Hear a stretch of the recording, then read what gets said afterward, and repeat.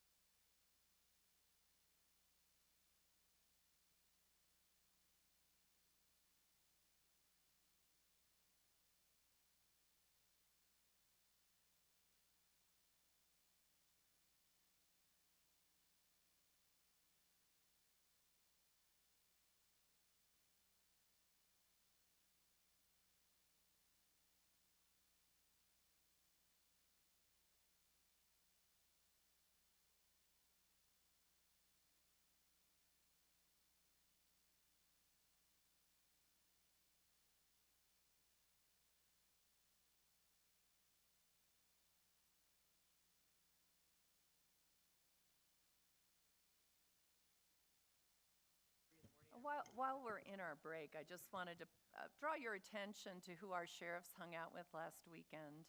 If you don't know the gentleman in the middle, it's ludicrous, and they were providing security for the 8,000 people there, so I thought you might enjoy that while we're waiting.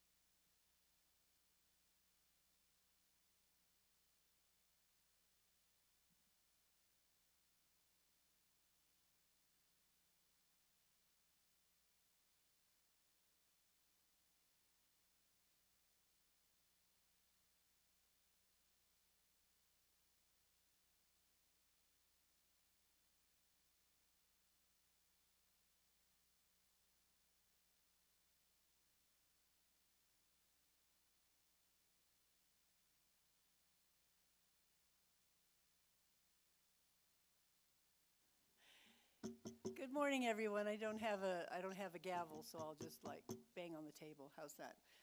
Welcome to Placer County Board of Supervisors meeting. Today is Tuesday, February 27th, 2024. And the flag salute this morning is led by me, so please join me.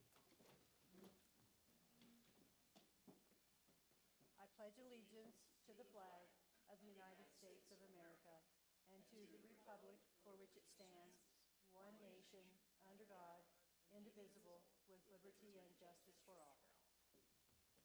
Thank you. Okay, so before we do anything, we are going to go to item 5.1A from the supplemental agenda. That's correct, Megan. Okay, that is Human Resources. Welcome. Good morning. Nope, not yet.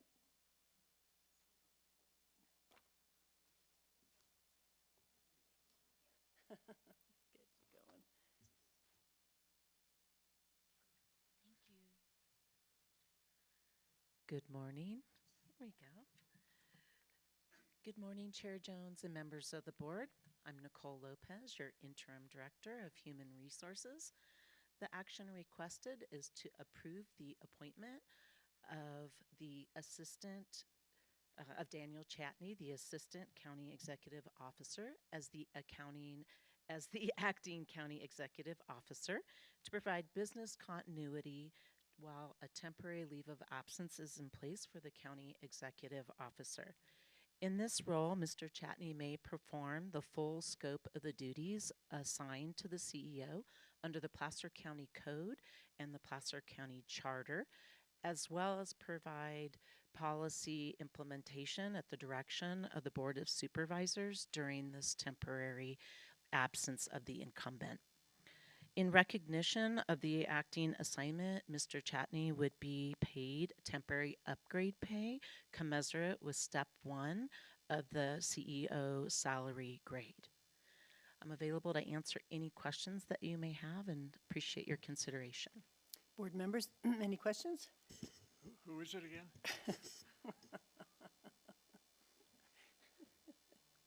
Just joking. Any questions over here? No? No? Okay, do I have a motion? You want public comment? Oh, I'm sorry, public comment. Would anybody like to speak on that? Anyone online? Okay, seeing none, back to the board. I'm happy to make a motion, and I really just want to say, Daniel, I appreciate you stepping up. I hope our CEO is able to get well soon, but really appreciate your willingness to step up, and I will move approval. And I'll second. Okay. And ditto those comments. Thank you. Motion by Supervisor Gore, second by Supervisor Gustafson. All those do we have no roll call? All those in favor? Aye. Aye. Any opposed? Hearing none, the motion passes. Congratulations, Daniel. Welcome aboard. Okay, we're going to go back to consent agenda. All items on the consent agenda have been recommended for approval by the County Executive Department. All items will be approved by a single roll call vote.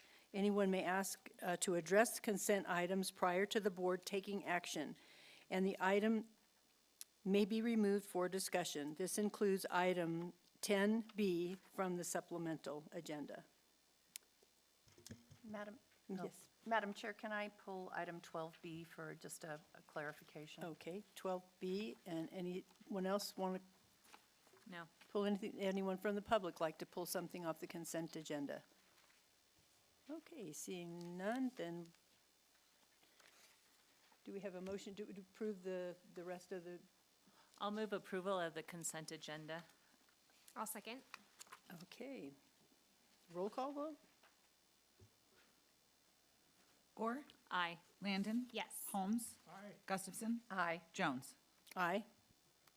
Okay, so now let's address 12B. It's a salary yes. adjustment for the Board of Supervisors. This is right, this is salary adjustment for the Board of Supervisors. And I voted no last week when we talked about it, and I didn't explain my vote, so I just wanted to do that. I understand the voters of our county voted on a formula that we're adhering to. My concern is our management, we have since changed for our management positions and looked at a broader group of counties for the rest of our management team, and I would like to at least see what that would have done to our salaries so that we stay in line with what the rest of the staff are receiving, because that group includes a number of other counties and doesn't get as watered down. So we have to live by the letter of the law under which the voters voted. I understand that, and I will vote yes today because the majority of the board wants this, and we are living to the will of the voters.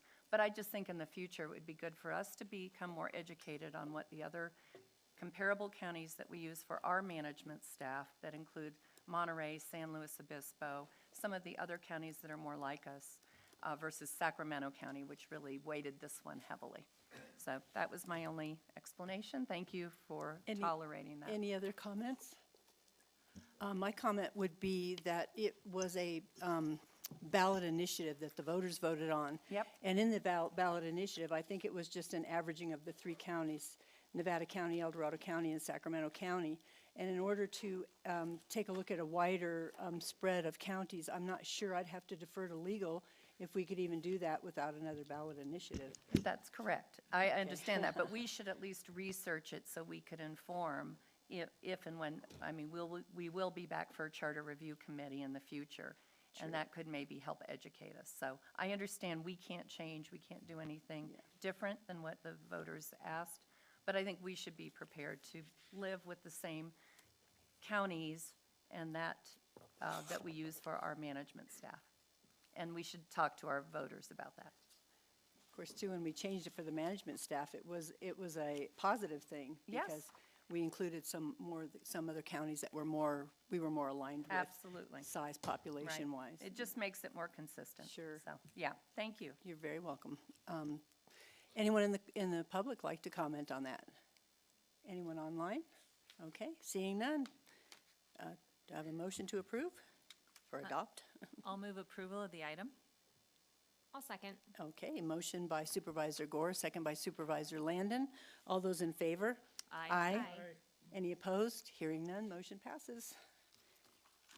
Thank you for that. Okay. Now we're going to move back to public comment. Okay, so persons may address the board on items not on this agenda. Please limit your comments to 3 minutes per person, since the time allocated for public comment is 15 minutes. If all comments cannot be heard within the 15-minute time limit, the public comment period will be taken up at the end of the regular session. The board is not permitted to take any action on items addressed under public comment. Good morning. Good morning. Good morning, Placer County Board of I am Ethan Moivier. Good morning, Placer County Board of Supervisors. I am writing to express my concern regarding the redevelopment projects 39 North and Boatworks Mall moving forward without commitment from Placer County to relocate library services. As a 14-year-old resident of North Lake Tahoe, I believe that our local library services are essential for our community's well-being and to assure kids have access to books. Unfortunately, it appears that these projects do not adequately address the relocation of our library services. 39 North. Originally proposed to include a government facility and library, the elimination of these components is troubling. Our community relies on accessible library services, and their absence would be a significant loss. But work small. The planned elimination of the library in Tahoe City raises serious questions about Placer County's prioritization of tourism over community services. While Placer County mentions the possibility of renting space from the developer, there is no concrete commitment or detailed relocation plan to assure these services remain available. I urge you to prioritize our needs and services that strengthen our community. Please ensure that we continue to have accessible libraries. As you move forward, consider the following areas for our improvement in a new library location. Youth-friendly programs. Engage young readers through interactive programs, book clubs, and workshops. Diverse book selection. Include a wide variety of books, especially those that kids enjoy. Comfortable reading spaces. Create inviting nooks for quiet reading and study.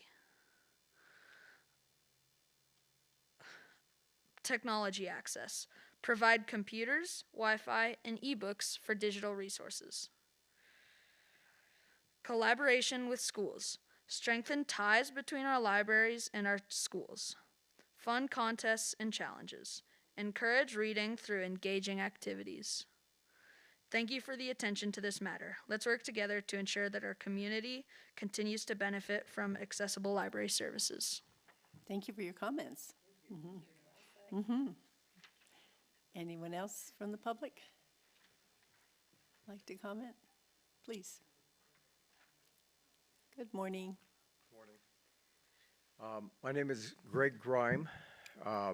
We are residents of Winchester Country Club in Meadow Vista.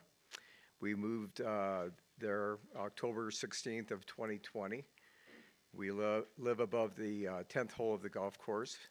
We're on an acre, so we're not right on the golf course. The Placer County ordinance to allow the lawn maintenance starts at 5 a.m. in the morning between April to October.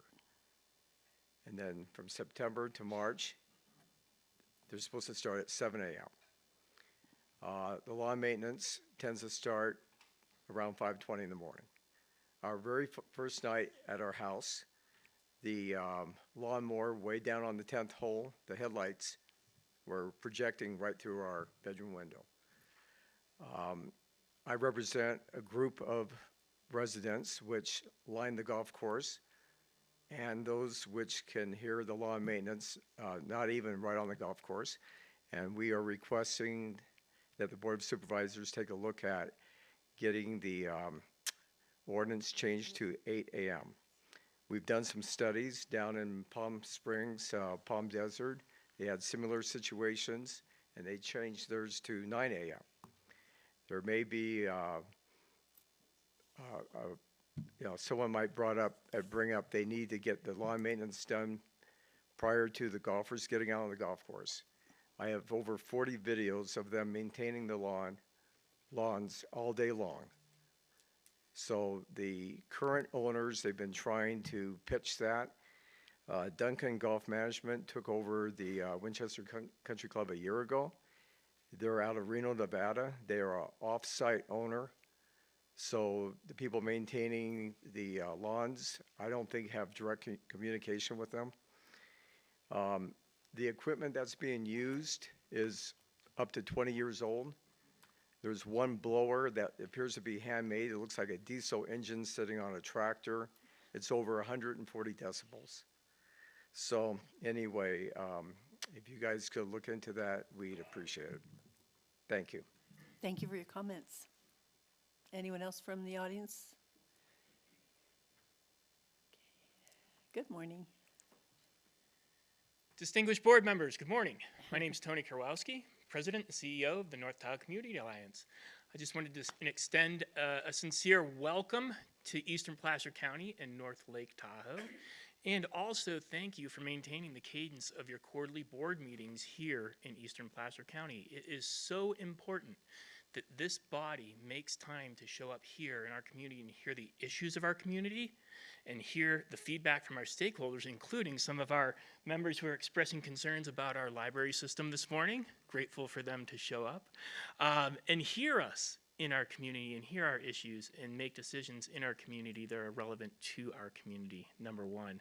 Thank you for your time there. I know that's a big effort, especially on a morning where there was chain control across the summit. Number two, I wanted to reach out and say a sincere thank you to the staff members at CEDRA, the Placer County CEO's office, and the Board of Supervisors for bringing forward the Tahoe Basin Area Plan amendments that are going to go before the TRPA Governing Board tomorrow morning in this building at 8:30 in the morning.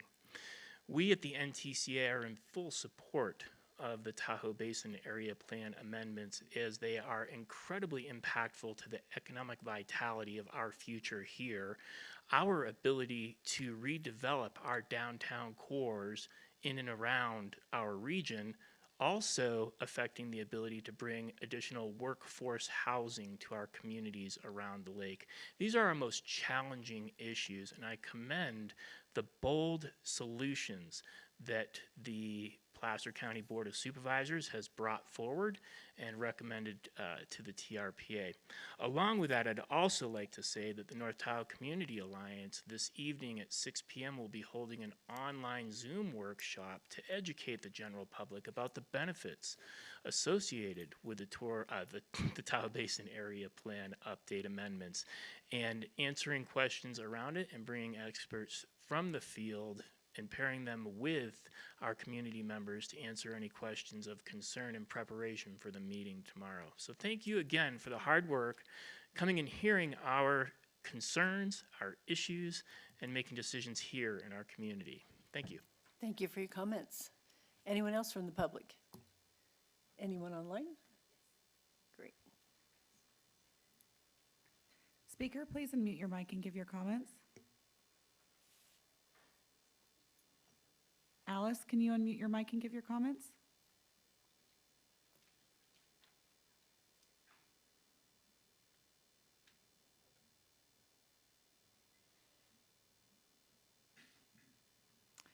Anne, go ahead and unmute your mic and give your comments.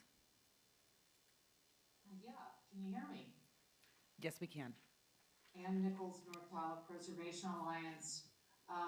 Want to say a couple of things that, again, welcome to North Shore, but glad the weather performed for you. But there's a real concern about a couple of things. First of all, Tony Kowalski, I've asked him 3 times, I believe now, for how they decided to give $1.5 million to the Chalet Blanc, an unapproved project that's just, I guess, in development. And I've had no answer. And this is the problem with, it's really the Resort Association, right? Although they call themselves now doing business as the North Tahoe Community Alliance, they're really the resorts, the Ritz, Palisades, Homewood, Vail. So they're the big players. And, so what we really want to know is, how did you decide to give $1.5 million to a brand new project in Tahoe City that's achievable housing, which there is no income cap? And what was the deciding factor on this versus all the other things that we're looking at? There's no environmental focus. There's a lead pipe in the lake, there's microplastics, there's all this stuff, and really all it seems to be concerned about, particularly the new Tahoe Basin Area Plan, which is, unrestrained changes. Then you add to that the TRPA housing amendments of 65 feet. I mean, it's just like outrageously unenvironmental, and there's no environmental analysis, and that's just fine, I guess, with the Community Alliance. So the stewardship program, you have a responsibility, a fiduciary responsibility to watch where the money goes. The public gives you money through taxes, TBID, TOT, it goes to you guys, then you give it to the Community Alliance, the Stewardship Program, the Prosperity Center, then they give money back to the Stewardship Plan, the 17 entities. What we need is accountability. We need an audit. Where is this money going? How much money is it? I guess the report, which was a travel agency called Crest Travel, it was like 230,000. I mean, why are all these travel tourism agencies getting all this money and in control? So I hope that you will actually look at this. We really appreciate it. Thank you. Thank you for your comments.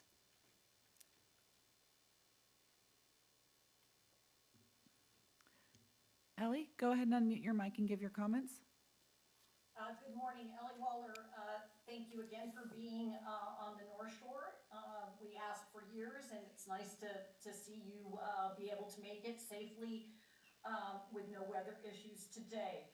First thing is I want to announce, as I did last night at the Boatworks presentation by staff for input for the notice of preparation. The TRPA board now will be pulling that from the consent item. So if there are people in the audience or anybody listening, please do sign into the TRPA meeting tomorrow, which is also going to be held where you're seated today. I also have concerns. It is a presentation today, so I'm not sure when it's appropriate to give comment, but on the stewardship group as well. This is a group of 17. I've seen it mentioned at 18 now on a presentation by TRPA. All of these entities, as Ms. Nichols said. Excuse me, Ellie. Ellie, this item is on the agenda at the 10:40 time frame. 9:40, I'm sorry. So it's coming up shortly. So you cannot address it on consent agenda. You'll have to address it during that time. Okay, it's presentation only. I'll do it at the end of the meeting then. That's fine. I've submitted information. I appreciate it. We need a better understanding of process when something is presentation only, and if the members of the community, like me, have provided written public comment that you should be aware of for your discussions. That's why the Boatworks is being pulled. Yes, yes, and as also, well. even though it's a presentation, we still have a public comment after the. Okay, so even though it's not an action item, okay. Yes, yes, always. Everybody's different. I appreciate that, and You I bet. will chime back in at 9:40. Okay, thank you, Ellie. Anyone else?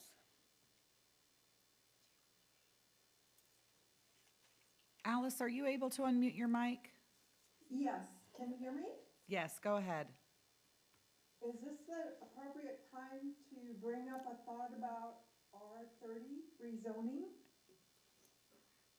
R30? Yes, yes. Okay, I really am concerned about that. Oh, I'm because sorry. that means- Can you give us your name for the record? Oh, Alice Jenkins. Thank you, Alice. You're welcome. I'm concerned because that means 30 apartments per acre. And I live in the rural Dry Creek district, and I'd like to read something to you really quickly. It was from the Board of Supervisors, County of Placer, State of California. Resolution amending the Dry Creek West Plaza Community Plan, resolution number 2009-119. And it says the description of low-density residential land use. The LDR district allows for the greatest number of new dwelling units in the planned area and consequently the greatest change to the existing rural environment. Approximately 1,128 acres or 12% of the planned area is encompassed by this land use district. Here's a very important part. It allows for a range of densities from 1 to 2 dwelling units per acre, or approximately half to 1 acre lot sizes. And then it goes on to say much of the lands south of Dry Creek and north of the Sacramento County line is included in this district as an area between Roseville city limits and East Drive. And that's the parcel I'm talking about, East Drive, parcel number 88101 East Drive. in the northeastern portion of the plan area. In the area adjoining this district will provide a lower density transition area between the higher densities in Roseville and lower densities to the west. And is a major concern because our lifestyle is rural. We have lanes, not streets, no sewers, sidewalks, street lights, or anything. And to put up to 129 to 169 apartments right here is just not appropriate. Also, I think it's worth checking because I believe we are still in a 100-year floodplain because of the dry creek and the way our water just runs through our properties and our ditches. So thank you very much. If you could take a look at that and consider it, thank you. Thank you. Thank you for your comments. You're welcome.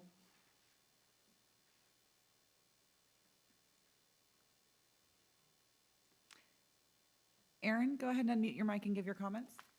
Will do. Hi, good morning, everyone. This is Erin Casey.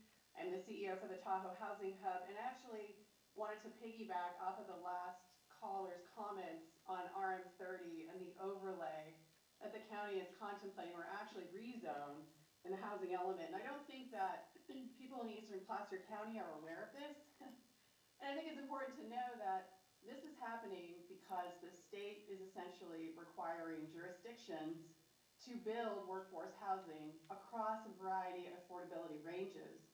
And if you're unable to demonstrate that you're going to be able to do this within a certain period of time, the state is now requiring that the jurisdictions identify parcels within the county that would have a minimum zoning allowance of 20 units per acre and a maximum of 30. And so this has become a huge discussion countywide.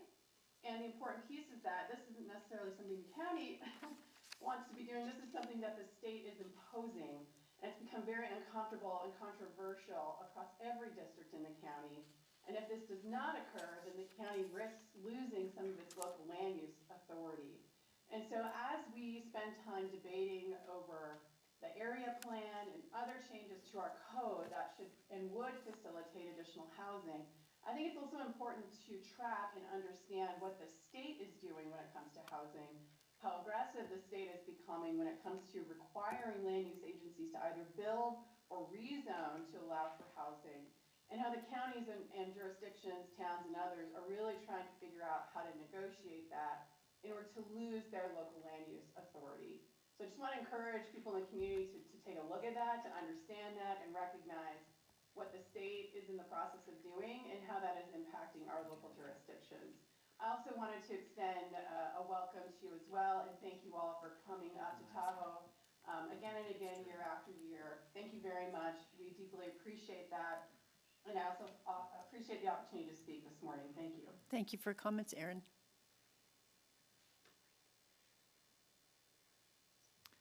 Ryan, go ahead and unmute your mic and give your comments. Hi, thank you for your time. My name is Ryan Eames, and I'm also a resident of Dry Creek area in District 1.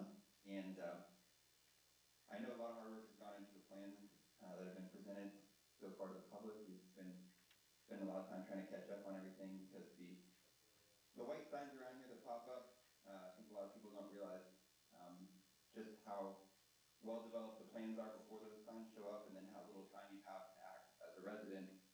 If you wish to speak up, and even honestly, if that feedback even makes any difference at that point. But here we are, speaking specifically about the parcels in the Dry Creek community, 7, 8, 9, and 10. And Alice eloquently spoke from the historic side of why those properties have been protected in the past, and why the charm and the rural nature that's drawing these building projects to our area is so appealing because of how nice it is in our little corner of heaven over here in the Dry Creek area.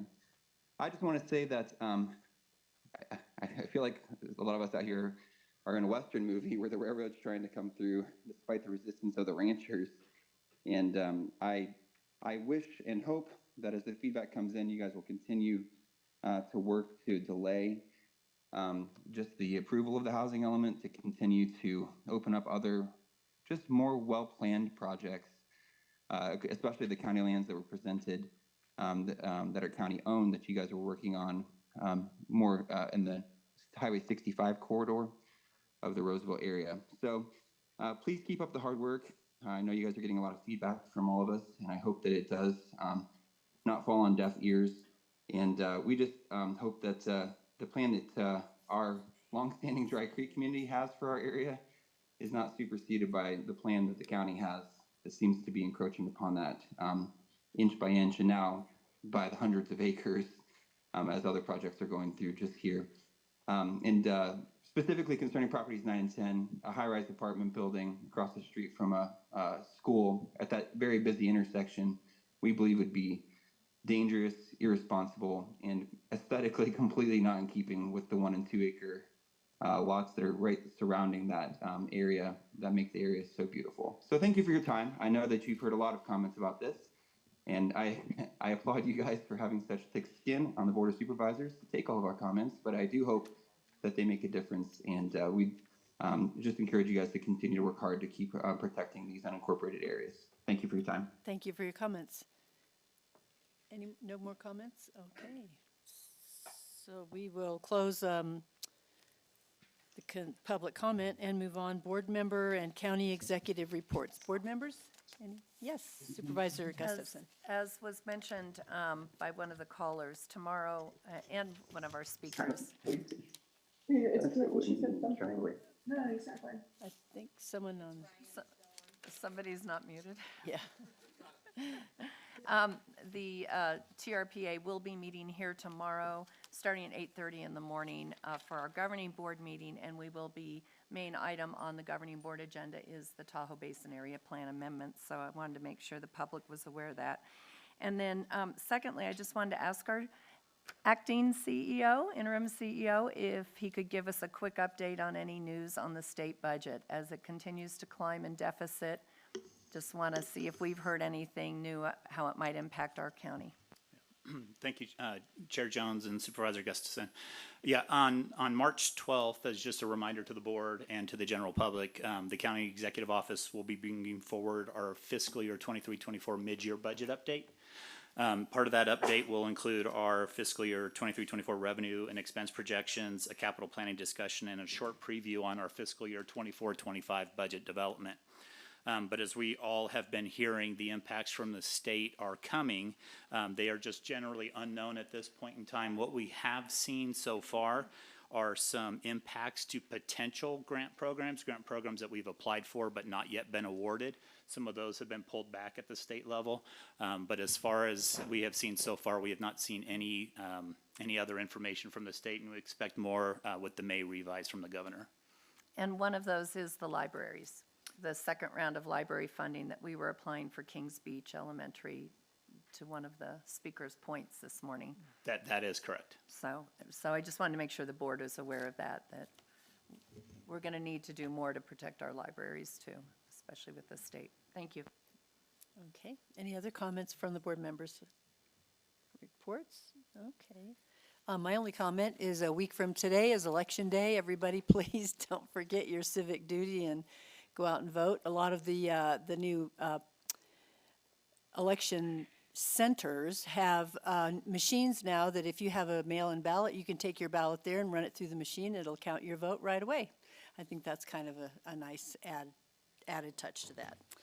Okay, anyway, we're going to move on to our 9:30 item, County Executive. Let's see who, Gloria, is Gloria here? Okay.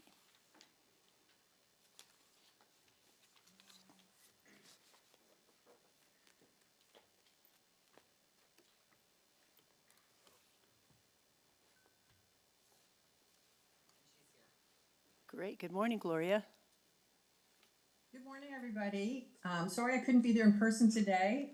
Thank you for holding the meeting in Tahoe, and a special shout out to all the people in the audience who came today. I see a lot of our partners and colleagues that we work with.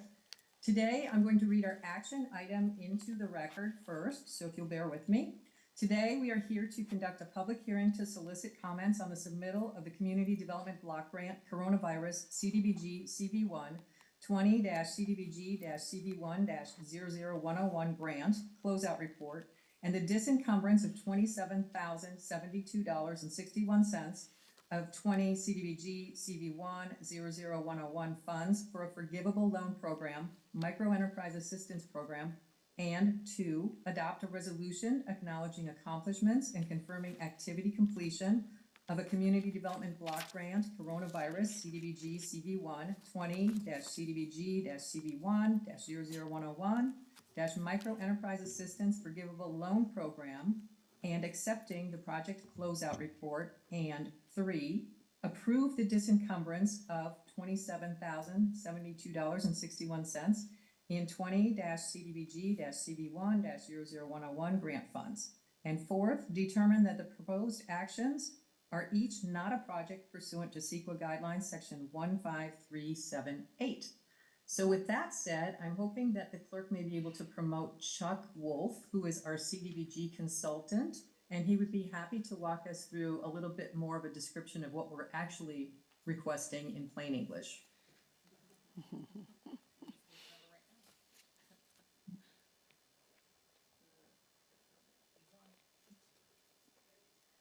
Good morning. Good morning, Mr. Wolf.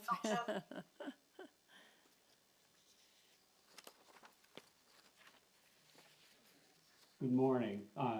Chair Jones and members of the board, my name is Chuck Wolf, president of Clagga Wolf Associates.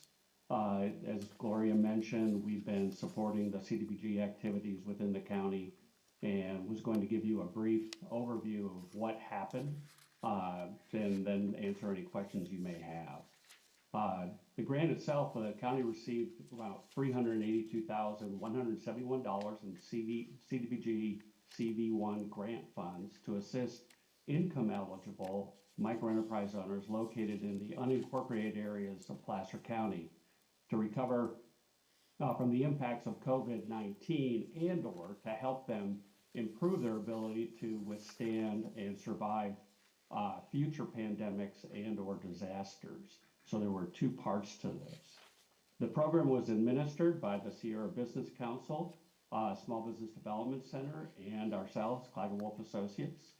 The offerings that we came up with assistance working with the county was forgivable loans up to $50,000 for businesses with gross revenues below $100,000 and up to $100,000 for businesses with gross revenues of $100,000 or more.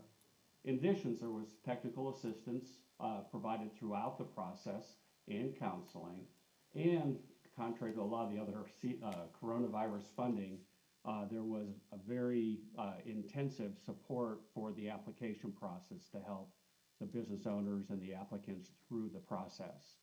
The program was launched in March of 2023, and we received over 40 applications within the 3-week application process. We go to the next slide. What we saw and what we experienced, there were, in the end, 2 microenterprises received loans totaling $150,000. 10 microenterprises received over 200 hours of technical assistance and counseling to assist them with the financial forecasting requirements, marketing positioning, product service pricing, operational improvements, and other business needs. So there was a lot of technical assistance to assist them in terms of recovery, but also longer-term sustainability. Application assistance, as I mentioned, was provided to additional 7 microenterprises that led to additional 7 microenterprises were removed from the program because of specific requirements established by the Department of Housing and Urban Development regarding duplication of benefit. In other words, that they received funding through other COVID-related programs, whether it be Placer Shares, the state's program, or other federal SBA programs. They did not want to have a duplication of funding. In addition, one thing we didn't put on here was we actually, in the initial assessment, identified 10 fraudulent applications, which was something that we were attuned to because of the experiences that other programs had with extending money to ineligible applicants. The program served microenterprises for the Tahoe region, Forest Hill, Iowa Hill, North Auburn, Granite Bay, and other unincorporated areas of South Placer. So we really, the effort was a lot more hand-holding through the process to encourage businesses, but also what we found is a lot of businesses needed that because a lot of them did not receive other funding because they did not have the type of assistance that was needed to help them through the application process. So are there any questions? Board members, questions? Okay, any questions from the public? Well, we have no questions for you. Okay. All right. So is that everything then? That Okay. May I ask County Council, is this considered our public hearing for this item? Not yet. The chair will be Okay. opening that. Okay. Okay, thank you. Okay, so we'll open the public hearing. Have no gavel, so just kind of play along with me. Anyone online? Okay, so I guess that concludes our public hearing. And with that, Madam Chair, may I go ahead and move approval of the items already read into the record? And I'll second. Okay, a motion by Supervisor Gore, second by Supervisor Gustafson. All those in favor? Aye. Aye. Any opposed? Hearing none, motion passes. Thank you. Thank you, Gloria. Thank you. Okay, moving on to 940. County Executive Office. Nicholas, are you here? There you go. Good morning. Oh. Look out, everybody. Good morning, Chair Jones. Good morning. Good morning, Chair Jones, members of the board. Nick Martin with your Tahoe CEO office. This next item is a presentation item only with no action requested from your board and will be presented by some familiar regional partners here in Tahoe led by the TRPA. I'd just like to lead off with the introductions and make the connection between the work that this group is doing and the priorities that your board has already established through its critical success factors. As Stephanie will get to in her presentation in a bit, your board has established a critical success factor which directly addresses the priority of protecting our environmental resources while also balancing economic prosperity. And this destination stewardship plan and its new council, which they will discuss, is rooted in a collaborative approach to achieving that same goal of balancing the needs of the environment, businesses, visitors, and our local communities. So presenting to you today, I believe Devin will start, is Devin Middlebrook with the TRPA, Tony Karwowski with NTCA, and Nettie Pardue, Managing Director of the Destination Stewardship Partnership. And then also in attendance is potentially a couple of other members of the Stewardship Council. I see Andy back here. Devin? Good morning. Good morning, Supervisors. Devin Middlebrook with the Tahoe Regional Planning Agency for the record. Thank you for the introduction, Nick. Today we're going to be talking about the Lake Tahoe Destination Stewardship Plan. Before I dive into the presentation, I just really want to start up front with what this plan is. This plan is all about balancing our outdoor recreation and tourism system. It's not a plan to have more and more and more visitors come to the area. It's not a plan for only the visitors, leaving the locals out. It's really about creating a better system of outdoor recreation for all users, residents, second homeowners, visitors, lovers of the region. It's also important to recognize that through the Tahoe Regional Planning Agency, my organization, Tahoe has had strict development and growth caps since the 1980s. So we regulate the number of homes, hotels, commercial areas that can be built. So we already have a number of systems in place that regulate and manage growth in the region. And this plan looks to truly balance our recreation and tourism economy with community, quality of life goals, and environmental goals. Before we talk about what's in the plan, I really wanted to highlight some of our recreation trends so we have a shared understanding of what's going on in the Tahoe region.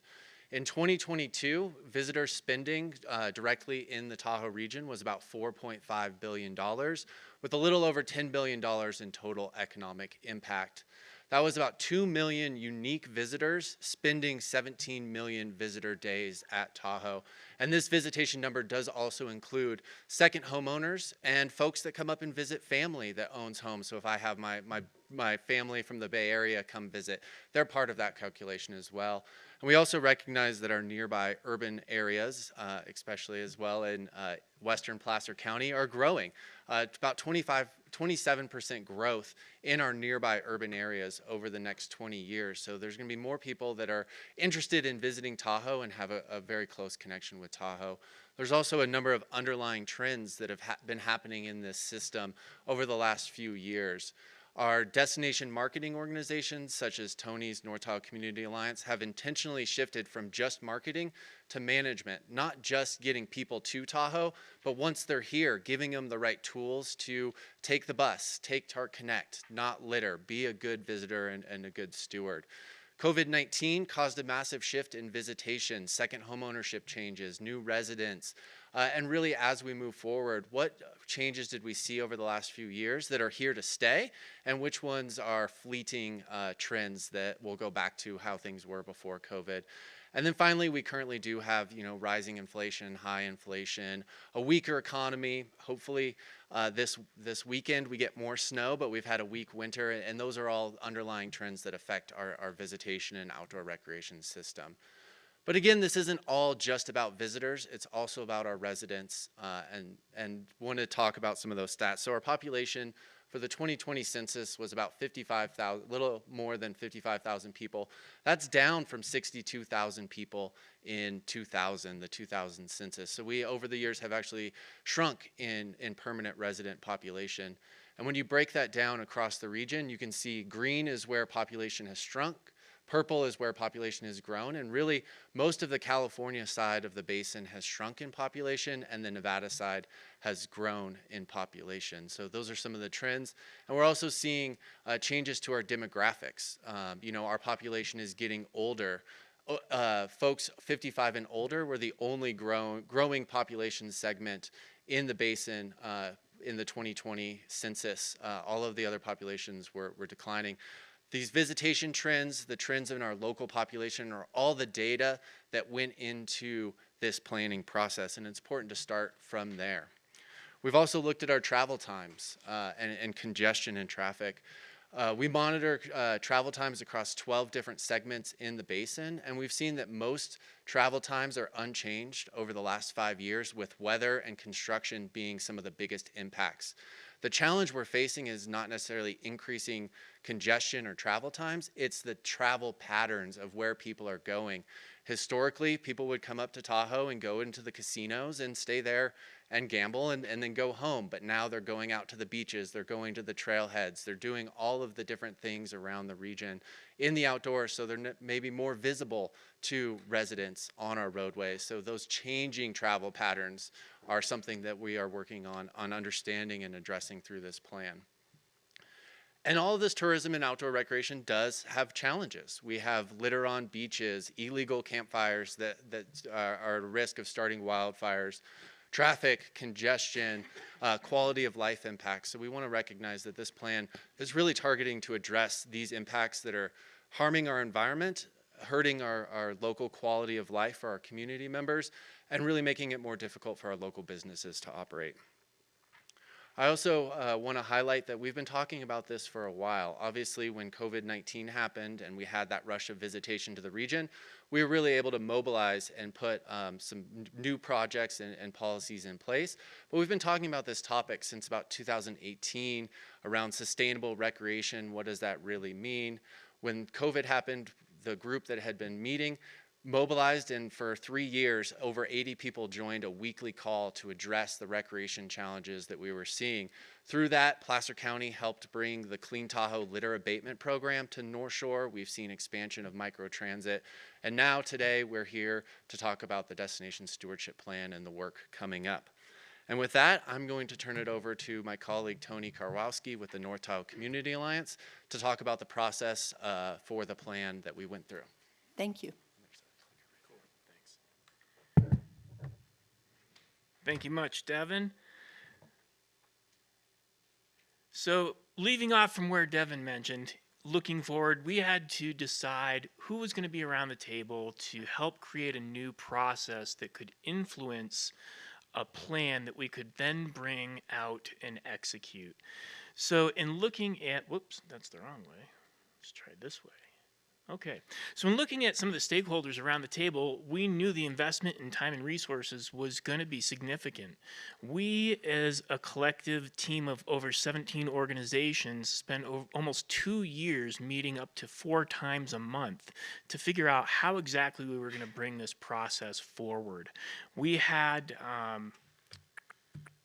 entities including NGOs, as well as land managers. It's really an unprecedented collaboration between this group of people who have never been around a table before to discuss the impacts of tourism in our region and how we collectively manage them going forward.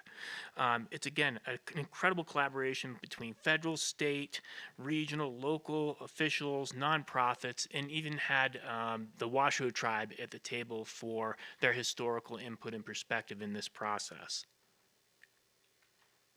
The first step we decided on was engaging our public. Our public we wanted to hear from, inclusive of our residents here, their experiences during the COVID pandemic that Devin mentioned.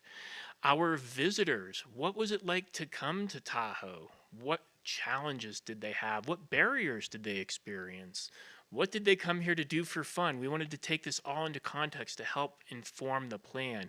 We did over 1,100 resident surveys, 2,300 visitor surveys, 30 community interviews, 15 discussion groups with over 200 participants and workshops in the region, inclusive of 300 participants at each of the 9 workshops that we hosted. We also conducted 16 core team meetings in this process that was part of the 4 meetings a month that I mentioned over the almost 2 years that we were working. What we found was some significant information and data, both collected from the resident perspective and from the visitor perspective. One of the biggest measures that we had in this that we want to share with you is our quality of life rating here in the basin. Quality of life rating for our residents was 4.5 out of 5, 5 being extraordinary, 1 being poor. This is a great number for us as a community. That means people appreciate where we live. They have a great amount of pride for living here, and they want to share that with other people as they come to visit us. However, very few are seeing how tourism contributes to their specific quality of life. Only 21% of the residents agree that tourism and recreation support the quality of life and strong sense of community here. So there's a little bit of a gap between the quality of life rating and how people understand tourism helps provide some of the resources that we enjoy here locally.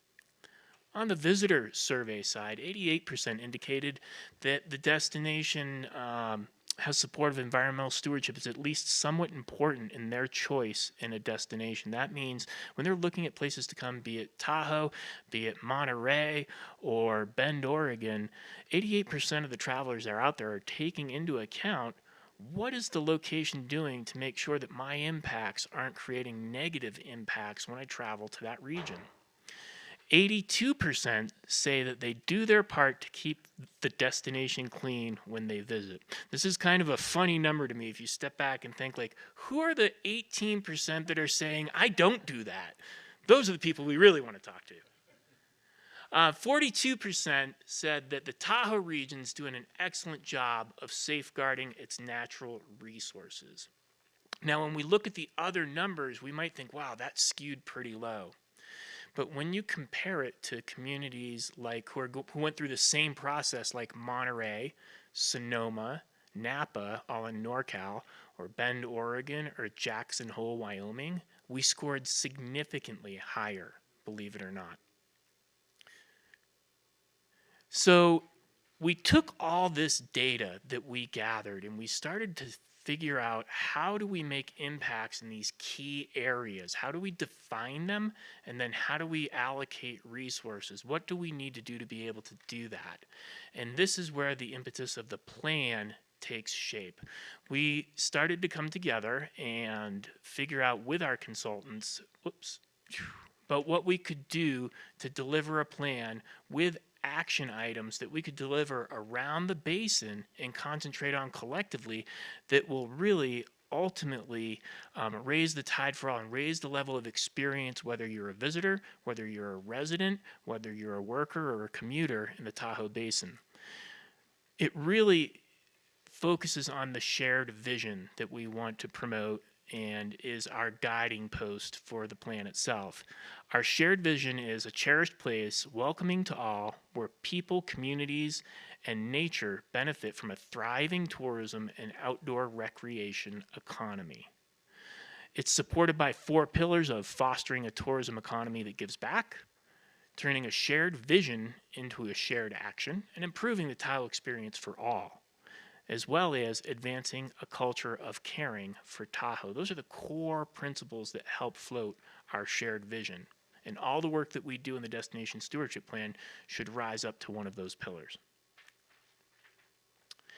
Next up, we're going to talk a little bit about turning the plan into reality. I'm going to invite up our Managing Director of the Tahoe Destination Plan, Nettie Perdue.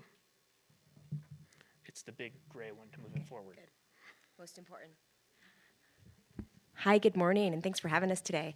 I'm Nettie Perdue, and I am the new Managing Director of the Destination Stewardship Council. And I'm a little smaller than my colleagues, apparently.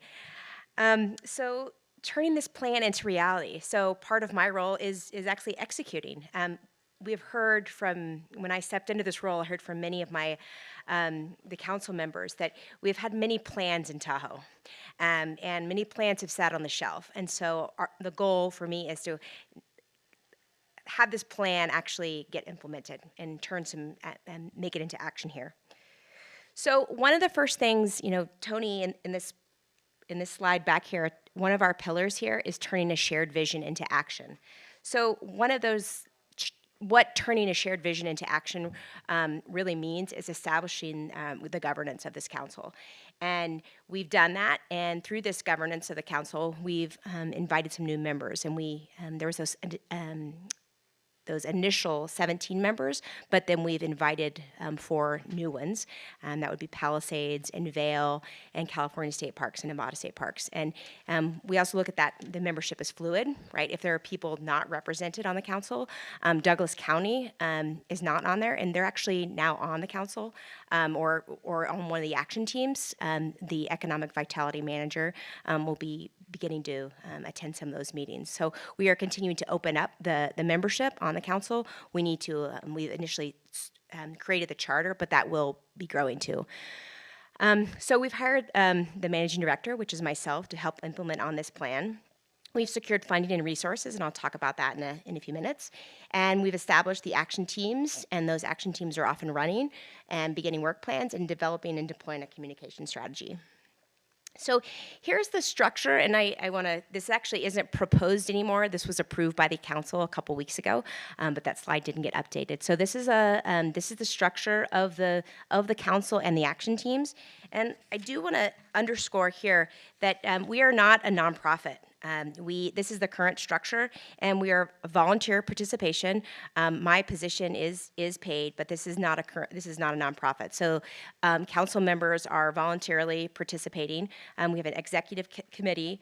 We have my position. We have a comms and messaging committee, which was before during the formation of the plan. We had a PIO group that was gathering, and this was members across the basin, and that group is now our comms and messaging committee.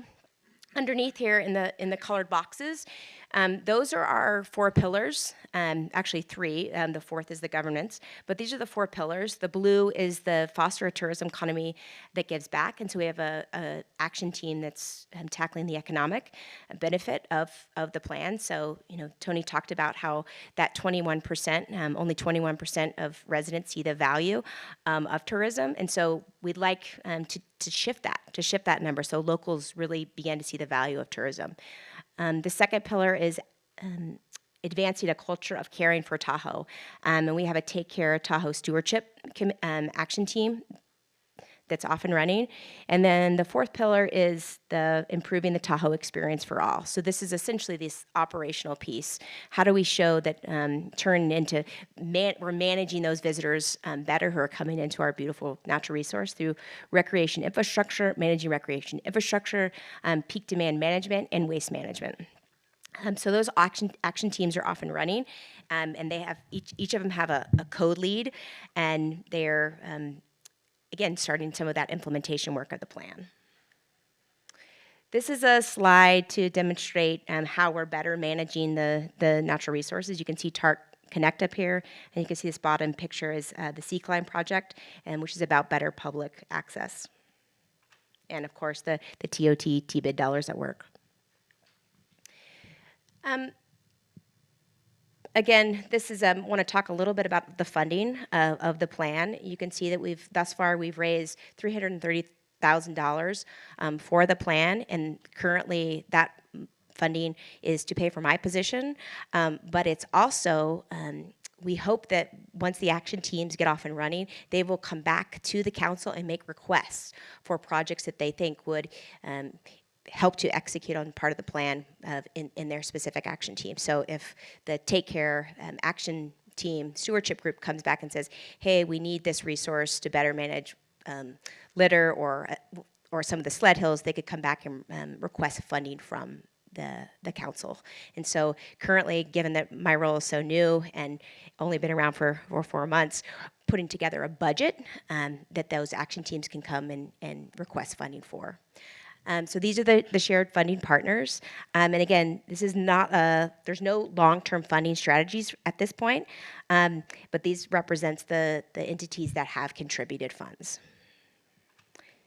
So at this point, I'm going to ask Tony to come back up and talk about the wonderful work that Placer County has done and being a leader in this field.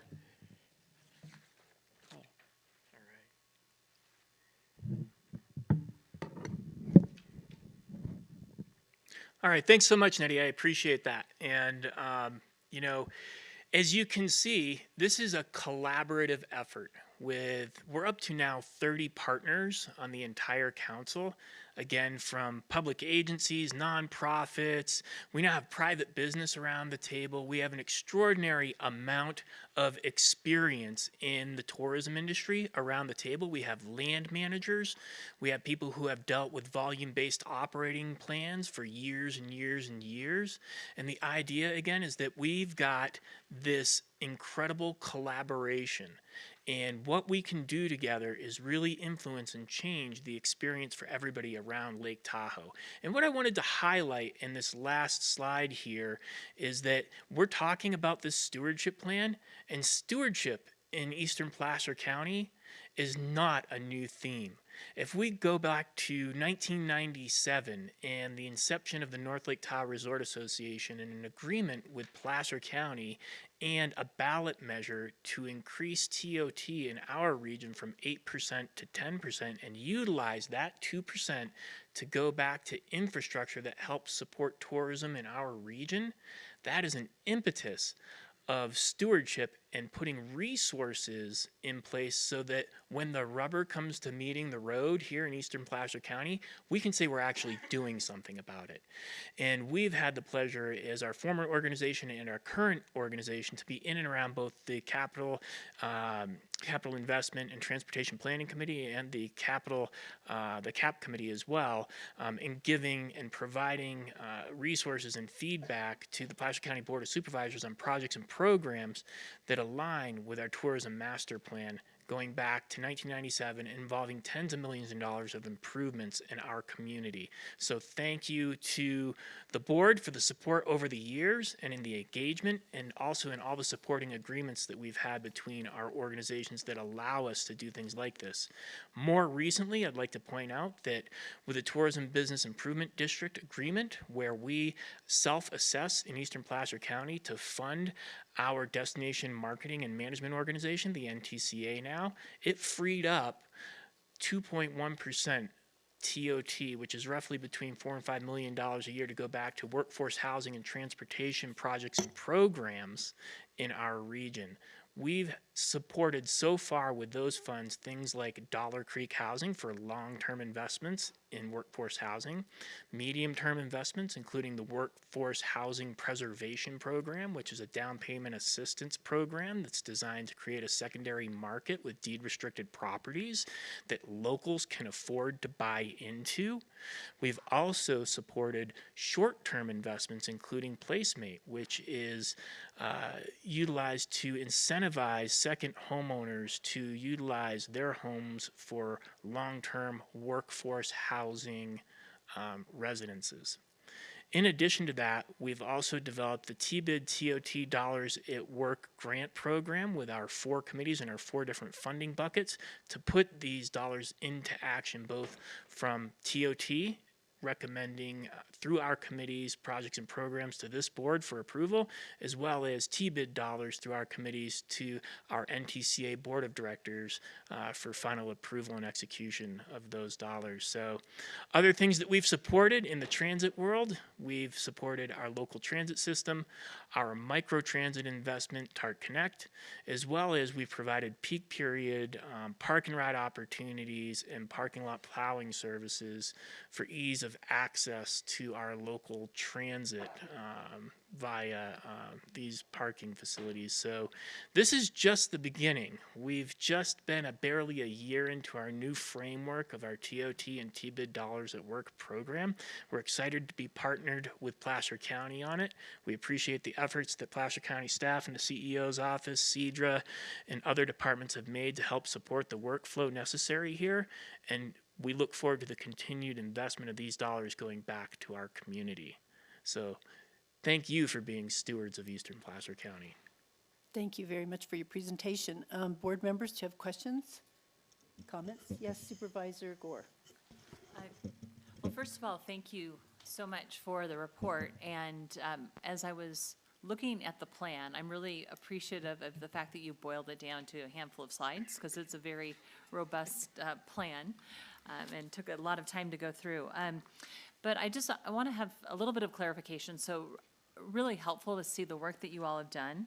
And as a county, we are one of many participants, 18 or so participants. And each participant provides some type of funding for the Stewardship Council, right? Is that correct?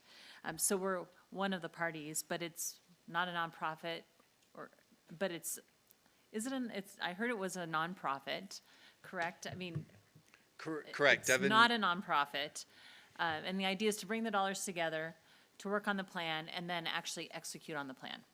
And I heard that you talked about maybe having a budget for some of the action teams and being able to utilize those dollars, but I'm thinking that also you're utilizing this plan to advocate with the jurisdictions, correct? So you see something, you're like, you know what, Nevada County could do X, Y, Z. How do we work with them to move the dial forward on a transportation issue or something like that? Would that be a correct assessment of some of the work you all are doing? Yeah, Devin Middlebrook, Tahoe Regional Planning Agency for the record. So correct, we are not, the Destination Stewardship Council is not a nonprofit.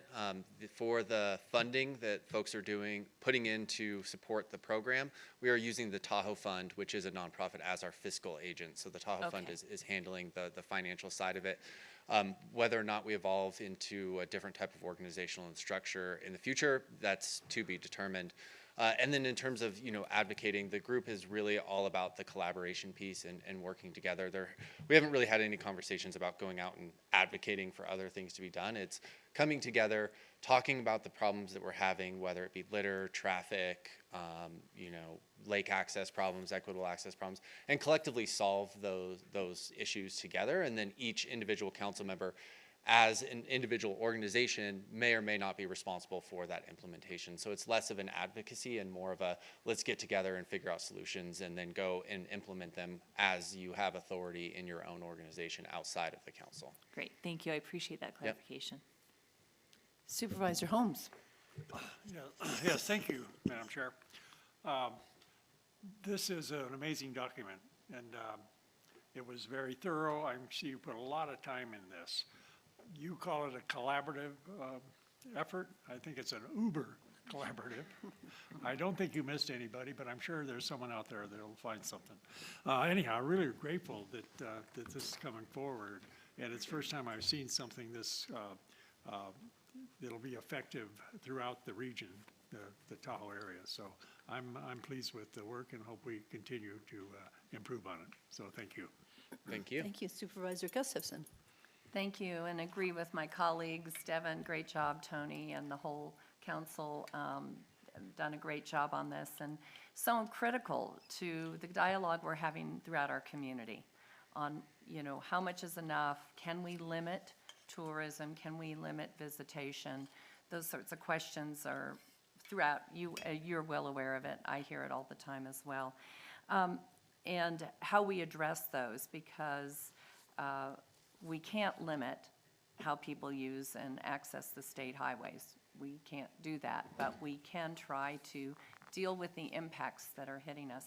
But one of the slides that I thought was most important to bring back up, if we don't mind, Jeremy, or in the back, is I think it's slide 6, the travel times, because this is probably one of the ones, you know, last summer we had tremendous amount of construction going on, and so there were massive travel delays. But without that, you're still, even with that, you've been monitoring the travel times as well as the numbers of vehicles through TRPA and others. And we're not seeing that, and yet people feel it or talk about it constantly, everywhere I am. Too many people, too much going on, but we don't see it in the numbers. And so I'm trying to deal with, how are you looking at addressing the perceptions that go along with this, not just the realities? Because I think your facts are really good and we have statistical data, but how do we deal with the perceptions of these challenges? Yeah, thank you, Ms. Gustafson, Devin Middlebrook from TRPA again for the record. I think that is part of the challenge and why we're using not just pure numbers and data to inform the plan and the actions we're doing, but also all of the engagement we did with residents, visitors, businesses, employees, to understand those, hey, the data says one thing, but the perception or the impact on people's quality of life is different. And the way we're thinking about this piece is, oftentimes, as I mentioned in the presentation, those travel patterns have changed. Instead of going to the casinos where they have nice big parking lots and parking there and doing your vacation, you're out at trailheads and beaches and skiing and all that, and those locations don't necessarily have the infrastructure in place to handle that. So instead of, you know, the impact across the travel times hasn't changed, but it's those acute pieces and those hot spots at certain recreation areas in certain times of the year that we can then start to zoom in on to do solutions in terms of, do we need more trash cans at certain beaches? Do we need to put a bathroom somewhere? Where do we need those critical bike path connections? Where does TART Connect need to serve? So I think we can recognize the overall data that's going into it. Isn't necessarily saying there's worse congestion, but recognize in reality, it's the changing of those visitor patterns that have made things different. And that's what you pick up on, that's what I pick up on, that's what the general residential population picks up on. And we're looking at those pinpoint areas to solve those pinch points in the system. And with that, do you have intention, or have you had discussion about tracking more of those types of statistics? How many people have been at the state beach? I mean, Sand Harbor is a great example of huge impacts at times, and they collect fees. But there's other beaches where we maybe don't have that statistical data. We know only what it takes to get into the beach, maybe here at this beach, but so many people walk in. So how do we kind of document those issues? Yeah, I'll hand it to Tony because I know he's doing a lot of work around data, but I will just mention, as part of all of the work that's going on here, we've been working with the Desert Research Institute, and they're working on creating an outdoor recreation monitoring framework for the region. Not only do we have some sites that just don't have data versus some sites that do, you'll have state parks, they count visitors different than the way the Forest Service counts visitors. So even across sites and land managers, it's hard to compare. So we're working with the scientists at Desert Research Institute to recommend a better monitoring framework moving forward. And then I know Tony's been working on a lot of data as well. Yeah, I mentioned at a board meeting a few months back that the NTCA is pursuing actively an organized dashboard that we could share publicly that highlights visitation, traffic patterns, all the concerns that we hear and see. We're very close to launching that. We're actually going to have a preview from our dashboard provider at our board meeting the first Wednesday in March. So if you'd like to see that, please come to the NTCA board meeting. I think going back to the individual concerns that we have in the area, Supervisor Gustafson, I know when we think about traffic and we think about parking and we think about how do we manage demand in our region, I think, you know, the Destination Stewardship Plan and the group itself has had like an evolving conversation around that, and it's involved, you know, public entities, it's involved the state parks, the Forest Service. They manage so much land around here, and having them gain the insight from particularly the private sector. And two of the examples I'd like to point out in the private sector in our region are how the two major ski resorts in North Lake Tahoe have chosen to implement parking plans this year to help curb backup on our roadways during peak demand travel to the resorts, both to and from, that have made an incredible difference year over year in our traffic patterns. Both North Star and Palisades Tahoe implemented parking management plans slightly differently, but what they've done is basically assured guests that if you have a parking reservation at our resort, you can come at any time during the day and you're guaranteed a parking space.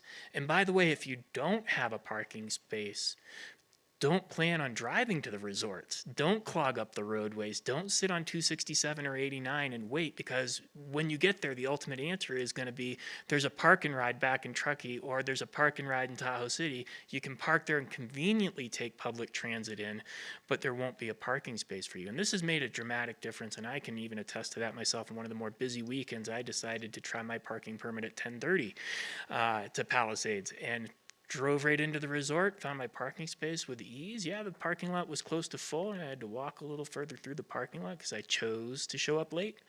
But I had my space, and it was easy to get in and out. So that's an example of when we pair that example of the private sector who has the ability to adjust their operations quickly, and then pair them with, hey, you know, hey, state parks, hey, Forest Service, this is how we're managing this property. What might that look like at Sand Harbor in the summertime?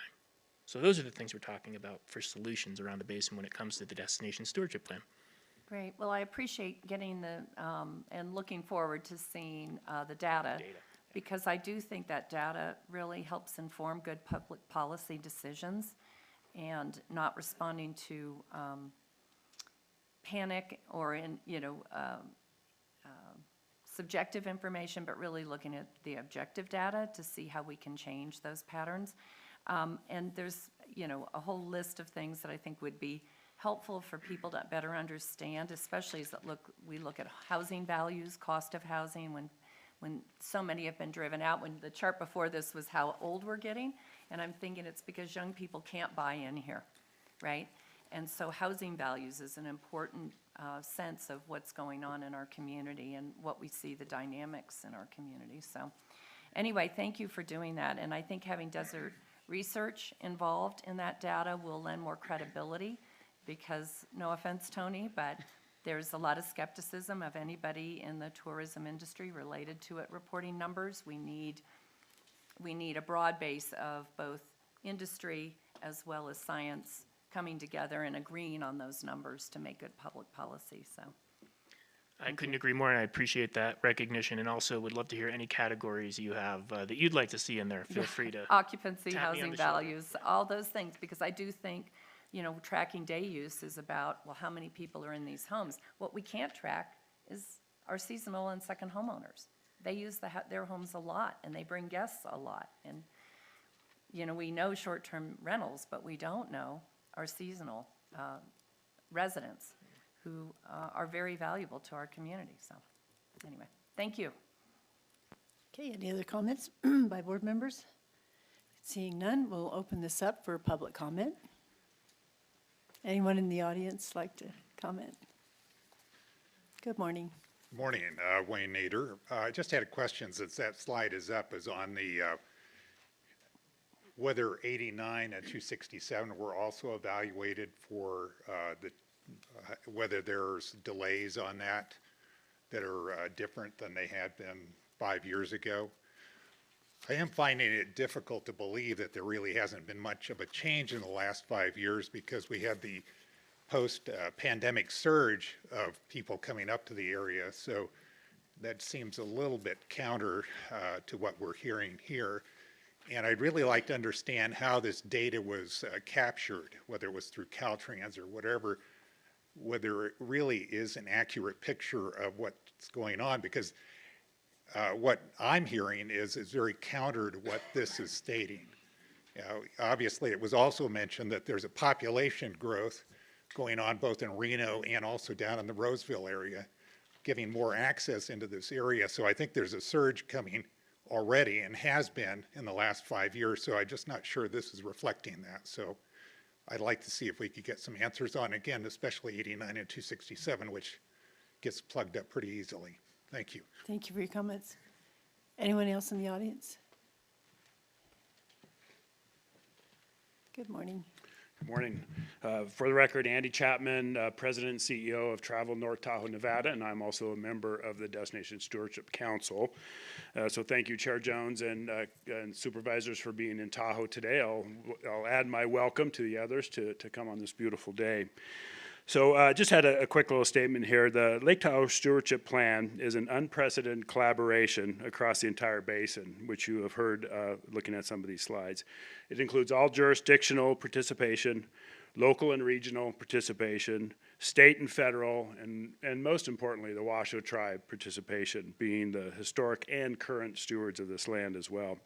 Over 4,000 individuals, businesses, and organizations have participated in this plan's process and now in its implementation. This includes frontline employee input, small and large business input, nonprofit input, and corporate, organizational, and residential input. Partners from across the region have stepped up to the plate to initiate and implement programs that will balance the needs of the environment, business, and all Tahoe users. We talk about residents, we talk about visitors, we talk about second homeowners. It's really a user issue. There are a lot of people using Tahoe.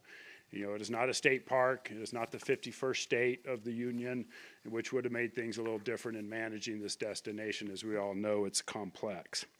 The council recognizes there is much work to do, and this plan, with its shared vision and 4 key pillars, will create the critical pathway to help guide this important work. I'd like to thank this body for your commitment and support in this effort. Thank you very much. Thank you for your comments. Anyone else in the public? Do we have any online? We do. Okay. Chris, go ahead and unmute your mic and give your comments. Yes, good morning, Supervisors. Chris Eger of Tahoe City. There's a lot of good things here, and as skeptical as I am, the talk about the collaboration, especially with land partners and community partners, does give me hope. But I want to bring to everyone's attention the fact that a lot of the tourism economy here is extractive.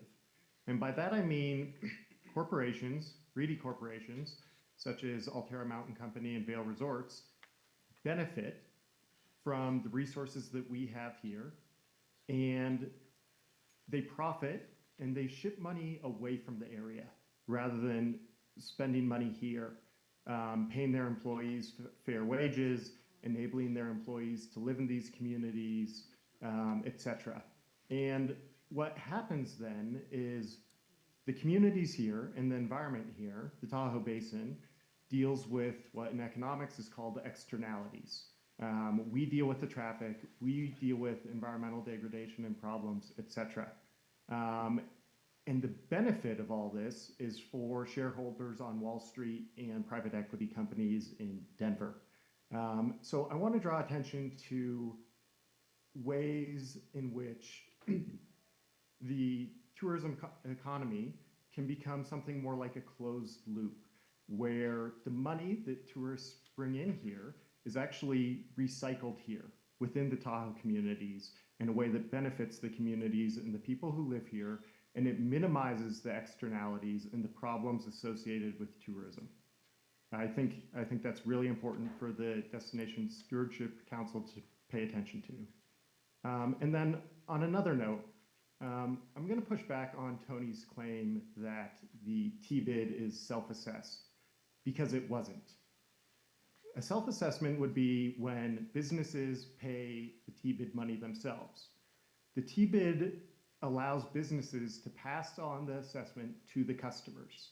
It is therefore an illegal sales tax because it was not voted on. If the businesses paid it themselves, it would be a self-assessment. If the customers pay it, it is a tax. Thank you very much. Thank you for your comments. Ellie, go ahead and unmute your mic and give your comments. Good morning again, Ellie Waller. Thanks for the opportunity. This is getting a little more confusing at every presentation. The governance has been established. It's not a nonprofit.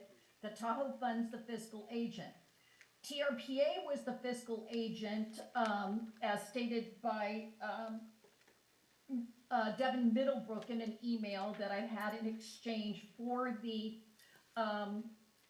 planning opportunities through the CRUST entity. Welcome, Nettie. Thank you for your presentation. Again, it was mentioned that her salary was being paid for through contributions. There was 330 raised, 230, I believe, was spent for the CRUST reporting to establish the council. In the future, since this is Placer County, a $10,000 donation, I don't know what to call this, for the destination council development and collaboration. So for auditing purposes in the future, how is the public to know when Placer County is making a specific contribution for this type of thing that may be more valuable or invaluable to supporting affordable housing if this is a regional issue? Again, you can understand my confusion here. Then the statistics that were brought forward. 1,100 residents were in this survey. Well, there's 55,000 around the lake. Visitors, 23 were in the survey. Was the survey just in Placer? It's not the quality of life. When NTCA presentation, it was talking about the TOT and the T-bid. I'm great for Placer for having these programs, but again, how is that coming from the NTCA, who makes a donation, who is funded by the T-bid, and thank the speaker before me about how that T-bid works. And so there's lots of confusion in the governance, and I would like to see or understand better as this collaborative works as a team of volunteers. Are these meetings after hours? Again, there are some good things that can come out of this, but it is very confusing as a member of the public to follow this. The Tahoe Fund does EIP projects. Placer County can get dollars to do EIP projects. We have the Boat Works coming up where the applicant's going to spend something on Bliss Creek, and maybe the county can supplement that. Again, all of this distribution of funds from this separate entities, and now I guess there's 30. Ellie. I'd like to see the group. Thank you. Oh, thank you, Ellie. Ann, go ahead and unmute your mic and give your comments. Yeah, and North Tahoe Preservation Alliance. Nothing against garbage pickup, nothing against communicating, but what's really missing in this is how are they going to fund themselves going forward, which I think in their plan, which in my comments I've given you the page numbers so you don't have to wade through the 135 pages. Page 122 to 124, their plans to, a basin-wide tax, other T-bids. Another part of their plan on page 44 and 46 of the Tahoe Prosperity and Vision Plan talks about the 777 plan and how we're going to fund all this, $2.5 billion in transport. Really what this is about is money. And that's what needs That's what's conspicuously absent in this presentation. How are they going to continue funding themselves? Are all the 17 going to join in and come up with money every month? Or are they gonna come with their handout to the county, to everybody else? And I just don't see where they're really talking about that. They need to. There's the surrounding growth is really not considered by TRPA, should be by this group. As far as the micro transit, I guess, is a free Uber for everyone really the solution? It's $17 per ride. This is 6 million now. Anyway, I think it needs to be more transparent. I don't want the Tahoe Fund handling the money, really. This is public money, really. So, but maybe, I don't think people really know about this, even though they say they've had the great outreach. I've been at 2 of the meetings and they weren't well attended. Thank you. Thank you for your comments. Okay, no further comments.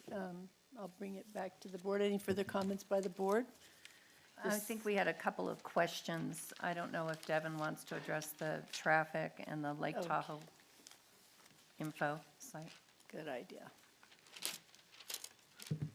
Thank you, Ms. Gustafson. Devin Middlebrook, TRPA. For the record, I believe there was one question about this slide that's up in travel times. The data sources are traffic counters from Caltrans and INDOT. We also do additional traffic monitoring from there, and we use a number of computer software programs that have other real-time data involved as well. I wasn't sure quite about the 89. The feeder routes, you can see that all of the basin entry points, including 89 up to Truckee, are included in those 12 travel segments. We really did see, those travel times haven't changed much. That means there still are travel times. Just over the last 5 years, there hasn't been a huge spike one way or the other on those. And I do think, Devin, just because I look at this often, is Lake Tahoe Info is a site that the public should be more using, because it does track the data going back much longer than 5 years on traffic volumes on 89, 267, 28, Highway 50. And so that's on the TRPA. Yes, you can go to laketahoeinfo.org, and there's a transportation monitoring dashboard, which has all of our traffic data, bike trail counts, traffic counts, all of that is available. And it's you can Caltrans explore and more. NDOT data, Correct. Go. Correct. And then there was a question about TRPA fundraising, the Tahoe Fund. So there's 2 distinct buckets. There was the planning process to develop the plan. That project was run by TRPA as the fiscal agent. We contracted with a consultant. The next phase for the actual implementation of the plan is a different bucket of money that is managed by the Tahoe Fund. So the money we were talking about in this presentation, the $330,000 that's been raised to support NETI staff time and project implementation, is through the Tahoe Fund, separate than the actual planning process. So there's 2 buckets there. Anything else that I missed? No, that was it. And then I don't know if we want to ask County Council, because this board approved the T-bid, and there was a comment made that it's an illegal tax, but I believe that we approved both T-bids, both the one in Olympic Valley that's separate and apart, and then the overreaching North Lake Tahoe T-bid, and that's legal. Yes, the T-bid is a process that is outlined in statute and is perfectly legal. The process that was undertaken to approve that was also legal. This is not any illegal sales tax. Thank you. Okay, seeing no more questions. That was, thank you for the presentation. So we're going to move on to the 9:55 item. County Executive, Eastern Placer County Fire Services Ad Hoc Committee update. Stephanie. Well, good morning. Welcome. Good morning. I feel like I should welcome you, but I feel like you've been thoroughly welcomed. So I won't do that this morning, but I will say it's good to see you all here in North Tahoe. So Stephanie Holloway, your Deputy CEO here in the North Tahoe area. So the item before you, and I'm waiting for them to bring up my slides here, but the item before you is an update on our Eastern Placer Fire Services Ad Hoc Committee. So, nope, not snow. So I'll just get started. So as you recall, your board formed a limited duration ad hoc committee to advance discussions related to a request that we received for additional funding related to fire services from the Truckee Fire Protection District. This is in regards to Zone 7, which is the Martis Valley area of Eastern Placer County within the district boundaries. So as I mentioned, the CEO's office has received a letter from Truckee Fire Protection District dated February 23rd, 2023 with this request, and the ad hoc committee was formed last fall on the 29th of August. The committee consists of 2 members of your board, Supervisor Holmes and Supervisor Gustafson. So you can see here on the slide the formation date. We did advance 5 meetings of that ad hoc committee.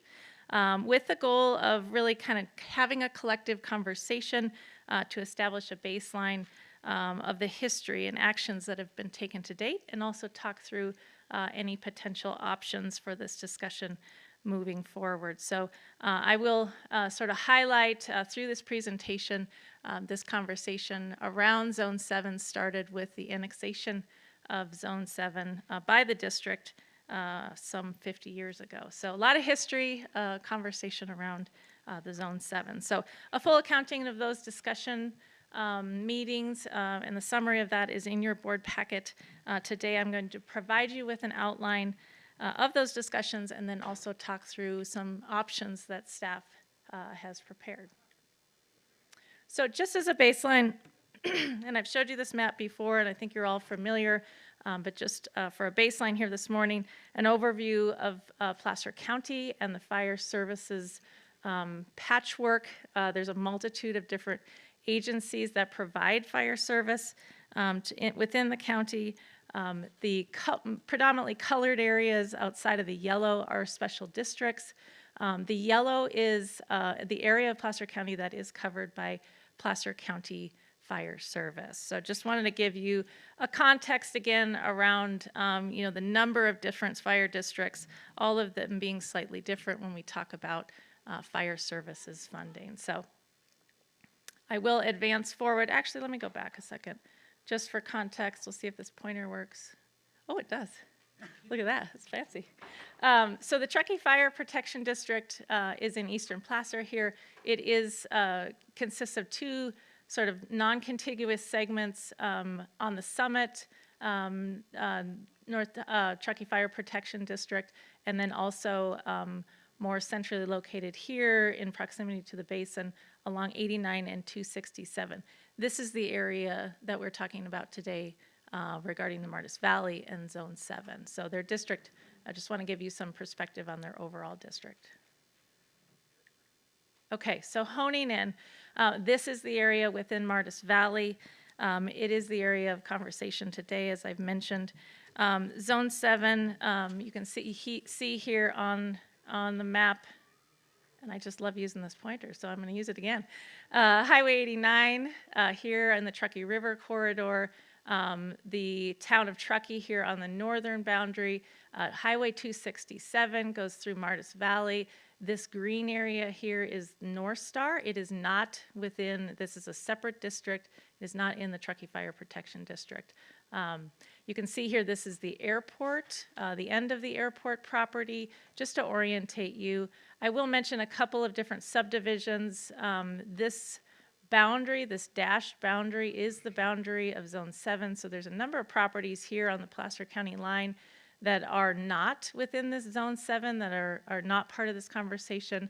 The predominant discussion today is really around the development of the Martis Valley Community Plan, and that specifically is more focused on the areas of Martis Camp, which is this area here, Lahontan, which is actually not part of the Zone 7 conversation.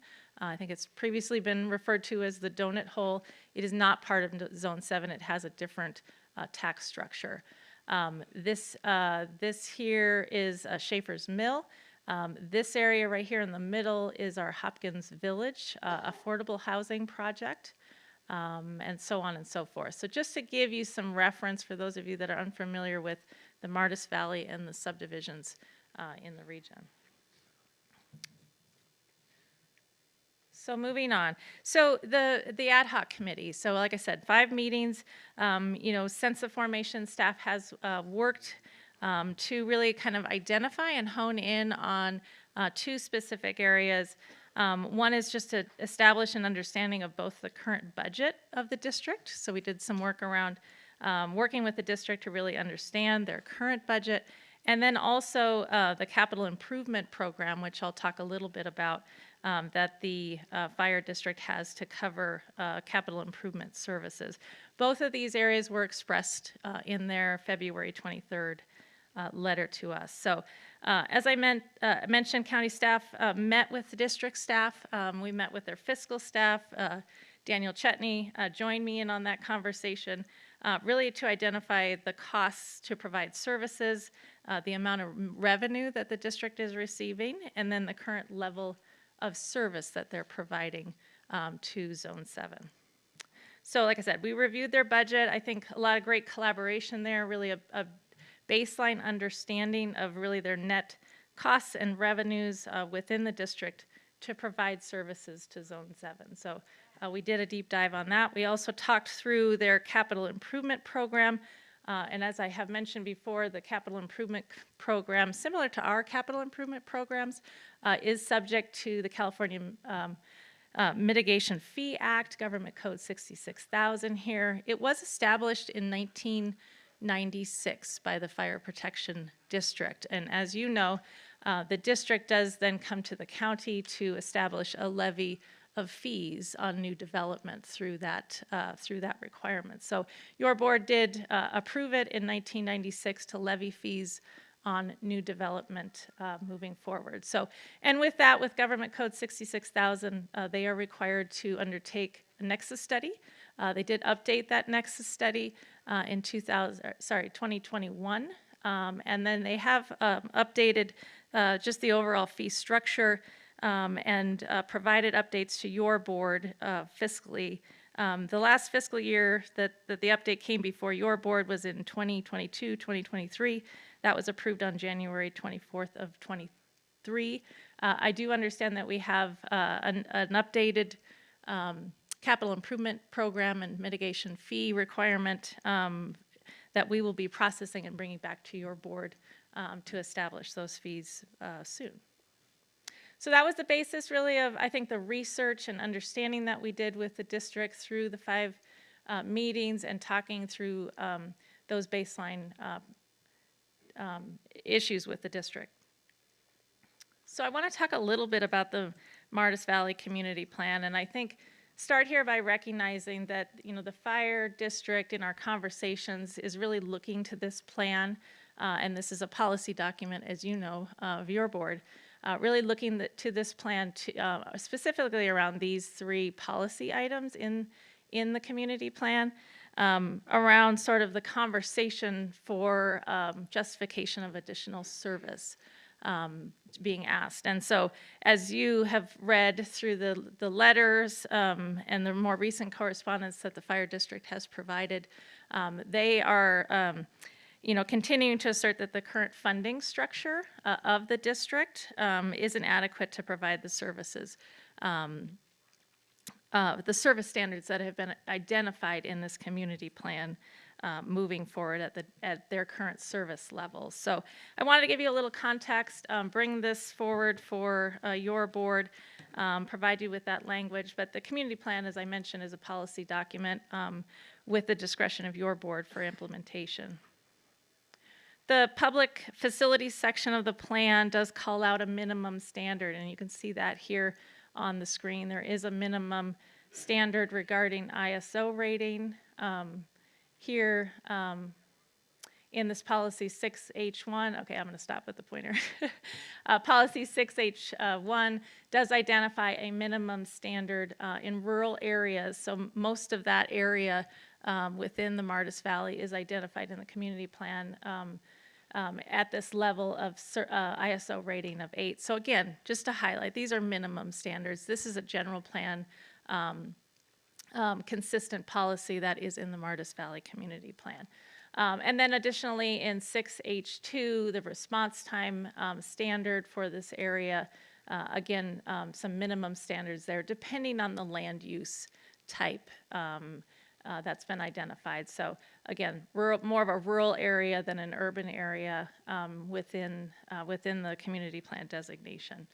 And then lastly, and I think importantly here, and you'll hear this from the fire district no doubt today, the policy that requires new development to fund necessary improvements and operations moving forward. So, and there are some parallels then to the capital improvement program, which I've already spoken to today. So, so I do want to also highlight a little bit of history. We went through this last time we presented with your board, but just to re-elevate, in 2003, your board did adopt this community plan, including certification of an environmental impact report.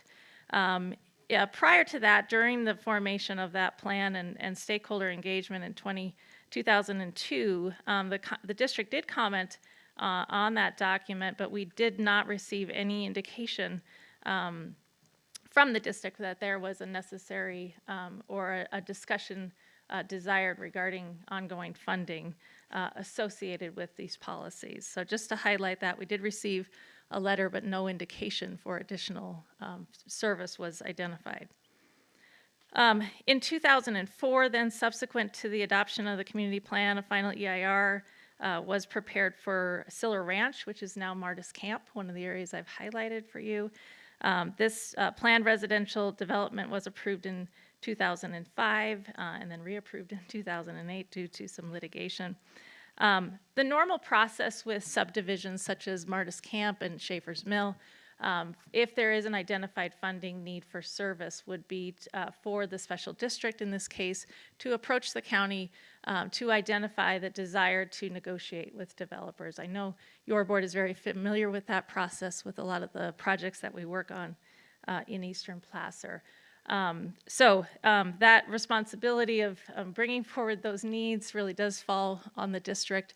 At the time of development of an approval of those subdivisions, there was not a conversation to be desired or put forward, I should say, by the district. So a little bit of history there. So I'll move off of that. And what I wanted to highlight here is really, I think, some other funding mechanisms that post Prop 13, post AB 8, which really established the ad valorem divide of the 1% property tax. There are a number of different mechanisms. We already talked about the capital improvement program for capital expenses. There is also the ability to poll the voters for a 2/3 special parcel tax. The Community Facilities District, and I'll talk a little bit about that, but that is also another mechanism, as you're familiar with. And then last but not least, a discussion of voluntary tax agreements. So we've had a number of conversations over the years and in the record with the district around these options, these opportunities. I will say that 2 of these have moved forward, and I did want to highlight that. So the Community Facilities District, the district did adopt a Community Facilities District in 2017 that funds ongoing operation and capital needs. Because of the timing of that, though, however, much of the Martis Valley Community Plan had been approved, and so there was no levy of that district essentially on this area. So it is assessed on new development, but again, an issue of timing here in this conversation.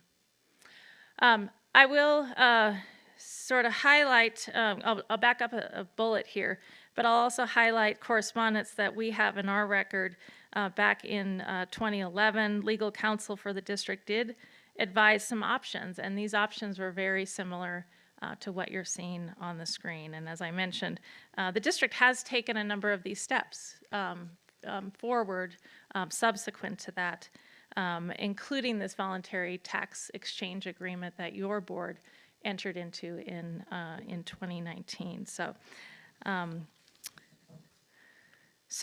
I want to talk a little bit about the voluntary tax share agreement, just again to kind of on the record, just to establish the baseline. We did receive a letter from the Truckee Fire Protection District at that time suggesting and requesting a voluntary tax agreement related to 40% of the Placer County Fire Fund. That is what your board approved. It was requested by the district, and so just to highlight that again, I know you're very familiar with that.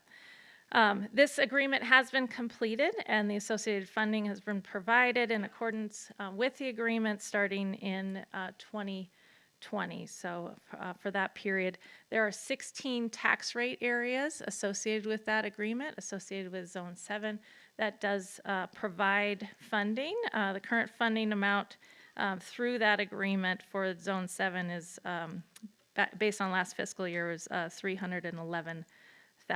So 40% of the fire control fund. So I just want to elevate, and I know you'll hear from Truckee Fire here today, but what their continued requests. So we did receive, as I mentioned, a new funding request.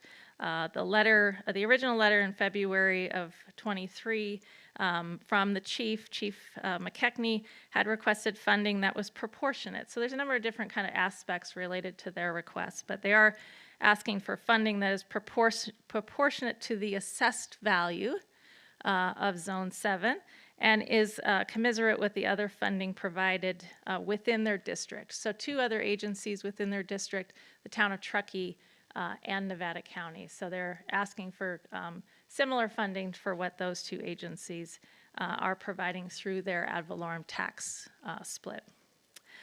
They are also asking for, through the letter, they were asking for compensation for impacts due to what they're considering unpaid funding dating back to the development of Zone 7.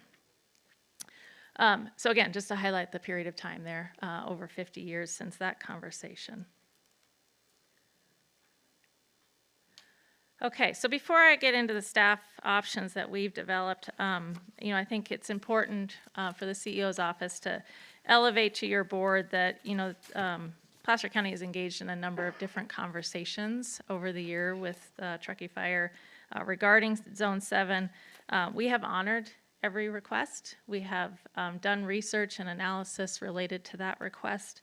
And the review has determined that no error has been made in the property tax calculation. I think that's really important for your board to understand. And I believe Andy Sisk, our auditor controller, is here to talk to anything related to the ad valorem and the Prop 13 AB 8 conversation. So, but unfortunately, due to Prop 13, due to the timing of the agreement and the development at the time, this conversation around the ad valorem, around the Prop 13 1% property tax, really some unintended consequences regarded to that legislation related to the Truckee Fire and Zone 7. So, we are sort of empathetic to the situation that has occurred related to that, but just wanted to re-elevate that no incorrect accounting is being done related to that. So I also think it's important for your board to understand, these are new developments. These are high dollar, high value level developments that come with, quality construction, quality infrastructure. They are not occupied full time. They are predominantly second homes within the district, and you can see from the capital improvement program, they do identify in their nexus analysis that roughly 50% of that time is actually occupied because of the second home nature of those single-family homes. So I did want to also include, these homes, because of the timing of when they were constructed, they do have fire sprinklers. That was a requirement that came into play in 2010, as well as in 2008, an increase in the building standards and methods related to structures that are in the wildland-urban interface. New standards, new development. There is also some enhanced defensible space associated with structures that are built in that WUI area as well. So a lot of sort of good standards that have gone into place, as well as electrical, upgraded mechanical standards and the like. So I just want to elevate the importance of the timing of when these projects were developed and the standards that are in place. So before I get to the options from the CEO staff, I think it's important for your board to understand that we have no legal obligation to provide additional funding. The funding that you have provided was voluntary through the the tax exchange agreement. I do also want to recognize the board's sort of acknowledgement of the unique situation that Zone 7 presents for the district, for the county.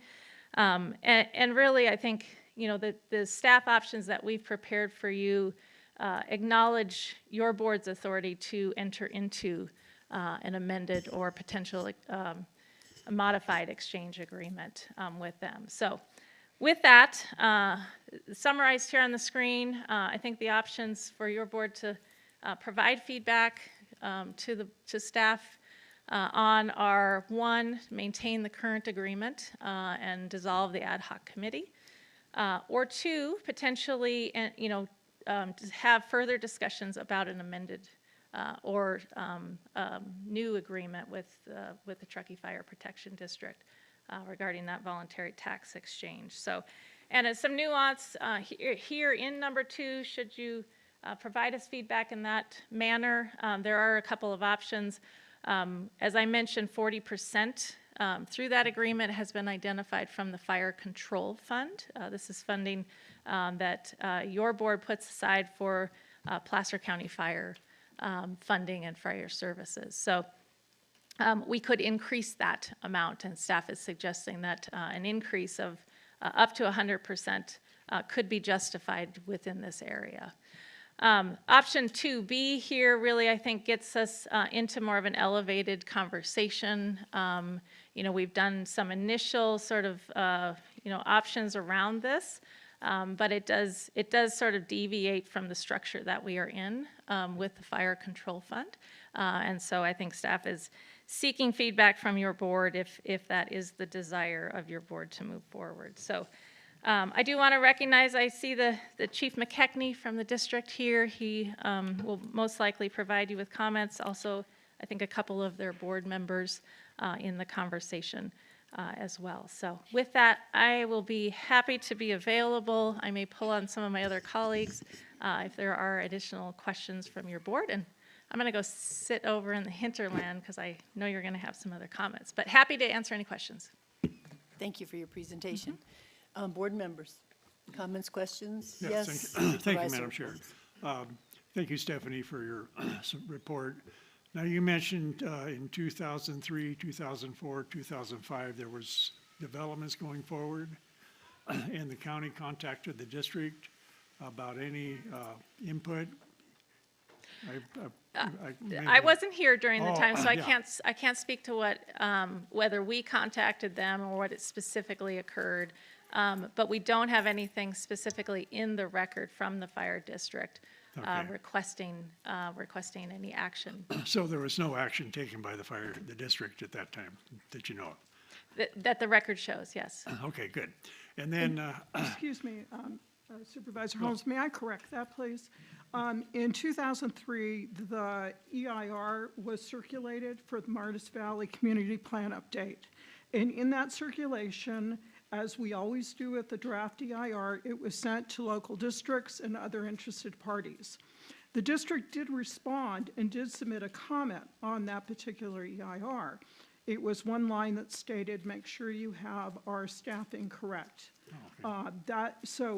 It's important to remember that an EIR, as this board knows, is a method of contacting and conferring with agencies. Okay. Thank you. And then in the 2019 voluntary tax share exchange, how much has the district received on a yearly basis from that?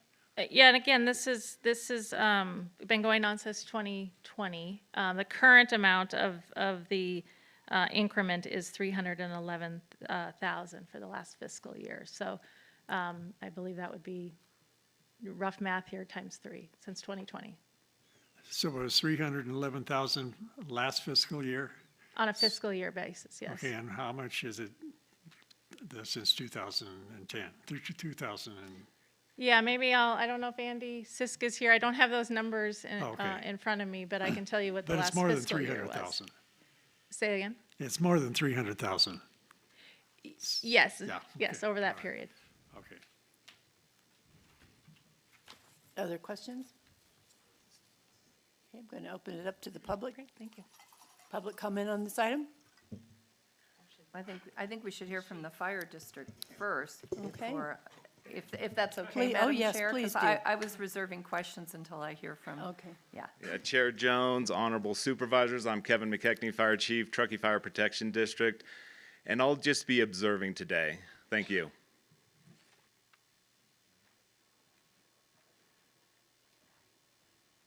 Okay. Then, Good morning. It didn't work. Good morning. Thank you for this opportunity to speak today. My name is John Falk. I am the legislative advocate for the Tahoe Sierra Board of Realtors. Hopefully you received the joint letter that we sent electronically yesterday, both by our organization and the Contractors Association, two-page letter that outlined essentially our general position. But today I wanted to speak to the staff report 137 through the next 5 pages, and just make specific reference to the point that we're not, there's talk on both 138, 139, that really call out AB 1600 developers' fees. That's a one-time fee, right? That's done to mitigate the new burden of service for a new development one time. It's not paid yearly. It's not AV. And the issue at hand is the ongoing services that need to be provided, training, equipment, updates, whatever it may be, that is both for fire prevention and suppression and medical response, which was a huge portion of their service model as well. And that requires AV. And in our opinion, at least, it's contrary for the annexed area to not receive the full share of the AV that would be apportioned to a fire district as if it were within your county boundaries. In fact, if anything, because of its taking on this service sector, it should be respected as such and rewarded as such. And so to that end, we would urge you to direct staff to pursue option 2 of the options listed on page 140 and ensure that, that at a minimum they get 100% of the available AV that would be made accessible to them for the provision of fire-related services. Thank you for your time. Thank you for your comments. Morning again, Wayne Nader.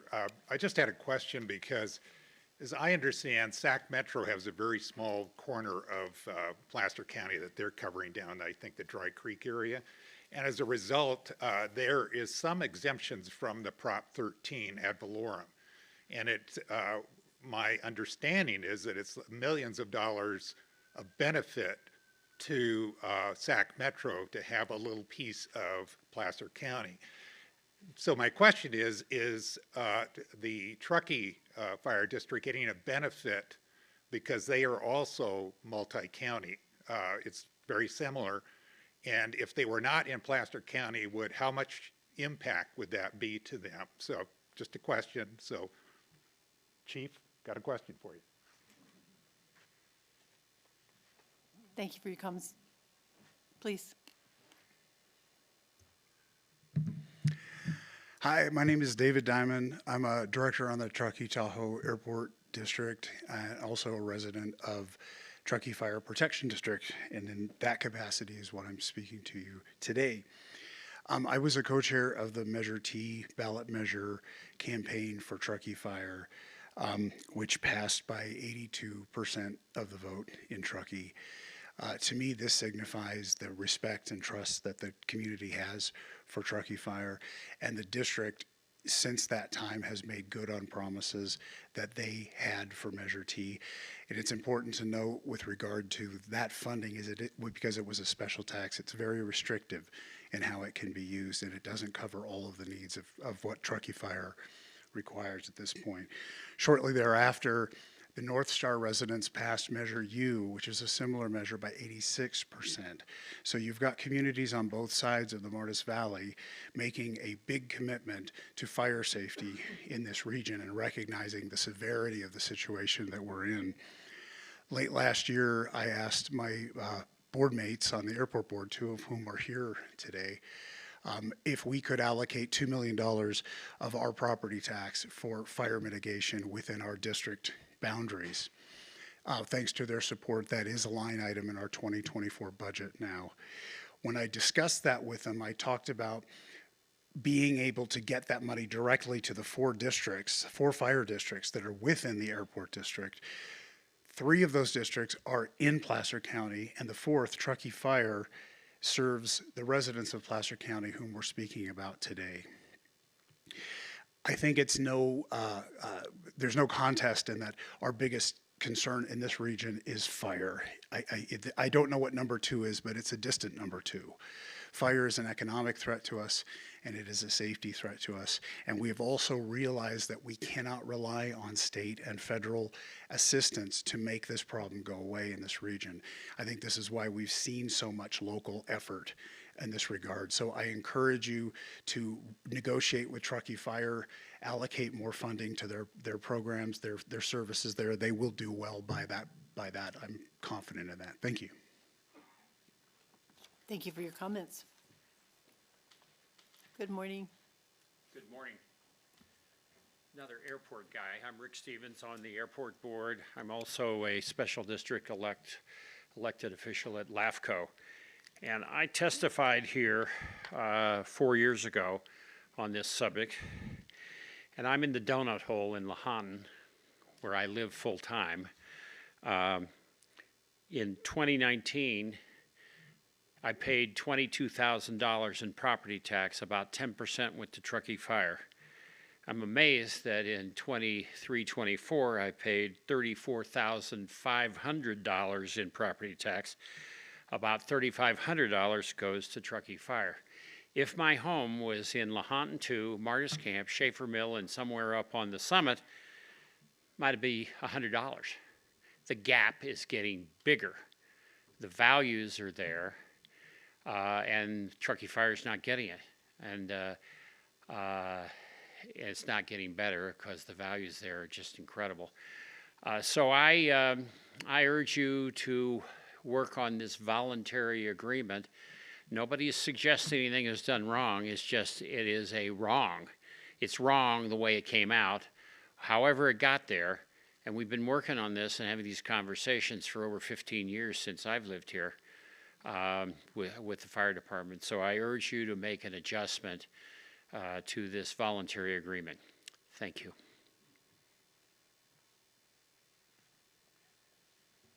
Thank you for your comments. Good morning. Good morning, members of the Board of Supervisors, Karen, Daniel, Andy Sisk, Placer County Auditor Controller. I'm primarily up here today to defend our office's calculations and the apportionment of property taxes. For some reason, it continues to get questioned by the district. I don't know why. I did not pass Prop 13. All we were responsible for doing was implementing Prop 13. And the parcels in Zone 7 were improvement only. There was no property tax being received at the time. Thus, they received $0. We stand by those calculations. And for the district then to reach out to the state controller's office, then to please look over Placer County's shoulders, especially the Auditor Controller's Office, to make sure we are doing things correctly. Again, that just rubs me the wrong way. And it's important for the board to understand, every 3 years, the state controller is coming into my office auditing the property tax apportionment process. And as outlined in that letter from Mr. Colantawano, I mean, you're talking about ERAF shifts, 1, 2, and 3, the triple flip, the VLF swap, AB 1290 that dealt with pass-throughs. Mr. Colantawano didn't even deal with redevelopment agencies, which is an animal unto itself. So a very complicated process. The other thing that's important to understand, I know you asked about this, Supervisor Holmes, is we're giving 40% of the increment from the fire control fund in those tax rate areas, which is in Zone 7. It's not 40% of the fire control fund, and I don't have the exact calculations in front of me, but if you take $300,000 per year multiplied by 3, they're receiving approximately in this agreement somewhere between $900,000 and $1 million. The other thing that gets lost is that Truckee Fire is a multi-county fire district. Being a multi-county fire district, when ERAF was passed, they exempted multi-county fire districts from ERAF. All the other fire districts in Placer County are paying into ERAF, which helps fund the schools. And that ranges from a low of $10,000 up to $1.2 million that is being shifted by some of our fire districts to support the schools. So I think that also gets lost in the shuffle. I know there's a lot of comments being made that this wasn't fair. There's been decades of unpaid funds. We've been dealing with this issue for decades. Many supervisors have dealt with this in District 5. Many CEOs at the county have dealt with it. There's been many fire chiefs at Truckee Fire that continue to push on this issue. We, again, stand by our calculations. I think it's important to know in reading the audited financial statements of Truckee Fire, and I guess I'm blessed because I see all the special district audits in Placer County. Now, this fire district is the responsibility of the Nevada County Auditor Controller, but when you look at their financial statements, they have a pretty strong financial position. And I think many of our other fire districts in Placer County would be envious of this position. I'm not here to advocate one way or the other, but I think it's important that the board understand the facts surrounding Prop 13 and how we got here today. Thank you very much. Thank you for your comments. Hi, my name's Edward Vento. I'm the CEO of the Contractors Association of Truckee Tahoe. Nice to be here. It's the first time here. So, related to Andy's comments, I get it. Maybe the math is correct, but the deal isn't. And this has been revisited over and over and over. My predecessors have dealt with this just as yours have. And while the math may be correct, I don't know, the deal isn't. It's a bad agreement. This last time that it was revisited, I feel like the negotiators almost suffered from just kind of negotiation fatigue, gave up and said, well, we'll go with this, and it's still not right. And I'm hoping that you all do the right thing by the citizens of the district and for the district itself and revisit and take a look at the second option there. Secondly, you know, we have as contractors over our head talk of a moratorium. We seem to be kind of thrown in the middle of this. So okay, we'll do that, right? But you know, taking into account if that does happen, if it comes to that, hoping it won't, the fear that it puts in people's households of the uncertainty of their incomes and what they'll do, the uncertainty of fire services.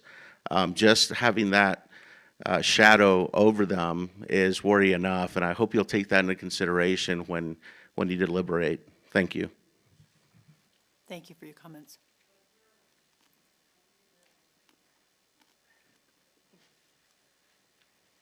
And yet again, another airport board member who lives in Nevada County.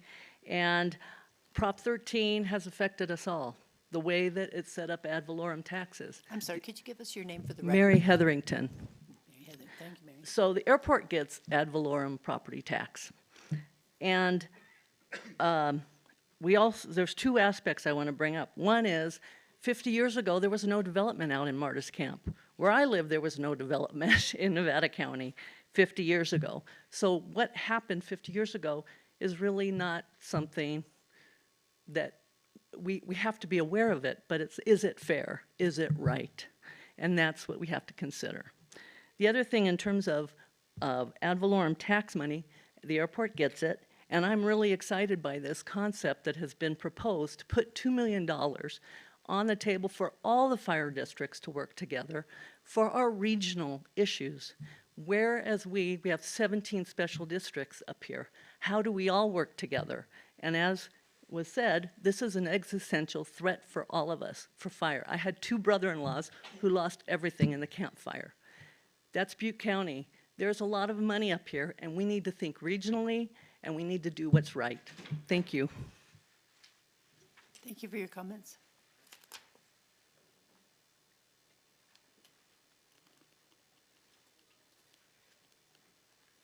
Hi, my name is Victor Hernandez, and I'm a director and also a member of the ad hoc committee for Truckee Fire. As I prefaced in the ad hoc committee meetings, as an elected official, we are faced with having to do the right thing. Yes, this is a complex issue. Yes, there's a lot of things that existed before and things that exist now. The things that we're aware of right now is with the new building and what exists in Annexation 7 is that we don't have enough resources to fully and adequately support the fire and emergency services for that area. It's become a big problem with us because our ISO ratings were so low because we don't have enough personnel. We don't have enough ability to have the appropriate amount of money for training, apparatus in order to cover that area. It's the expanding area of Placer County. It's only going to get bigger. We are very limited on our ability to provide the emergency services in that area. So let's do the right thing. This is the thing that we need to address. The tax share agreement that we entered in 2019 quickly became apparent that we can't even really utilize it for anything to advance to lower our ISO rating. It doesn't even really hire anybody for us. We have to hire 3 persons in order to make a engine company that is quickly to respond. We can't really hire people. We have to hire 3 people in order to cover 3 shifts because we're there 24/7. We're not a 40-hour-a-week type community here. We provide that service continually, and we have been. And we do respond, and we do provide the services the best we can. But coming right here in front of you is asking to do the right thing.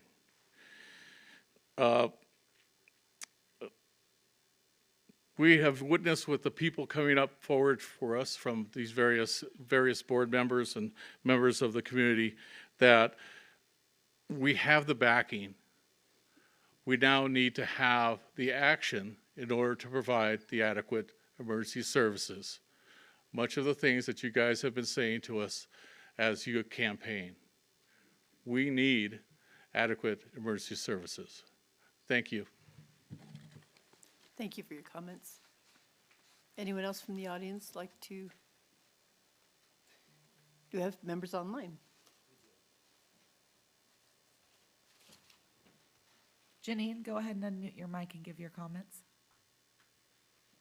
Good morning, Chair Jones and members of the Board of Supervisors and staff.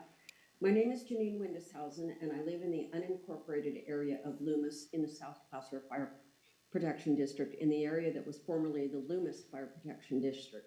In addition to the thousands of dollars that I pay in property taxes, that is 1% of value pursuant to Prop 13, I pay an additional voter-approved $390 per year for fire service that also includes an annual COLA escalator.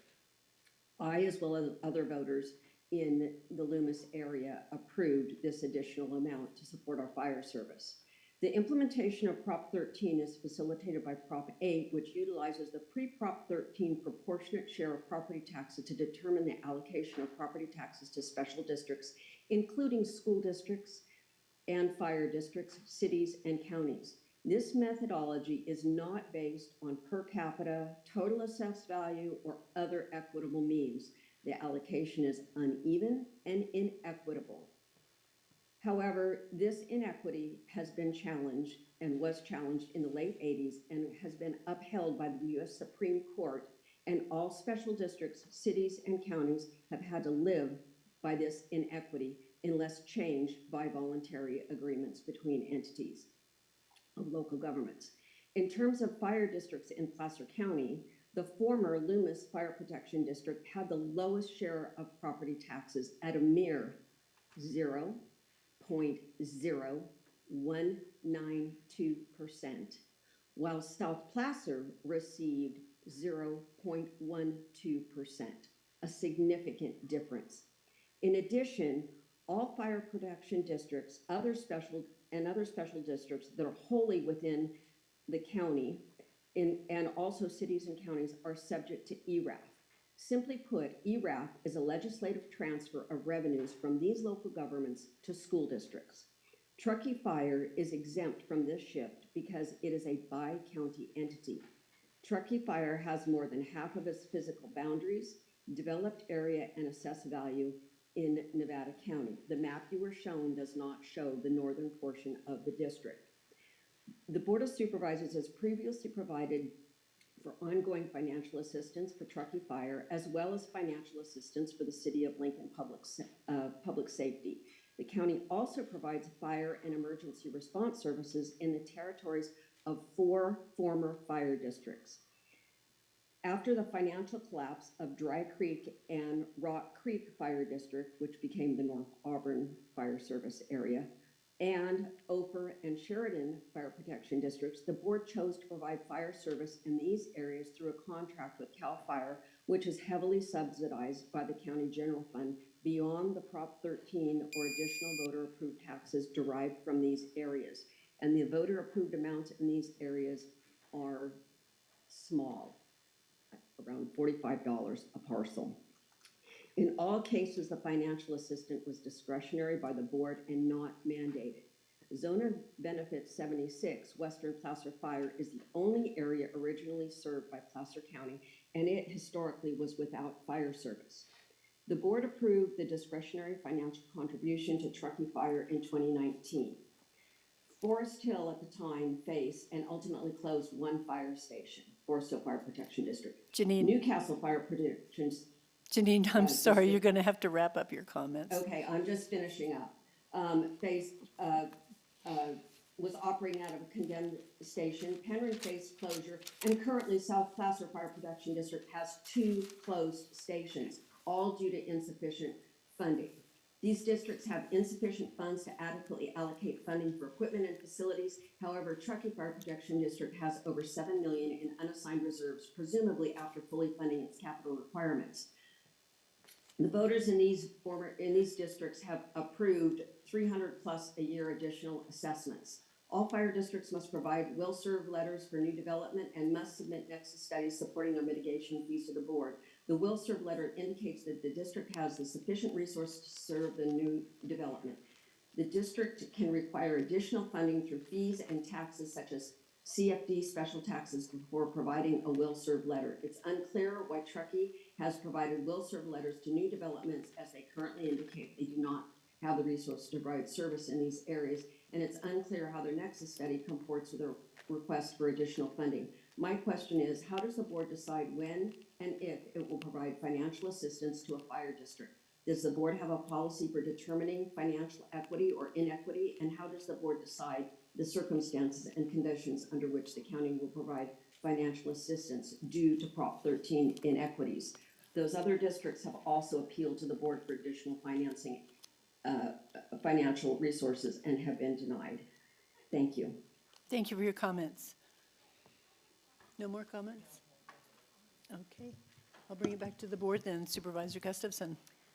Well, just by the testimony you've heard today, you understand where the ad hoc didn't come to consensus on how to approach this issue. And I think, is that fair to say, Supervisor Holmes?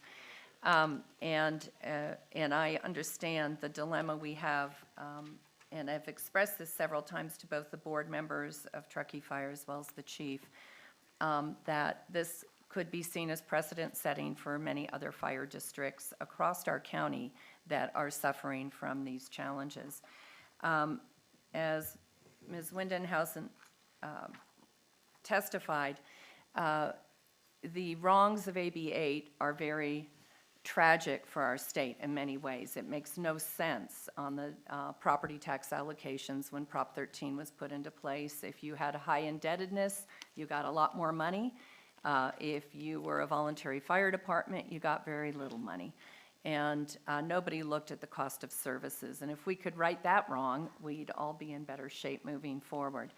But with that, through the ad hoc process, and what I've said to Truckee Fire from the beginning, is understanding that what occurred, and this is going back to my discussions with the former chief in 2019, what occurred at the time that Martis Camp was moving forward, the chief assumed he would be receiving similar AB8 distributions as he received from Lahontan. And so with that assumption, he moved forward. And when we came back in 2019, I had just joined the board, we had long deliberations, and at that time, I had felt the full fire fund should go to Truckee Fire. The full fire fund from that area should go to Truckee Fire, but they felt they had arrived in an agreement with a consensus of the other board members, and so that's what we lived with, the 60-40 split of the money collected in that area. Since that time, and in various meetings and listening to our community, I understand the problems of AB 8 were state mandated, and often our job in local government is to solve problems the state has presented us with. It's not fair. Often we dislike those problems that the state's issues have put on us, and so I can support a voluntary tax agreement.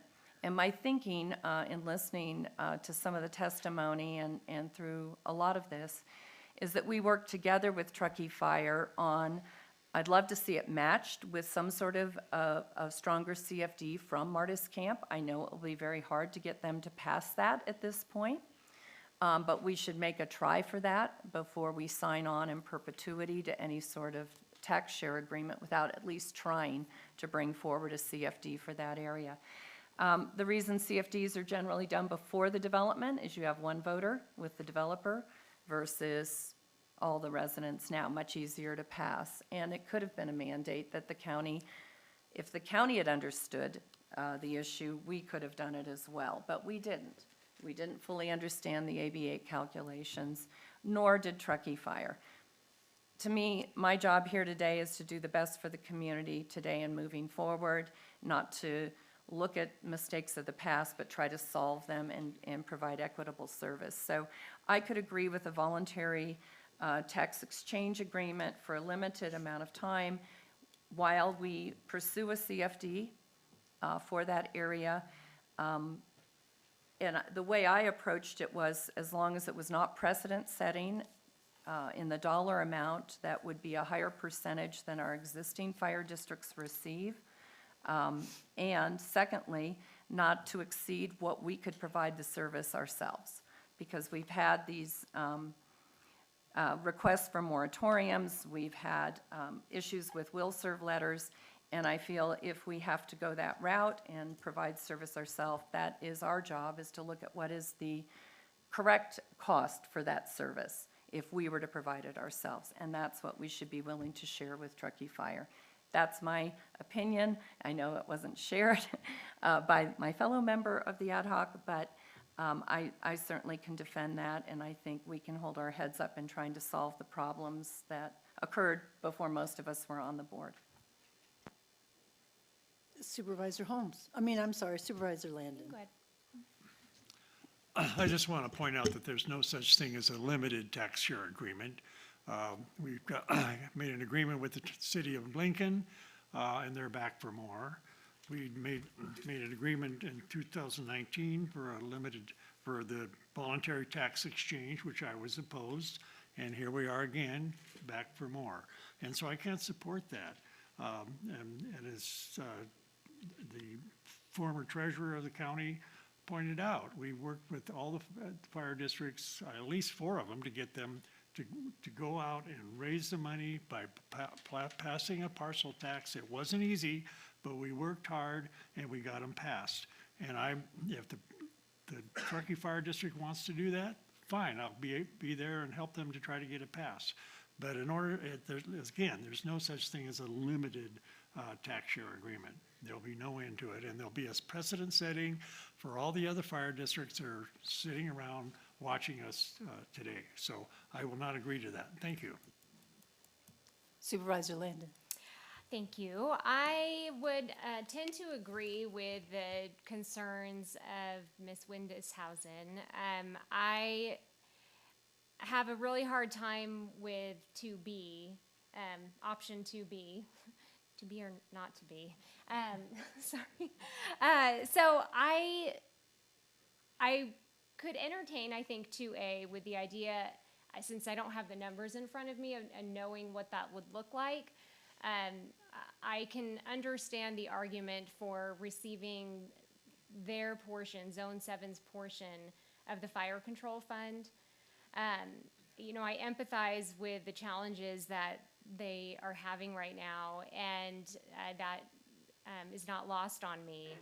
But I am very concerned about what kind of precedent this would set with all of our other struggling fire districts. And knowing what's going on with our current agreement with the City of Lincoln and their public safety services, there's just a lot that will come if we open up that door. And so I'm open to the conversation around 2A to see what it would mean. I would very much support the idea of advocating for a self-assessment in Martis Camp, and would agree. I would be very supportive of helping however I can to get something like that passed, because I think at the end of the day that is ultimately the better funding option. So that's kind of where I am. Hopefully that kind of answers where I am. Supervisor Gore. Thank you. I appreciate my colleagues' comments, and I do agree that setting a precedent, especially with a percentage of the ad valorem, would set a really bad precedence, especially because we've had other fire districts, recently one in your district, Supervisor Jones, where the increase did not pass. And as a result, there's a closed fire station. But we have a lot of struggling fire districts throughout the community, and not just fire districts, but special districts that struggle with making ends meet, which is a longer conversation in the future about, you know, where we might need to do some consolidation, but that's for another time. But I don't agree with providing what's really not required of the county, which is a percentage of the ad valorem, because of the precedents it would set.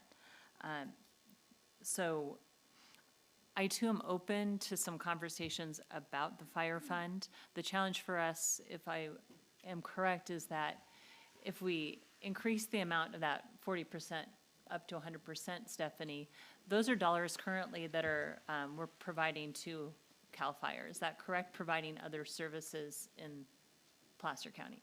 That's my understanding, is those, the fire fund is specifically related to funding for Placer County Fire. We do that through a contract with CAL FIRE.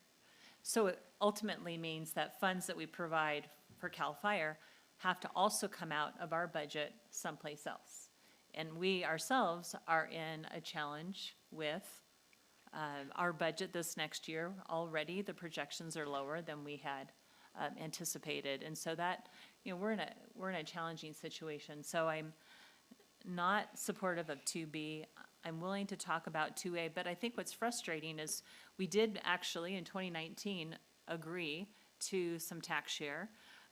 My understanding is back then that the chief said we're not going to come back for more, but now 5 years later, different chief coming back for more. And I understand, right? Costs increase, there's inflation, there's a need for service. But I do think I did hear from the gentleman that there are some areas that have actually passed measures to increase the funds for fire. in this area. And so I don't know why we haven't, or you all haven't actually asked the voters of Martis Camp to actually consider doing that as well. And I think to your point, Cindy, that that's something that's worth pursuing, because we're asking that of small fire districts, of Forest Hill and South Placer. So I'm open to increasing the amount. I know that costs increase, but I think we have to be really careful of a precedent. And I do think that I don't want to get back to this place again of, and then again, we just, to your point, Supervisor Holmes, we just have, every couple of years, somebody coming back and challenging when we're trying to do what we can to assist the needs of our community. Thank you. Thank you for your comments. I too am kind of in a quandary. First, I want to go back and talk about CAL FIRE's, the contract we have with CAL FIRE. Is it true that CAL FIRE negotiates with the state of California, and then after they negotiate with the state, then they come back to us and say, this is what you will pay CAL FIRE? Is that, I mean, are we involved in that negotiation? I don't. Let me clarify something. Okay, CAL FIRE is the state. Okay, And CAL FIRE That's what I presents us with the state contract for fire services. And we essentially, I'm looking at Daniel, but my understanding is it's very difficult for us to negotiate with the state, particularly for fire services for the unincorporated area of the county. So we essentially make sure that it meets all legal requirements and ensure that we have sufficient funds to pay for it. I'll defer to Daniel on the more particulars about the dollar amounts or the financing, but that's essentially what we do. Yeah, thank you. I would concur with that assessment of that CAL FIRE, or our Placer County contract is provided to us by our CAL FIRE, Placer County Fire Partners. And we budget that into the county's fire fund. And then from there, it gets split up into, I think, 8 different zones of benefit, which all have distinct funding sources as well. But then the fire control fund as a whole receives property tax assessed revenue and a general fund contribution of nearly $2.1 million a year, and is anticipated for that to increase to about almost 2.5 for next year. Okay, thank you. That actually is what I needed for people to understand, because our special fire districts, they're special, but they're also treated differently. I have in South Placer also a struggling fire district, special district. We have Granite Bay and Loomis. The disparity there is that Loomis, their assessment, they're paying $300, and I think, did Janine say around $340, $46 a year. In Granite Bay, we have been paying $70 a year since the 80s. And we tried to pass an assessment recently, and for whatever reason, it did not pass. Now, we're going to go back to the drawing board on that and try to do it again. So I've struggled with trying to figure out a way, I don't know, that we can get some kind of parity with all of our special districts, and I just don't know. I know poor Andy, I keep asking him a gazillion questions, and I have with Janine Windeshausen as well, and with poor Daniel here. But anyway, so we have the 2 of those, and then also Placer Hills and Newcastle that want to consolidate for very similar reasons. And so Granite Bay, we have 2 fire stations, not 1. We have 2 fire stations that are closed because we didn't pass the assessment. So for me, it's a really, really, really difficult thing. I'm not one, I don't like precedent setting. I've been in a position like many times in the last 3 years. But I am in a between a rock and a hard place, because I would love to give you all money, but we don't have a money tree. So anyway, I'm going to defer more to those who are very knowledgeable about Truckee Fire, who've been working with you all these years. Okay, well, reading the comments of the board, I don't think my initial motion is going to be successful. I could try it and see where it goes. So I was going to make a motion to direct staff to conduct a fiscal analysis for an additional percentage of revenue or or maybe I shouldn't call it a tax agreement, but in an amount not to exceed what we provide in AB8 funding to, or what is provided in AB8 funding to any other district in the county, so it's not precedent setting. And to have it limited in its term so that we can pursue a CFD to replace it or augment it, and direct county council to draft that agreement. I think that, for me, it would be between the full fire fund and whatever the next lowest district that is funded in the county, so we don't set a precedent, and would reflect better what it would cost us to provide this service, because right now, anyway, that was my motion. I shouldn't justify it, I should just make the motion. So can you clarify, because I think what I heard you said was to have staff do analysis and then it would go above the fire fund, which I don't think I'm supportive of. I'm not supportive of going above I the heard that, but I fire was fund. gonna try it anyway. Okay. I'm trying. So if I don't hear a second, then I have a proposed alternative motion. And just to clarify, the item before you today is a presentation to receive feedback. There is no action associated with this item today. Yeah, I was directing staff. Yes, Thank there you. may be no direction, but Thank you. there may be no formal action, but I think direction in the form of a motion, given the diversity amongst the opinions, is probably best for the record. Great, thank you. Okay, so I didn't hear a second. No, fails for lack Okay. of a second. Then I would direct staff to conduct a fiscal analysis on use of the fire fund generated in Zone 7, the full fire fund in Zone 7, and bring that back to the board for consideration. Again, I would move that this be an agreement that's limited in its term so that we can pursue jointly with them a CFD for that area. If I could make a suggestion, I think it's better if you direct staff to conduct this fiscal analysis first Okay. before we talk about agreements, because if there's not support for that, we'd be wasting time Thank you, doing an County agreement at this Council. point. I stand revised motion. I can second an analysis. Okay, we've had a motion by Supervisor Gustafson, a second by Supervisor Landon. Roll call. Now, tell me what we're doing? An analysis. We're recommending the county Do an analysis. do an Number analysis. 2? A. Well, Number only, 2A? only part of it. We're starting with an analysis only. So there's not going to be a full analysis of the Truckee Fire District's fiscal stance? Now, let me make sure I understand what the motion is. The motion is to direct staff to conduct a fiscal analysis of the fire fund generated in Zone 7 and the uses of that fire fund?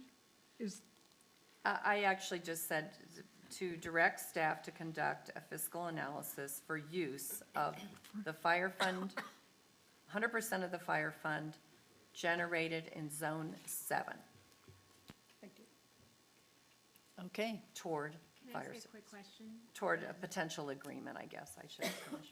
Sorry, can I ask a quick question? Will that analysis, or can that analysis include a perspective from the Truckee Fire side of things, so we can see, I guess, into their books of what their, does that make sense? They've provided that already, and staff Okay. has already done quite a bit of work and talked to the ad hoc about that. They've been very cooperative Okay. with us on that. Great. So, we do know, their full budget compared to, say, our budget for Placer County Fire, and it is more than Placer County Fire's budget. So, and many other districts' budgets. So, but the issue here for me in justifying this motion is when this was approved, when the development there was approved, there was zero. Because of AB8, there was zero property tax provided for fire service. When the fire district signed off, they didn't recognize that or didn't understand it, nor did we make amends for that at that time and form a CFD. So I am trying to correct what I think was an error all the way around in the community when this came forward. Okay, so we have a motion by Gustafson and a second by Landon. A roll call, please. Landon, Yes. Holmes, No. Gustafson, Yes? Gore, Aye. Jones. Aye. Okay, so now we have to, are we going to have another second motion? That's it for direction? Okay. I so don't know if we want to have a discussion on the request for the moratorium, and they did also request us to do an urgency ordinance to establish a moratorium. I am not interested in any way. Continuing with that, I understand that is a tool that they can ask us for, and with our will serve letters, but I want to work toward a cooperative resolution, and so that's my From a position legal on that. perspective, I see no basis for the board to consider an urgency ordinance. Plus, it's not on the agenda today. Okay.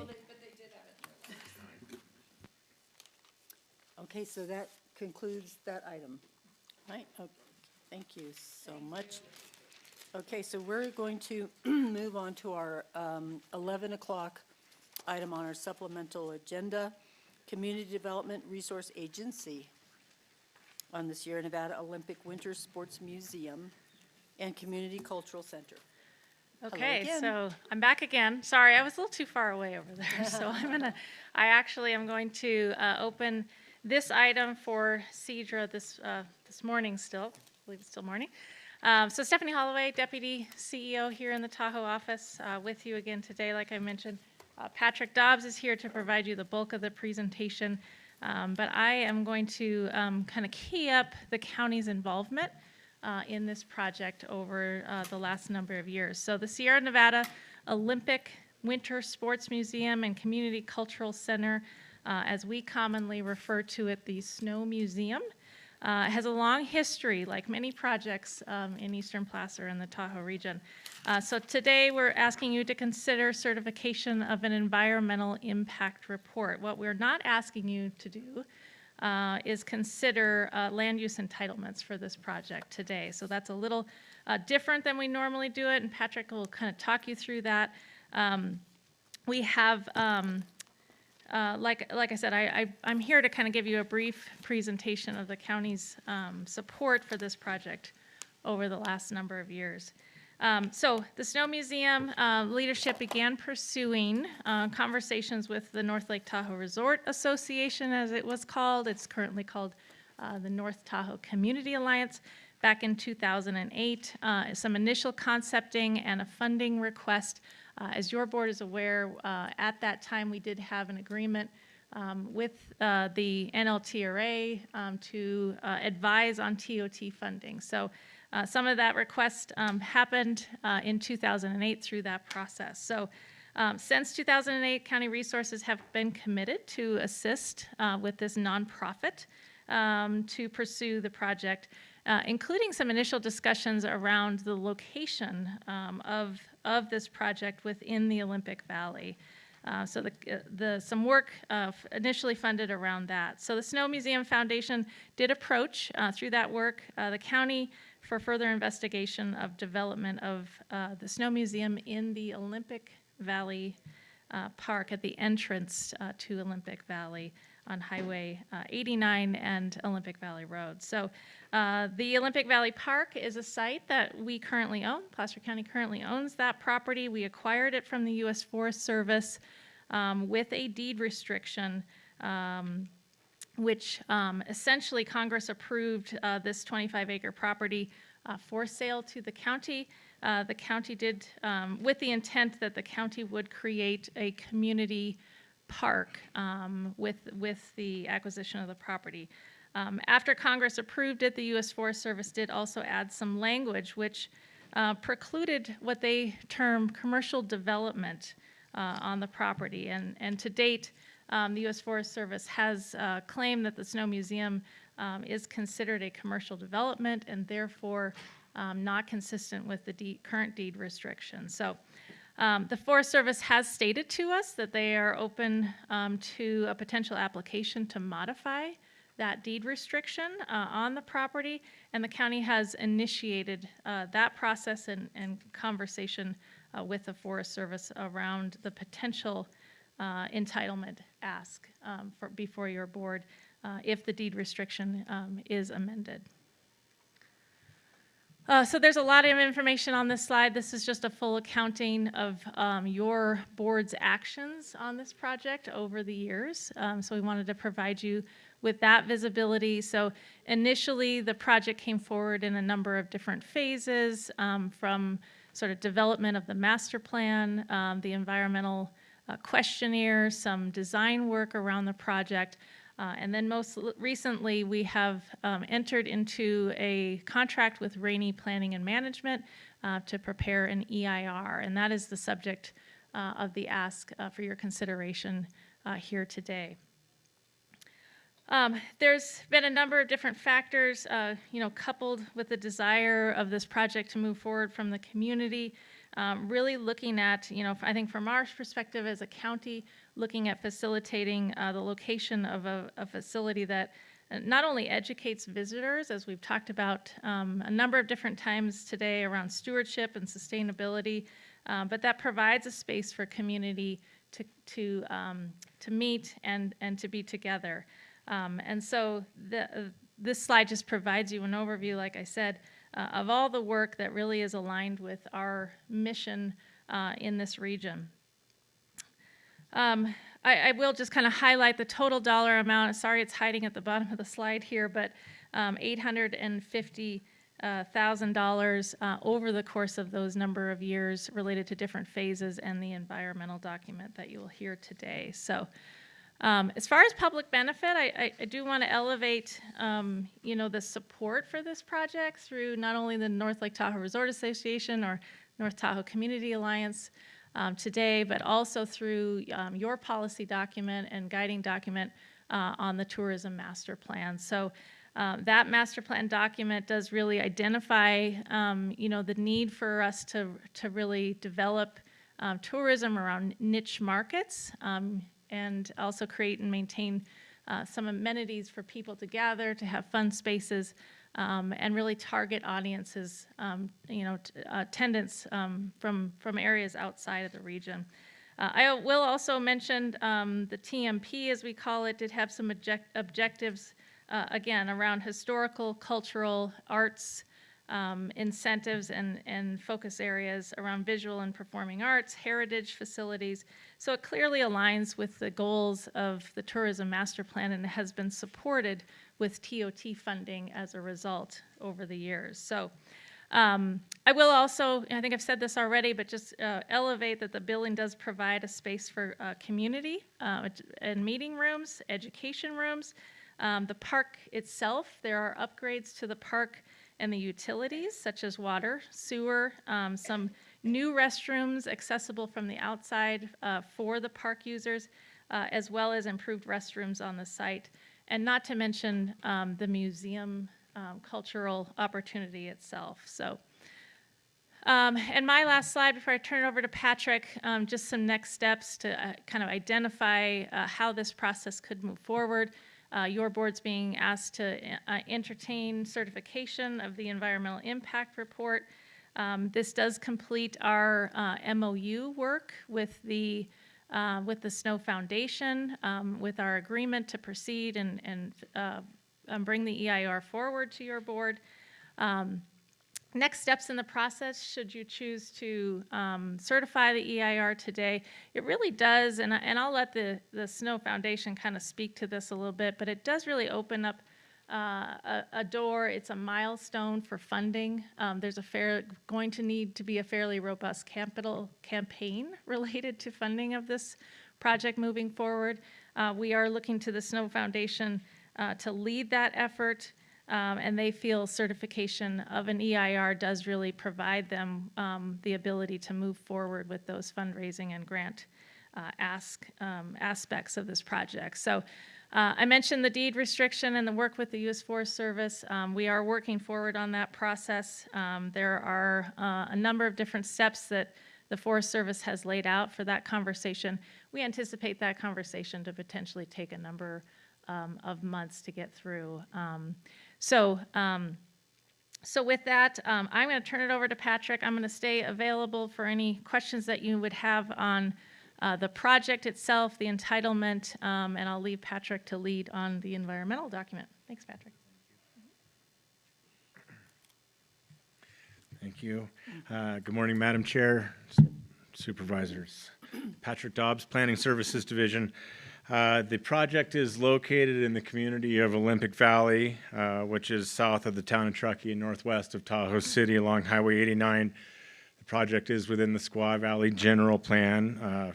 Pardon the reference. It is a community plan. And the site is southwest of the intersection of Olympic Valley Road and State Route 89 within the approximately 27-acre Olympic Valley Park. The building would be located in an undeveloped area of the park. It's a forested setting. There's rock outcrops between the Olympic Valley Park driveway entrance above and the pickleball courts below. The area of disturbance is shown in red, just under 7/10 of an acre. The community plan land use designation for the site is Conservation Preserve. The current zoning is Forest Recreation. Museums are not a permissible use within the Forest Recreation Zone District or any other zone district within the community plan.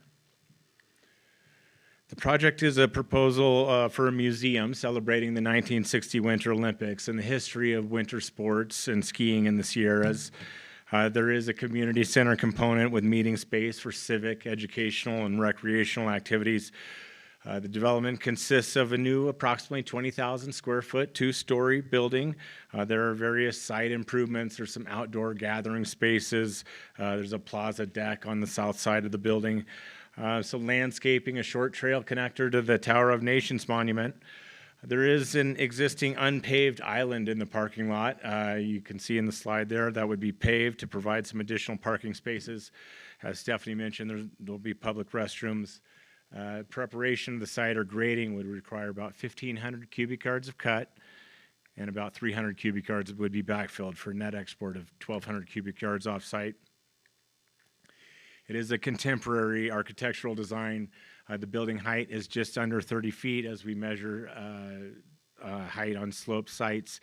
The exterior is comprised of naturally appearing building materials and earth tone colors. There's batten seam, copper siding, and roofing. There's board-formed concrete foundation with heavy timber accents. This is the first floor plan. Most of the lower floor is dedicated to the Sierra Nevada ski history exhibit areas. There are some restrooms and office spaces on the lower floor. But due to the site configuration, the entry level is on the second floor. And the majority of the second floor is going to be dedicated to the Olympic history displays. There is a community and multi-use room, as I said, with a large deck, a library and classroom, and a small museum store and cafe. This is the list of project entitlements and actions required. First, certification of the final environmental impact report. There is a general plan amendment, which is a community plan amendment to establish a new zone district called cultural amenities, which would allow the museum.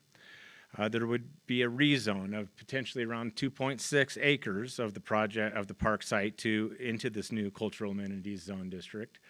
There's a proposed zoning text amendment to Section 122440 of the county code regarding park hours of operation to allow for extended hours if there was a nighttime activity at the museum.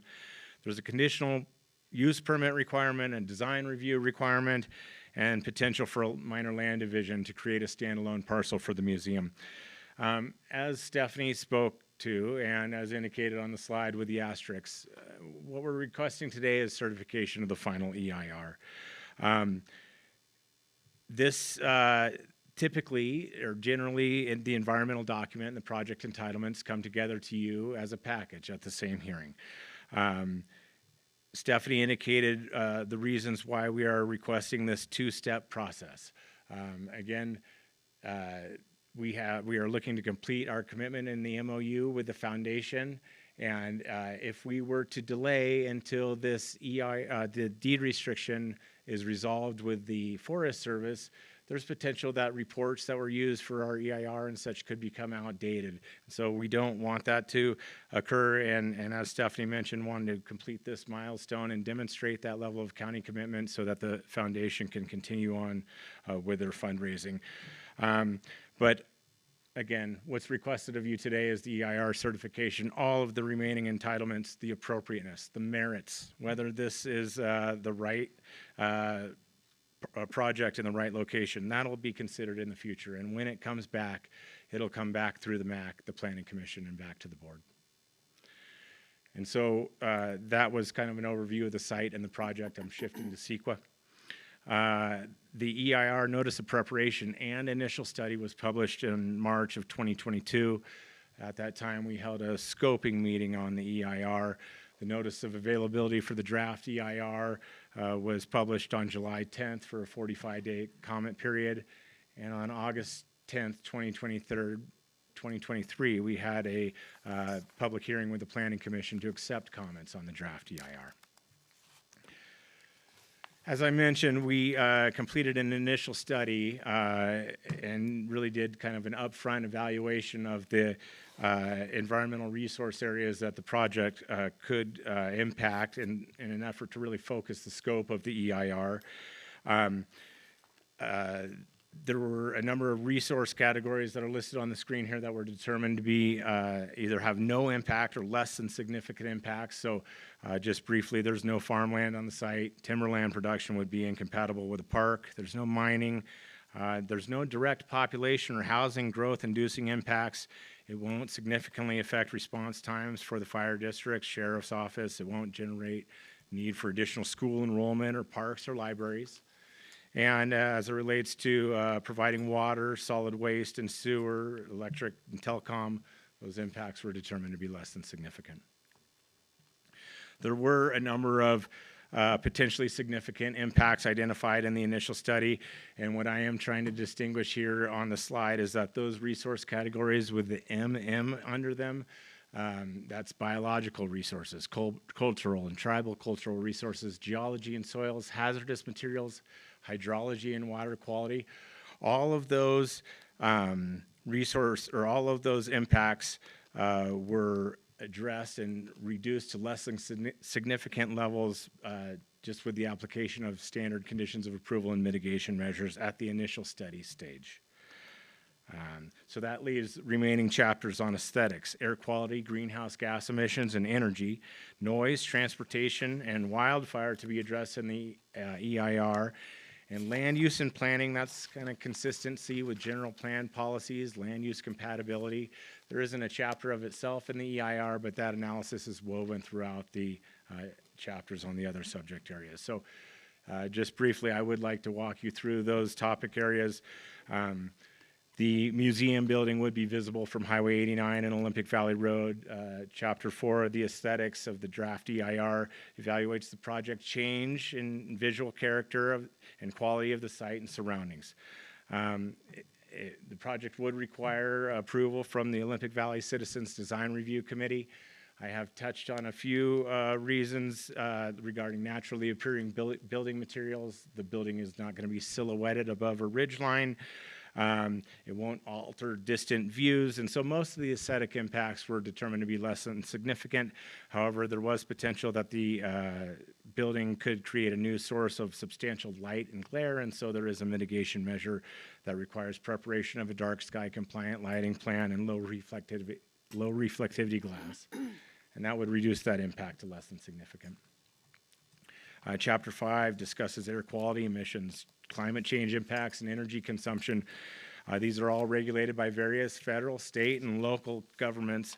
Construction and operation of the museum, as well as cumulative impacts, would result or would be below the Air Pollution Control District's thresholds of significance.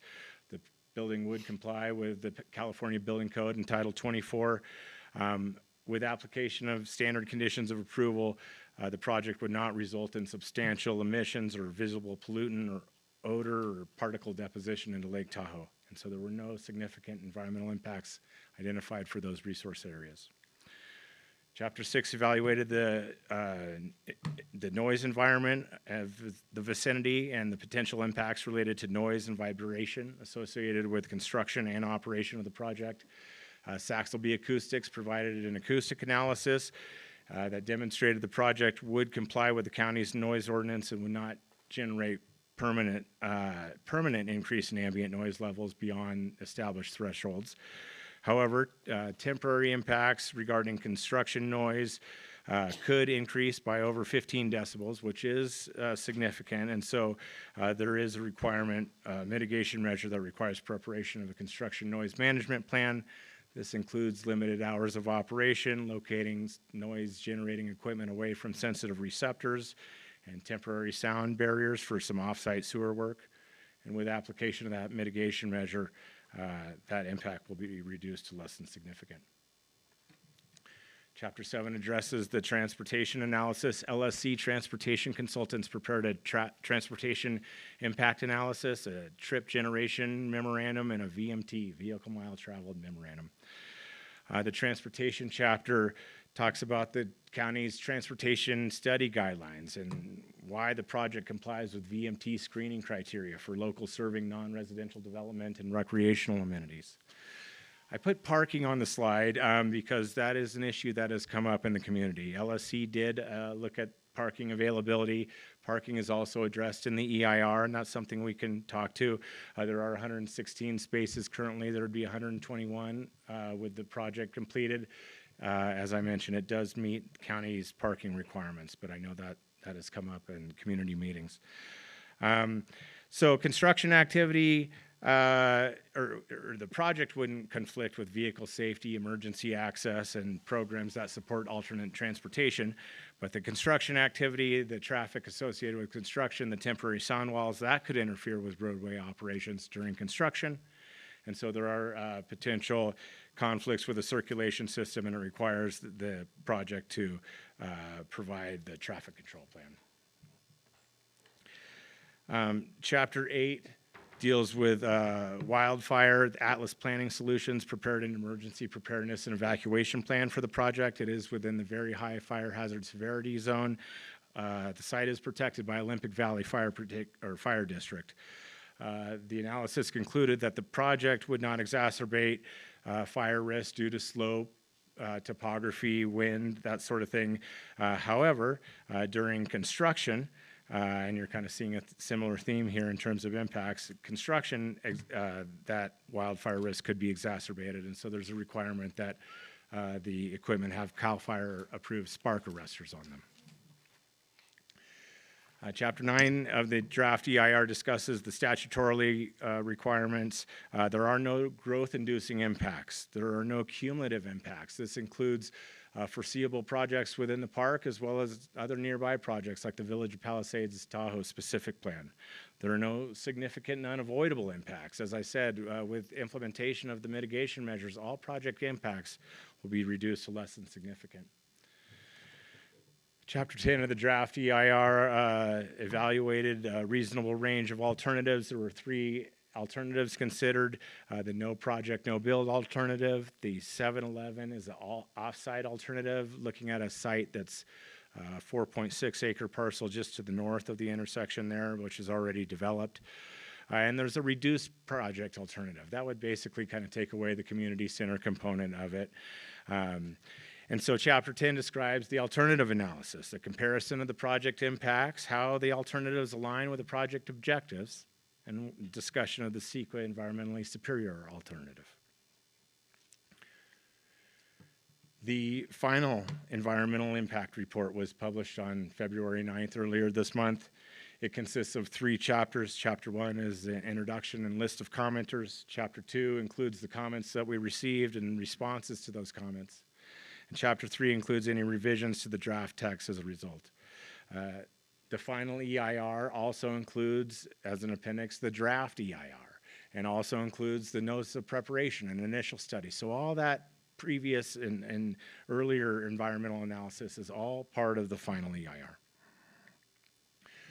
At the August 10th, 2023 Planning Commission, there were 9 verbal commenters that spoke Traffic was certainly something that was raised in a variety of instances regarding air quality, pedestrian safety, winter use of the park.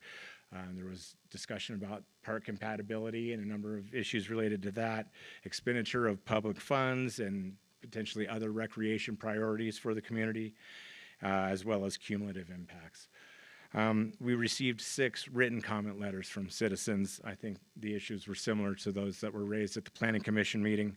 And we received 6 letters from agencies and organizations, the Air Pollution Control District, Caltrans, the Olympic Valley PSD, PG&E, the Tahoe Area Sierra Club, and the U.S. Forest Service. All comments received were considered and responses provided in Chapter 2 of the final EIR. The comments did not constitute any new significant information. The responses simply provided clarification and directed the commenter to the location in the EIR where that was discussed. Similarly, in Chapter 3 of the final EIR, there are some clarifying text revisions, but it doesn't change any conclusions of the EIR. An example is name changes as we move away from the term squaw. And so that completes my portion of the CEQA piece, and I'll wrap up with the MACs and staff recommendation. I did present to the Olympic Valley MAC back on June 8th of 2023. Again, similar issues have been raised in public meetings regarding expenditure of public funds. There's a desire for more of a master plan of the park. As I said, with potentially some additional recreation amenities. There was discussion about climate change and adaptive reuse and objections to new construction. And really, you know, the crux of it is whether the museum is appropriate land use within the park. I did present to a joint MAC meeting just a week and a half ago on February 15th, the Olympic Valley MAC and NITRAC, to discuss this EIR certification and the supplement or subsequent entitlement consideration. I think it is fair to say that there is general support of the concept of a museum in the community. The division is really whether it belongs in the park. So again, comments were received about the deed restriction, what, you know, the community's priorities are, parking, air quality, glare, but, you know, I heard things like fix what's in the park and the county's trying to jam this EIR through. No, we don't believe that's the case, but there are some critics of it. Once the deed restriction is resolved, the project will be scheduled as an action item with the Olympic Valley MAC. I am aware of 8 letters of correspondence that we received. I believe you received copies of all of them. I would like to make a couple of introductions. Andy Fisher is your parks administrator. Nick Papani is with Rainey Planning and Management. And Mike Levac is here on behalf of the Snow Museum Foundation, and I'm sure he has a few things he'd like to say after staff. This is a technical step in the process. This is not the final step. We have an updated resolution. I think it was missing a word, and so when I refer to the recommendation and passing the resolution, I'm referring to the updated resolution. And so with that, staff recommends that the Board of Supervisors adopt a resolution to certify the Sierra Nevada Olympic Winter Sports Museum and Community Cultural Center project final environmental impact report prepared pursuant to the California Environmental Quality Act. Thank you, Madam Chair. We can answer your questions. Thank you for your presentation. First, I think we'll open up to the public hearing. Okay. All right, as I mentioned, the applicant or the foundation may like to say something as well. Okay. Well, we'll open up for public hearing. Would you like to speak before the public hearing? Sure. Sure, come on up. Thank you, Madam Chair. You're very welcome. I'm Mike Levac, and I am the current president of the Sierra Nevada Olympic Winter Sports Museum Foundation. And as Patrick mentioned, we are a nonprofit that depends on the donations of time and financial resources from our board and our community.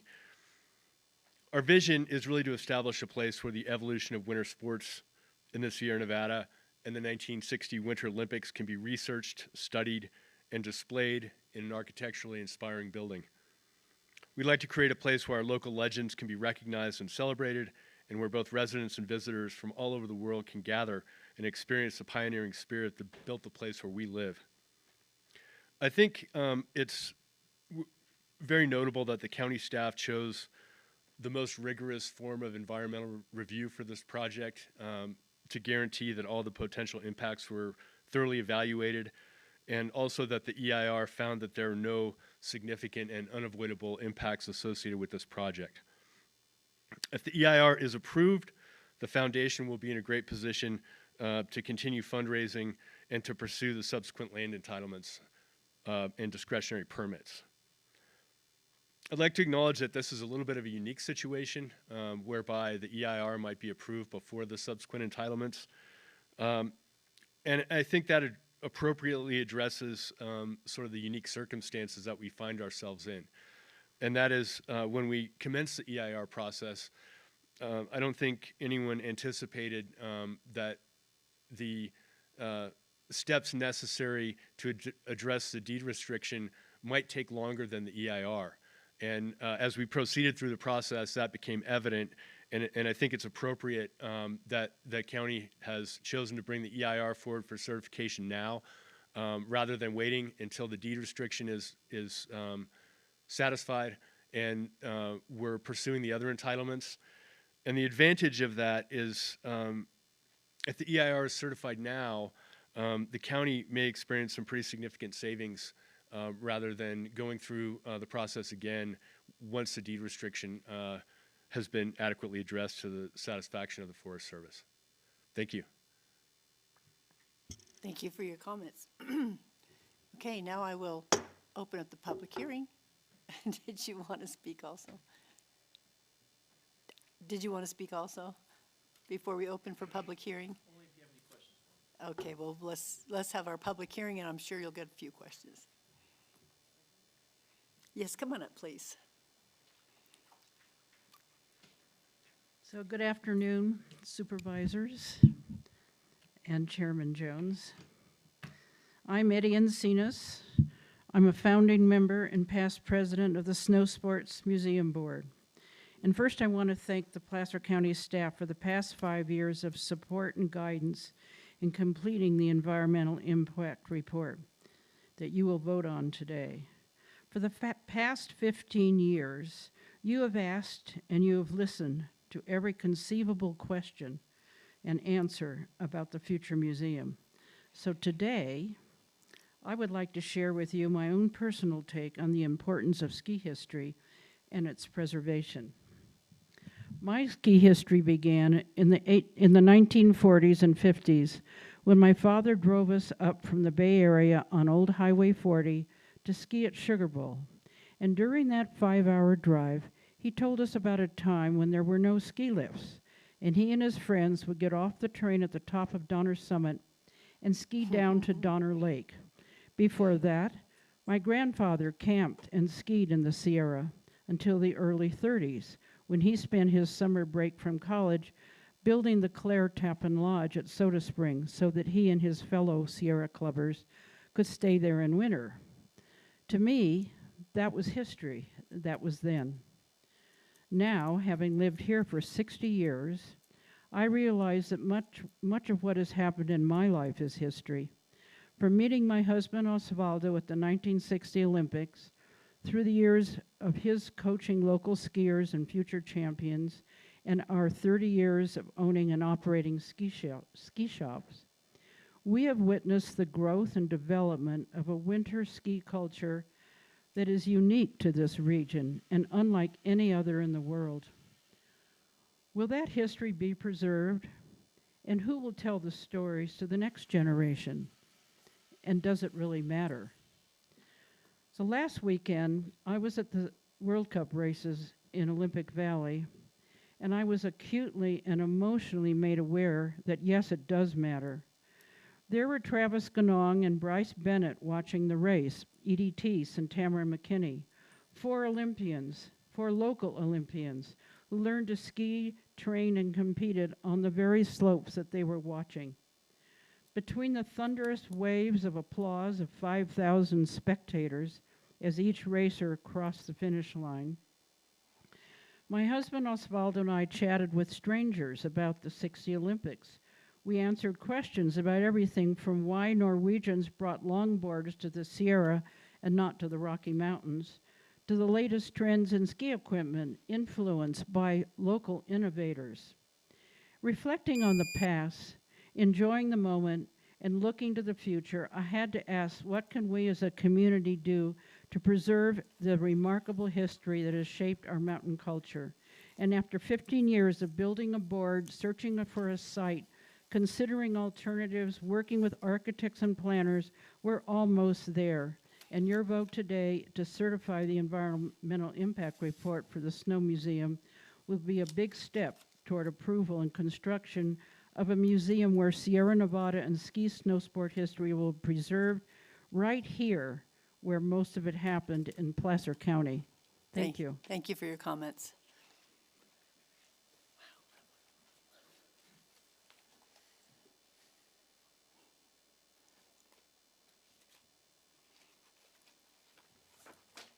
Hello, Supervisors. My name is Bill Clark. I'm the Executive Director of Auburn Ski Club, who has a winter sports history going back to 1928, promoting snow sports. I'm also on the Snow Sports Foundation Board. Eddie said it so perfectly. I just want to echo a little bit of what she said. This is an opportunity, and I urge the board to certify this, allow us to move forward, and allow Placer County to accept and embrace this legacy and history that's so unique in the world, that so few places in the world hold, so that we can move forward and Placer County can claim its rightful place in Olympic and winter sports, snow sports history. So that's my 2 cents. So Thank you. Thank you thank for your you, Eddie, comments. for saying that.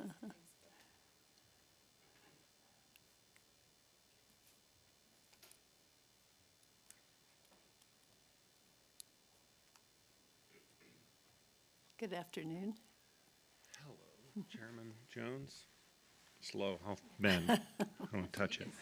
So my name is Ron Parson. I am on the snow board as the treasurer, joined it a year and a half ago. I was also the president of the 1960 50th anniversary celebration effort for the Olympics. What that showed me is how important the history was and how much there was. My own company has been around, well, the skiing has been active in my valley at Gronlebakken for over 100 years now. Last week, nobody knows this except a historian, was the 92nd anniversary of the 1932 winter trials at Gronlebakken. So why is that important? Well, maybe it's not, but I do think it is. Understanding the usage and what our history is about will help us shape our future. So history helps shape the future. If we don't remember the history, we need to, we'll be doing stuff over and over again. We wouldn't have nationals in Squaw Valley, or excuse me, FIS World Cup in Squaw Valley if we hadn't had jumping nationals in 1932 at Gronlebakken. For the record, last time we had a serious competition was the Junior Nationals in 1954. That's kind of all this history that just wraps up. What's going on today? Today you're being asked for a narrow approval to accept the EIR. That EIR moves us forward on a plan. It doesn't take us to a building. It doesn't actually approve the building. It moves us forward. That said, yeah, this is feasible. It's legal. It meets the EIR things. There are other issues that need to be resolved. I ask you to adopt the EIR today so we can continue moving forward with a plan, which hopefully will come to fruition, but by no means is insured by that. So I ask and encourage you to approve this so we can set the stage for history. If many of you have been to the museum in the Boatworks Mall, where a small part of our collection is on display. At one point, we had the supervisor's reception up there several years ago. That museum closed because the roof leaked. It's reopened again through the effort of some board members and others. So I suggest you go look at it. It gives you a feel for what we have. We have a lot more than that, and we need a place to show that so we can encourage and help to shape the future. Thank you. Thank you for your comments. Anyone else in the audience would like to comment on this item? Online? Okay, well then I will close the public hearing. Are there any questions that you would like to address or concerns? No? All right, then I'm going to bring this back to the board for a motion to adopt our amended resolution to certify the Sierra Nevada Olympic Winter Sports Museum and Community Cultural Center final environmental impact report. Madam Chair, I'd love to make that motion, but I had a couple points of discussion I wanted to raise Please, before please, that. please do. And I want to be very sensitive to the number of years this project has taken to move forward and the commitment of so many volunteers to remember our history. You know, throughout Placer County, we have some wonderful historic museums. We have none of those in the Tahoe area because we didn't have agriculture or mining. What we had was winter sports, and this is a great opportunity to add to our museums that we offer here in the area. And with Placer County owning that land, I think that is an important element. A number of concerns came out of the joint MAC meeting we had last week that were covered. I just wanted to bring up two of those. One of those was the issue of parking, which I've read quite a bit of the analysis since then.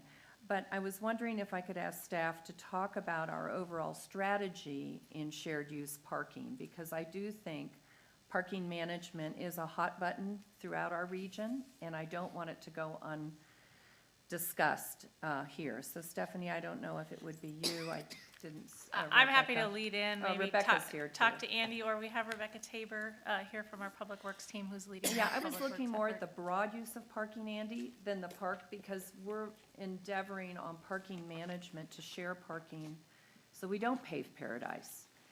And so I just want to make sure we address those concerns. of Absolutely, and how I we- can start, maybe Rebecca can. And then it might come to Andy as Yep. well as the park specifically. Yeah, so, I mean, parking management, as your board knows, has been an initiative that's part of our Resort Triangle Transportation Plan.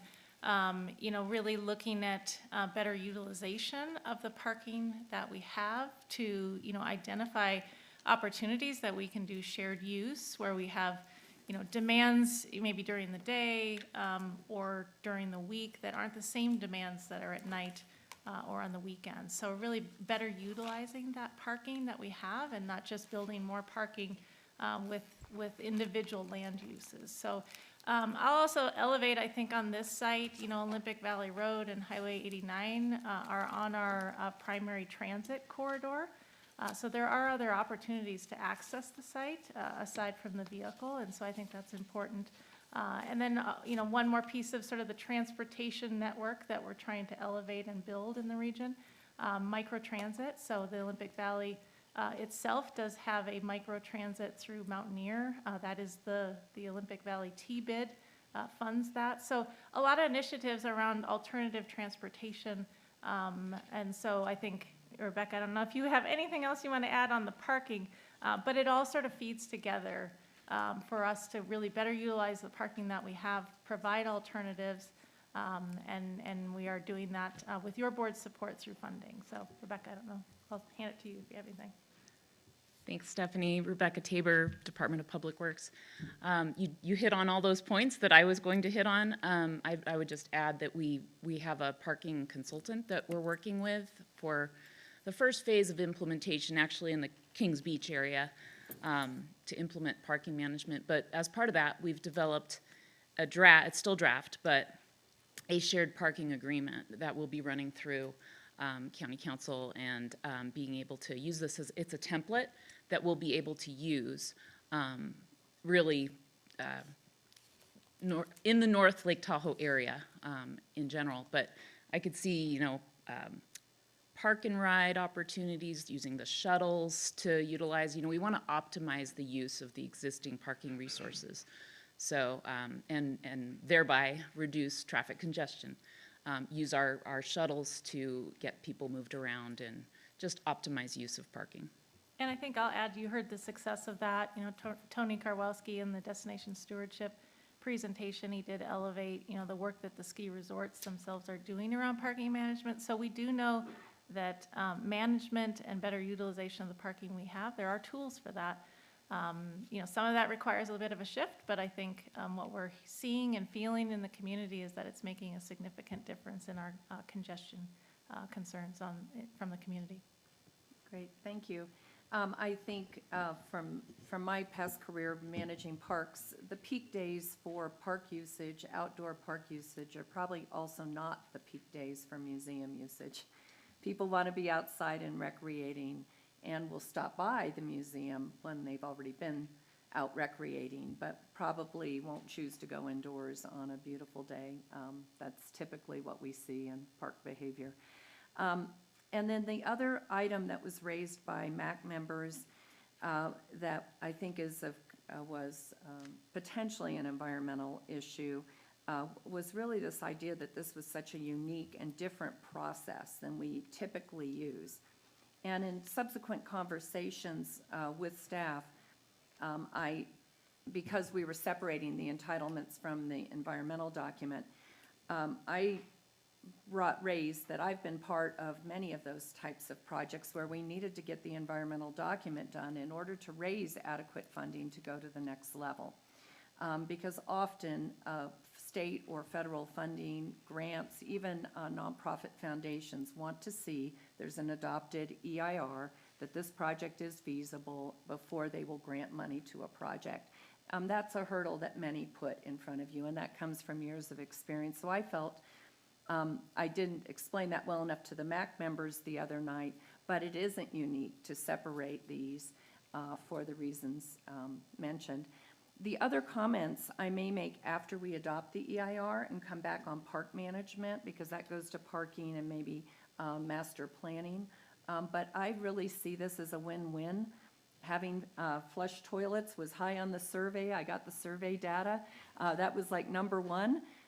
This gives us that opportunity for the county to partner with the nonprofit to build a facility that will have community meeting rooms, flush toilets for the park, and opportunities for indoor refuge when we do get an occasional thunderstorm and there's pickleballers out there or others using the park and they need to take shelter. So many of our park facilities in the region do not have adequate shelter for children to get off of a field if there's a thunderstorm and get into shelter. So here's an opportunity to gather at the building in this situation where there might be inclement weather. So I see this as such a win-win, and I'm happy to make the motion that you suggested, you read into the record. Okay. Chairman Jones. Okay, motion by Gustafson and second by Holmes. All those in favor? Aye. Aye. Any opposed? Hearing none, motion passes. And then Chairman, if I could just make a couple other comments, and Andy's here, so as long as you've driven up. I think there were, as you know, a lot of concerns. People want more recreation in the park. And whether that's a master plan or other facilities, but the zone of benefit that we have established in Olympic Valley is inadequate to take care of the existing facilities, let alone build more. And so I've been trying to express that to the community themselves, that they need to consider what more do they want, what's their priority. And similar to this nonprofit who's willing to go out and raise money, sometimes communities have to raise money to get those improvements in their community, and there's many examples of that. But as far as management of the park and getting more data, they feel they're a trailhead for the bike trail. That's a good thing. As far as we're getting people out of vehicles and they're riding the trails. We hope to complete the trail the rest of the way to Truckee so people don't have to drive in to get on the trail. But what other future plans do you have in the works for the park? If I'm on. By the way, Andy Fisher, County Parks Administrator. The community itself, as you referenced, had done some survey work themselves for amenities within the park. We had been kind of reluctant to do a formal master plan because we don't have that dedicated funding within our sites right now. As you mentioned, the zone of benefit that the payers in Olympic Valley pay today is our smallest assessment. They pay just about $30 a year. That's about half of the next smallest assessment that we have for a community that pays for their community parks. And it goes up from there into several $100s per year. So it is a very small assessment and so paid for by a fraction of the people within the valley. So there's that. That part of the ongoing funding to support new amenities is not there. There's also limited construction funding. We are kind of reliant on development fees. Some of those would come through the village project if it comes forward. But until those things happen, we've been reluctant to be formal about what else could go in the park, although we are very aware of the surveys that have been done. And looking at the ski museum, we did take a look at kind of spatial planning within the park. What are some of the things that folks want? Flush restrooms would still fit. The park would bring sewer to the park that is not there now. We have vault restrooms. Any of the kind of other amenities that folks want, additional pickleball courts, pump track, bocce ball, things like that. When we put the pickleball courts in, we looked at the site of the museum. We looked all over the park for where they would fit best. Courts would not fit there well. Where the museum is going would not really preclude any other amenities just because of the topography. As you saw, it's kind of a tri-level building, and you could do that on a building scale, but for courts, things like that, it wouldn't go where the museum is anyway. So we believe that whatever room is there for additional amenities within the park would still be there with the addition of the museum. And we're also planning on doing some economic work and talking with the community about what they want and how they might be able to raise funds for those things going forward. And none of that would be precluded by the museum. Well, I appreciate that. Thank you, Andy. And then my final point, Chair, was on the deed restriction with the Forest Service. Fortunately or unfortunately, I had experience with that as well and doing a land exchange with the Forest Service. And, you know, obviously we at staff, the county level, need to push forward because things do languish in that process, and you need to be pushing on that to make sure that we get resolution as quickly as possible so we can continue moving forward. And I can add to that, we have had some more recent conversations on the CEO's office standpoint to identify a boundary and move that assessment process forward. So, thank you, because it can be a combination of donation. We did a land exchange and a land exchange with some cash versus just and I think the county's done one as well over at Tahoe Tavern when I worked for Supervisor Flutie many years ago. So we've done those, and it can be a combination of cash or a land exchange. They have to have an equivalent value for that. So, thank you. Okay, if that wraps things up, then the motion carried, and we're going to adjourn for lunch, and we will be back 1 o'clock for our next timed item.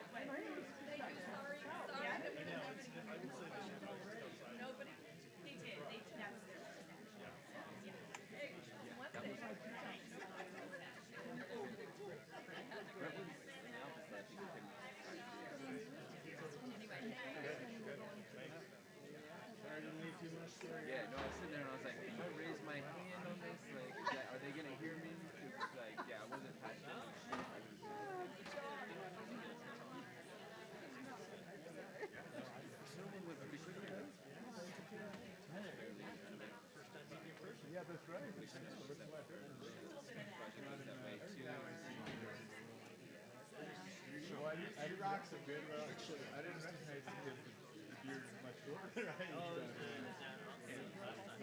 of me were in now a year ago, right? And he said it, he's like acting like a older person.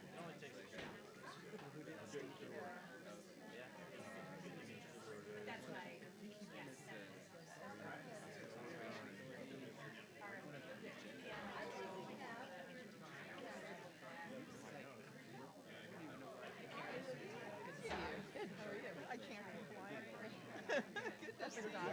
Right? Yeah, once you're here. That was eventful.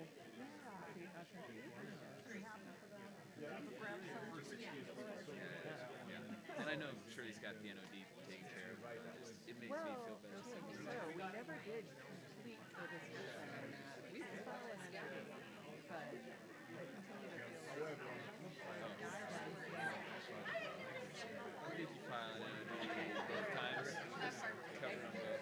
Okay, I will text her. I think she's probably anticipating it because I haven't really pulled her in on the whole thought process. I'll just text her. Your chances are low. I think you got an argument that she might wait for the entire That's the way I kind of view it. Yeah, it's much easier to be like, we didn't need it, dude. Yeah, we did it anyway. It felt We should better. have, but we didn't need to. Yeah. It's like super contentious. Like, it's weird that they have super contentious men and nobody should. When Patrick mentioned that, I thought, okay, well, maybe I'll still be around, yeah. I mean,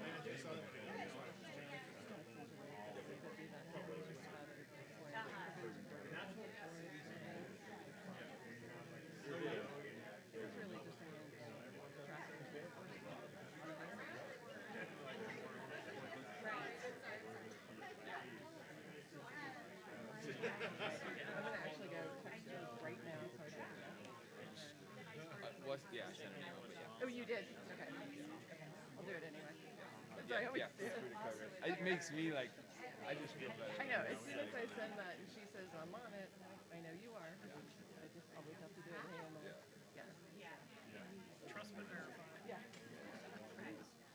Thanks for the heads up on his latest.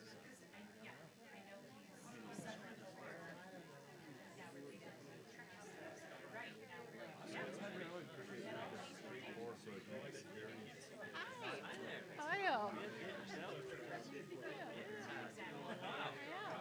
I barely recognize you. Who is that? It's kind of changes, you know? Yeah. Yeah. Yeah. Hey, Clay, good to see you. Short term rental. Oh, yeah. You know. It was. It was actually really nice. So it's not bad. Yeah. But it's like, it's a bummer, like, twice of us that was out of town last week. And so I totally could, I missed the hearing altogether. So, yep. I washed my car this weekend. I know. I did that too, that's why I went to the county. Did you have? Oh, kids to ride with, so they drive it up there.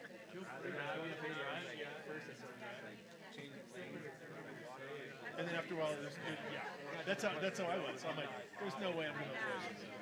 That's the way to do it. Smart has we have a bunch of throwaway vehicles. Although the resorts may not open. Motor pool, so it's like you have to like kind of jump in some people together. And it wasn't. We'll see. We'll see. It wasn't in cars. And so I'm like, I know. because this we knew that How are they even going to be able to groom that? Sunday morning early? Same thing last year. Like, repeat on Saturday and like,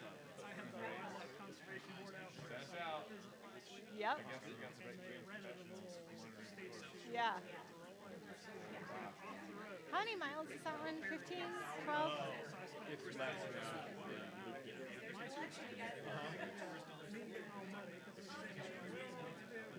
I was thinking about doing it, but I have not gotten that mileage in my I've not gotten it in yet on my Nordic skis. Oh, cool. We have a new, our guys do. Yeah. But it's for muddy situations. That's cool. Trucks and the ones that Yeah. can lift up the poles. It's a, Yeah, it's so cool. narrow, but has 2 tracks on it, like a tank, and they can hold a wooden utility pole and drive it back side yard. And then Keep stick it going. in, like put it back in. But it's like they're I having know. issues where it's like, Yeah. storms, That's where funny. you're like, well, I need to get Yeah. subcontractor to put You're right. the temporary road plates to drive, so we can drive trucks over muddy fields and stuff like that. That's the only things operate.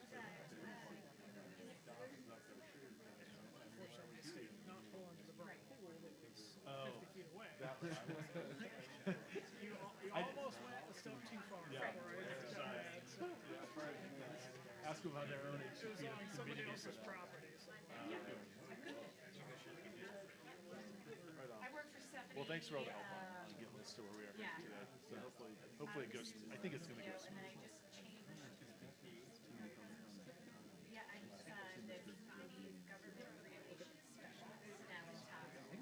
Is that? Yeah. It's a new position.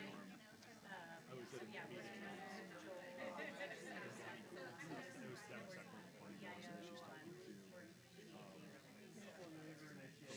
Trying all the things.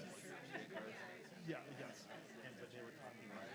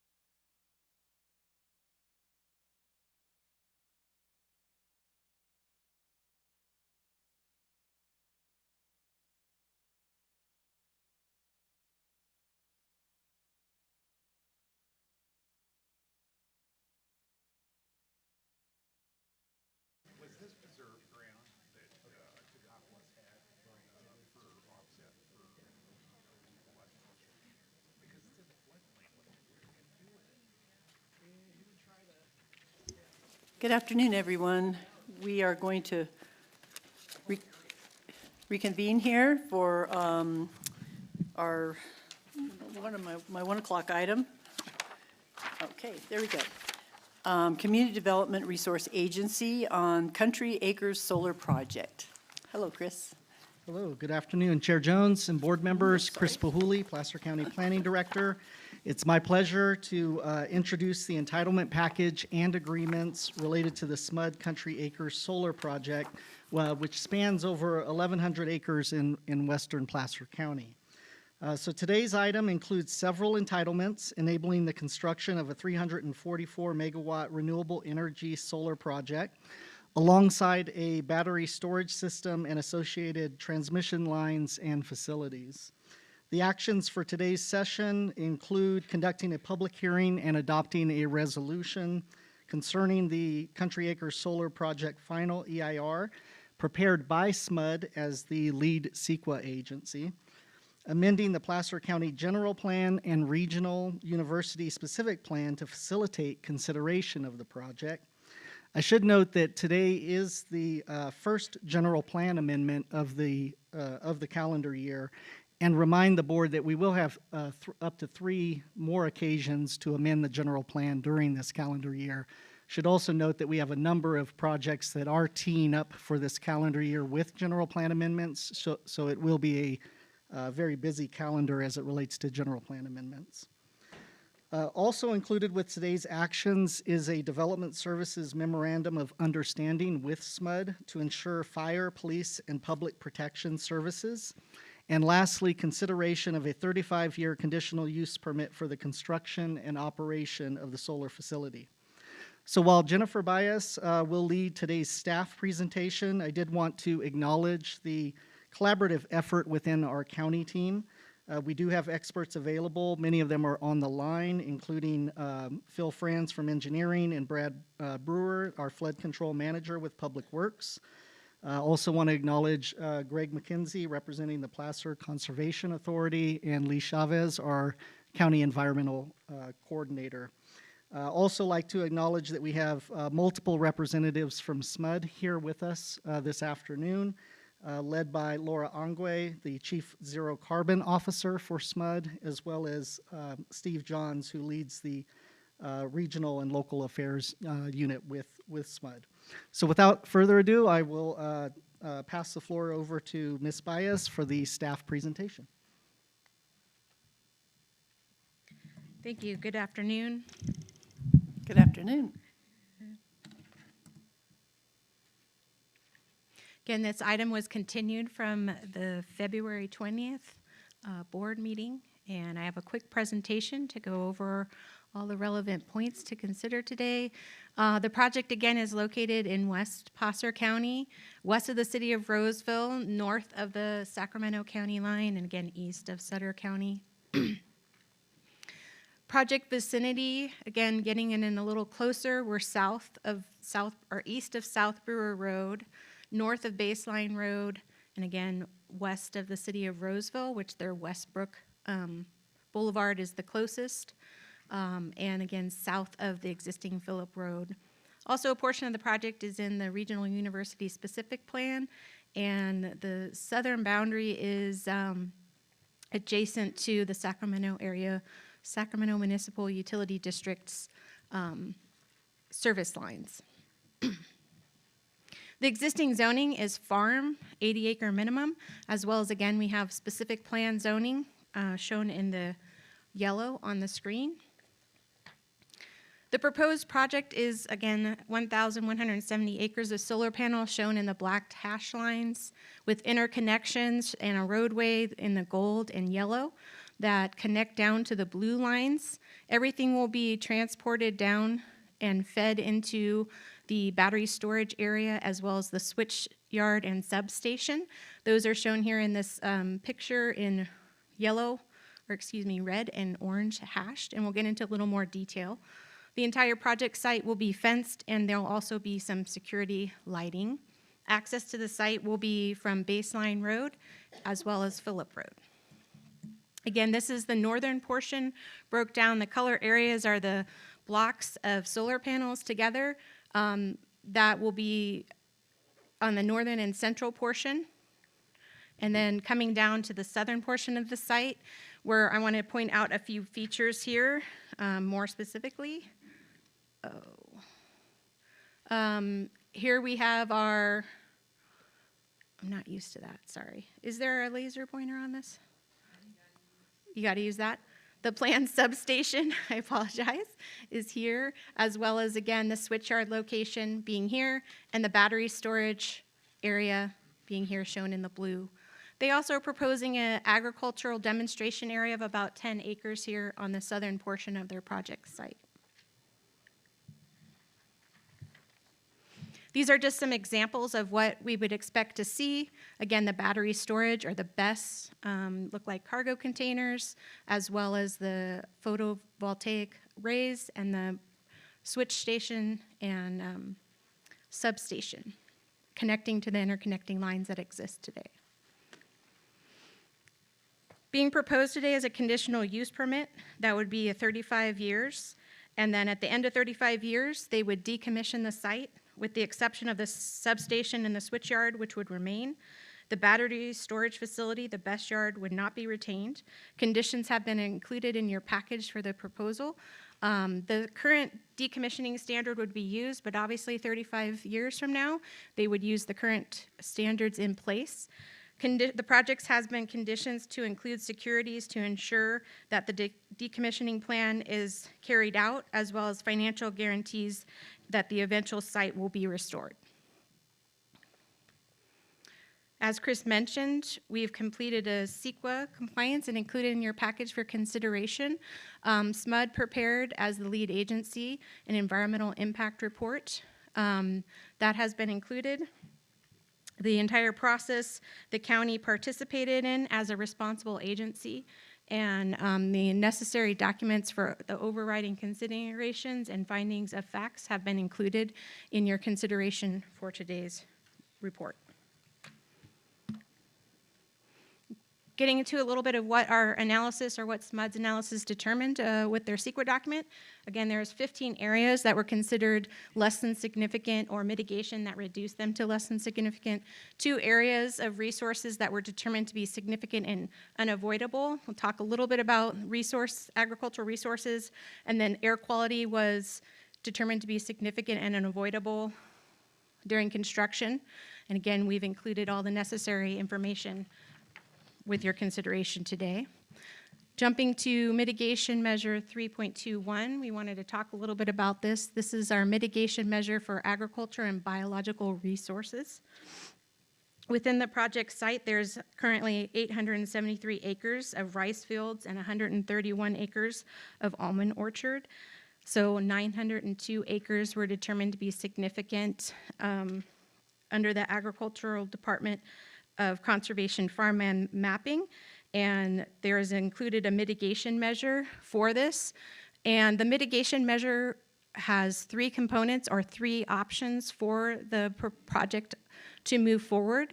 1 would be to seek conservation easements, 2 would be to pay an in lieu fee, and 3 would be, again, for them to participate in the PCCP, or Conservation Program, through the in lieu fee program. And they have chose and included to participate in the third bullet, the PCCP program, and we'll talk a little bit more on a specific slide as we continue. Included in your package is a general plan consistency. Again, most policies this project is proposed to be consistent with.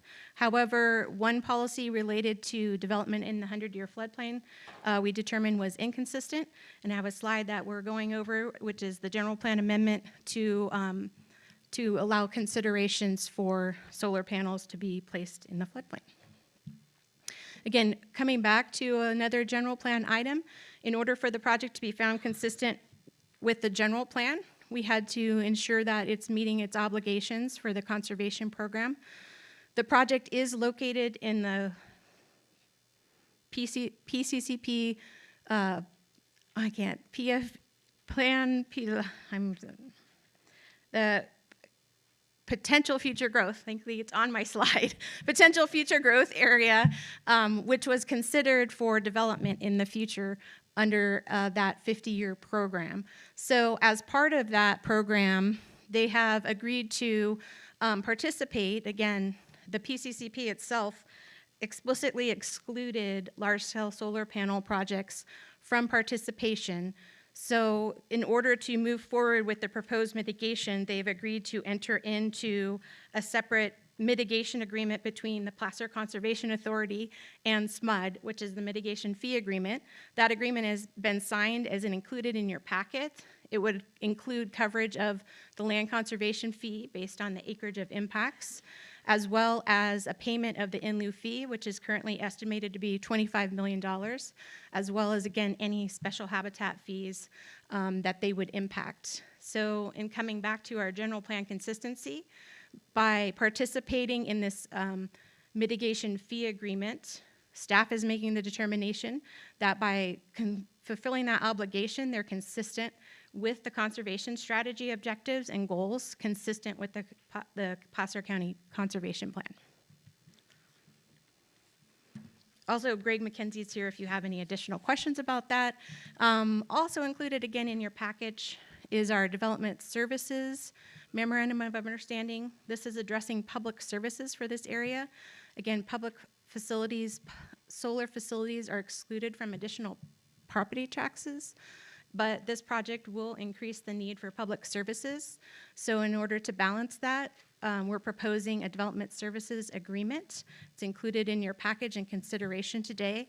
The agreement is based on a fee of the expenses of the structures and improvements to the property, and includes, again, the substation and the switchyard. An estimated annual $1 million, a little over $1 million, is expected for this public fee, and that public $1 million would be included and allocated to the general fund. In addition to the development services MOU that's being proposed, also all the sales taxes for purchases, which there'll be quite a bit of material and equipment purchased for this, will be allocated to Placer County with the project.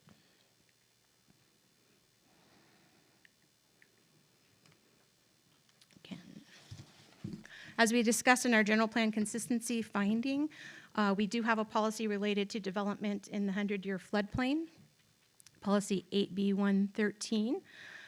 We are proposing an amendment to this policy that would allow for considerations, exemptions to this policy, or exceptions to this policy, and being very specific, adding a new policy, 8B113, which would allow for long-term non-permanent solar electric generation projects to be constructed in the floodplain.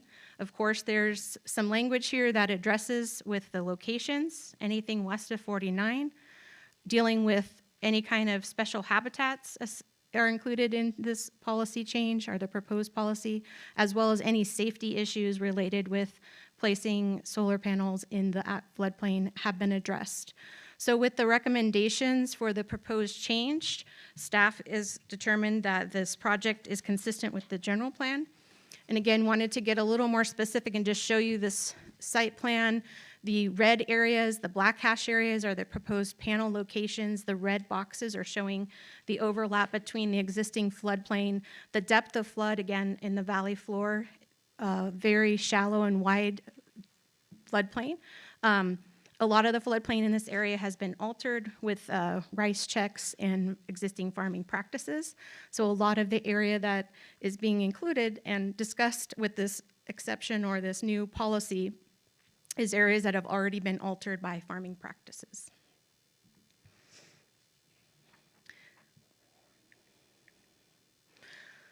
Also included in your packet is an amendment to the regional university specific plan. That specific plan has two areas. Again, there's a subsequent conformity review that's required to happen on anything that is shown in the purple, which is our university, 600-acre university site.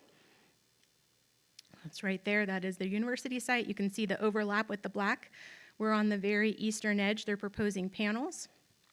So in order to consider those panels to be placed there, we're proposing to make two modifications. Again, that the campus master plan for the university site would not have to be approved prior to consideration of a conditional use permit for electric generating plant, as well as our development standards, which were also adopted for this specific plan area, has a very similar change that would allow, again, consideration of a conditional use permit prior to the campus master plan being approved. The public review and comment for this project, again, we've completed, along with SMUD, our CEQA documentation that began in November of 2021. In addition to that, SMUD has also presented an informational at the information item at the Agricultural Commission, and that was in February of 2023. The final EIR was released in April of 2023. Because we are looking at a general plan amendment, we also conducted a town hall in November of last year, 2023, as well as went to the Granite Bay MAC for that general plan amendment. The item was considered before the Planning Commission in January 11th, 2024, and the Planning Commission recommended approval for the Board of Supervisors, 6-1 with 1 absence. With that, I will conclude my presentation and ask for any questions. I just wanted to clarify really quick, was it 6-0 with 1 absence or 6-1 with 1 absence? It said 6-0, but you said 6-1, so I Did just I wanted say to that? make sure. It was It is 6-0. Okay. With thank 1 you. absence. Okay, thanks. 6-0-1. Okay. We need to conduct a public hearing. So I guess we'll open this up for our public hearing. In this case, do you want the applicant? Oh, we'll do that before the public hearing? Okay, on second thought, we're going to have the applicant come up and make their presentation before we do the public hearing. Good afternoon, Supervisors. Thank you. I'm just going to tighten this up. Or maybe not. Sorry about that. I'm Steve Johns with SMUD's Government Affairs. I just want to thank county staff for all the work that they've put into this project and helping us get to where we are today. We've been working on it for almost 3 years, and it feels very positive to be here today with the Board of Supervisors. Before I go through a very brief presentation, because I know that you've all been exposed to a lot of this information, I wanted to introduce a few other SMUD staff who are here. Chris mentioned Laura Angwe, our Chief Zero Carbon Officer. We also have Amanda Beck, who's our project manager for this project, and Sarah Cheney, who's a project development manager also in Amanda's group at SMUD. And y'all probably have met Eric Crane, who's also with SMUD's Government Affairs.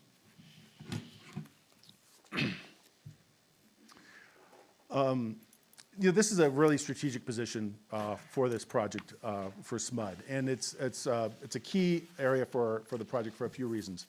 One is that we already serve 3,100 households, or about 8,000 residents in Placer County, because some of our service area is in the southern part of Placer County. When it's built out, we think we'll be serving upwards of 21,000 Placer County residents. And having a power source that is close to the need is very helpful for us. As Jen mentioned, it borders our transmission lines that go from Alberta up across the county, and I'll show you a map in a second, into Roseville Electric.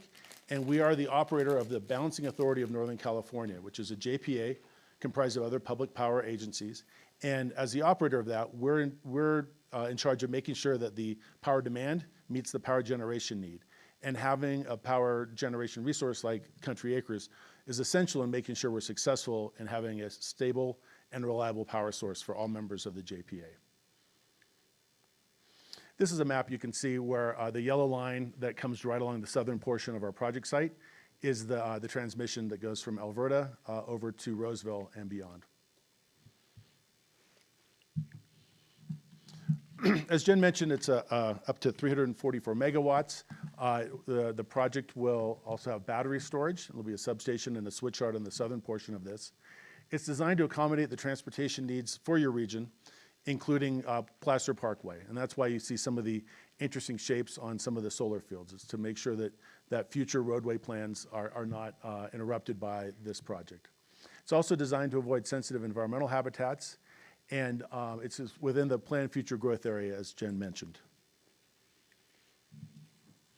So Jen mentioned two MOUs, and just want to touch on them very briefly.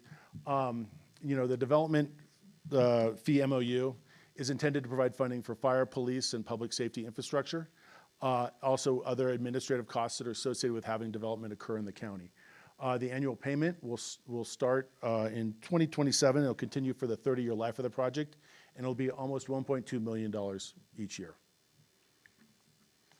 Jen also mentioned the mitigation fee agreement that we have with the PCA. Predominantly in 2024 and 2025, we'll be providing almost $25 million in mitigation funding in compliance with their requirements. And also talking about the economic benefit for the county. Starting at the end of this slide, we did make sure that there's a provision in our agreements with the county to make sure that we have a local unincorporated Placer County address that will be used for all the purchasing. So the sales taxes that are generated from the purchasing will go to the unincorporated portion of Placer County. Just want to make sure that we know that it's not in a city in Placer County, but it is in the unincorporated portion to maximize the sales tax benefit for the county itself. During construction, the project will support approximately 360 jobs and contribute more than $41 million to the local economy. And during operation, the project will continue to contribute to the local economy. We estimate it to be approximately $3.7 million per year. I'm briefly going to touch on the agrivoltaic project elements. This is something that we're very proud of having in the project. Jen identified in one of her slides that in the southern portion, we have this sort of a research station in partnership with UC Davis to look at how agriculture can be co-located with solar arrays. And it'll be set up, there'll be solar arrays at various heights, so we can get a better sense of what is the greatest benefit for the local agricultural economy. And hopefully with this demonstration project with a variety of different crop types, we'll really be able to get a sense of how these two uses can be co-located in the future successfully. We also have pollinator and grazing benefits that will arise from the project. We're going to be using the project, or the vast majority of the project, for sheep grazing to not only maintain local sheep herds and the agricultural economy there, but also to make sure that we can use it for weed and vegetation control. We will also be having pollinator fields, or flower fields that'll support the local pollinator habitat, which will benefit agriculture that's surrounding our project. We've been very active in Placer County. SMUD, as a community-based organization, prides ourselves on being part of the communities where our customers live. We're an active member of the Lincoln, Rockland, and Roseville Chambers of Commerce. We've been participating in the Placer Business Alliance DC Summit. We also look to support community-based organizations. We're a longtime supporter of the North State BIA and partner of theirs. And as I mentioned before, we operate the Balancing Authority of Northern California in support of Roseville Electric customers. Lastly, you can see from the project timeline that we are here today before the Board of Supervisors. As I said, very happy to be here. And if approved, we hope to start construction this August and start of operation a little bit over 2 years later in December of 2026. If there's any questions, I'm happy to address them now, or I can come back if there's questions later. We'll be holding our public hearing first. And Thank you. So I'm sure there'll be plenty of questions. Okay, I'm going to open up the public hearing now. So Wayne Nader, good afternoon. Just had a question on this. I'm pretty familiar with that area. It's my family farm, not all that far from there. And we have experienced, probably in the last 40 years, multiple, well, I won't say multiple, but more than one 100-year event of flooding. And in fact, it seemed like it went outside of some of the lines that were drawn for the 100-year flood. What I'm curious about is the picture that was shown of the battery containment area was on the ground level. And I would think it might be prudent because of that area to elevate it. And I wondered if that was possible to do that, just out of protection. I imagine what it would be like for batteries to come into contact with water. It typically isn't a real good outcome. Thank you. Thank you for your comments. Are there other public comments? Seeing none? No. Hi, Michael. Hi. Mike Garabedian, Placer County Tomorrow, Pacific to American Divide. Let's see, I can cover a little bit here. Really should continue this item so you can have before you the full report that at least two of you had when it was before Placer Conservation. On January 17th.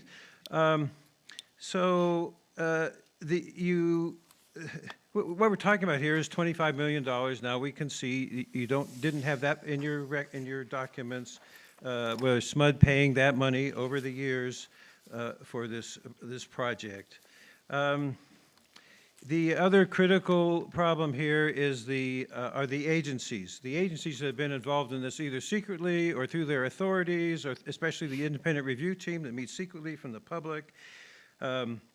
So there have been various agency mishaps in this. It looks like that question their organic legal authority about how they're involved in this, either through the IRT or their others. So I guess this is the starting gate now for all of these questions to begin to get some kind of answer, or attention at least. So the vernal pool program, the restoration program seems to have disappeared from people's consciousness. I've tried for several days, even went by the Federal Wildlife Office to try to get a copy of it. It's no way to get it that I could find yet. That kind of reflects that maybe it's just being pushed aside and out. That's a serious problem here. The various sleights of hand here, like saying that this kind of protection deserves a secret categorical exemption, is crazy, because we're destroying massive areas that hardly can qualify for a categorical exemption. The biggest missing thing is the California, Oregon, and Nevada vernal pool program, the restoration program. And how that's being addressed and not being addressed. We have a tremendous agency mismanagement here. It looks both by the county and your presentations today and at SMUD. At first I had the impression that SMUD is just going along and taking, the counties, going along with the county. But obviously, when you review these documents, you see, as presented, SMUD is a major player in this. And they are as responsible for this as you are now and in the future.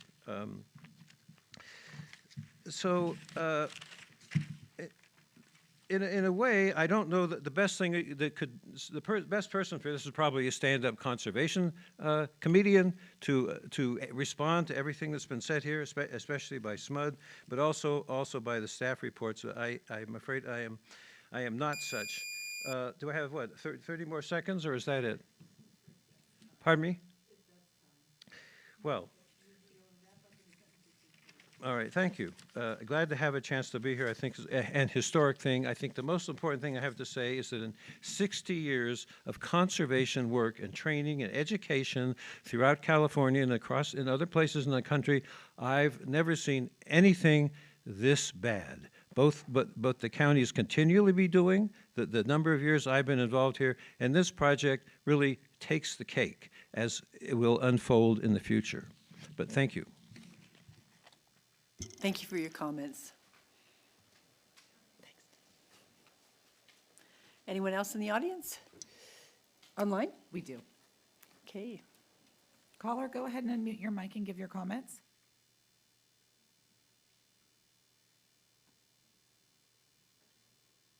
Hi, this is Cherry Spriggs with the Placer Business Alliance. I am just calling in today. I'm sorry I couldn't be there in person with you all, but we are definitely in support of this project. We think it's very exciting for our county. Many of you are familiar with the Placer Business Alliance, but really, while we're structured around the 8 economic sectors for our county, really we pride ourselves on the thread and the narrative that connects those 8 sectors, and power and energy being that, as well as natural resource availability and preservation and all of those good things. And we're just really excited for this project. for what it will do for our community and for our economy. And we look forward to hopefully having it passed today. Thanks so much. Thank you for your comments.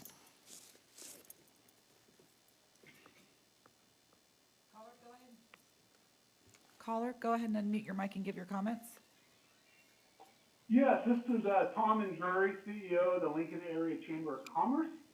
Back in January 5th, we sent in a support letter to the board for this project, and I just wanted to call in today and reiterate the fact that the chamber, we're advocates for projects that bring new investment and job opportunities to the area while helping meet our sustainability goals.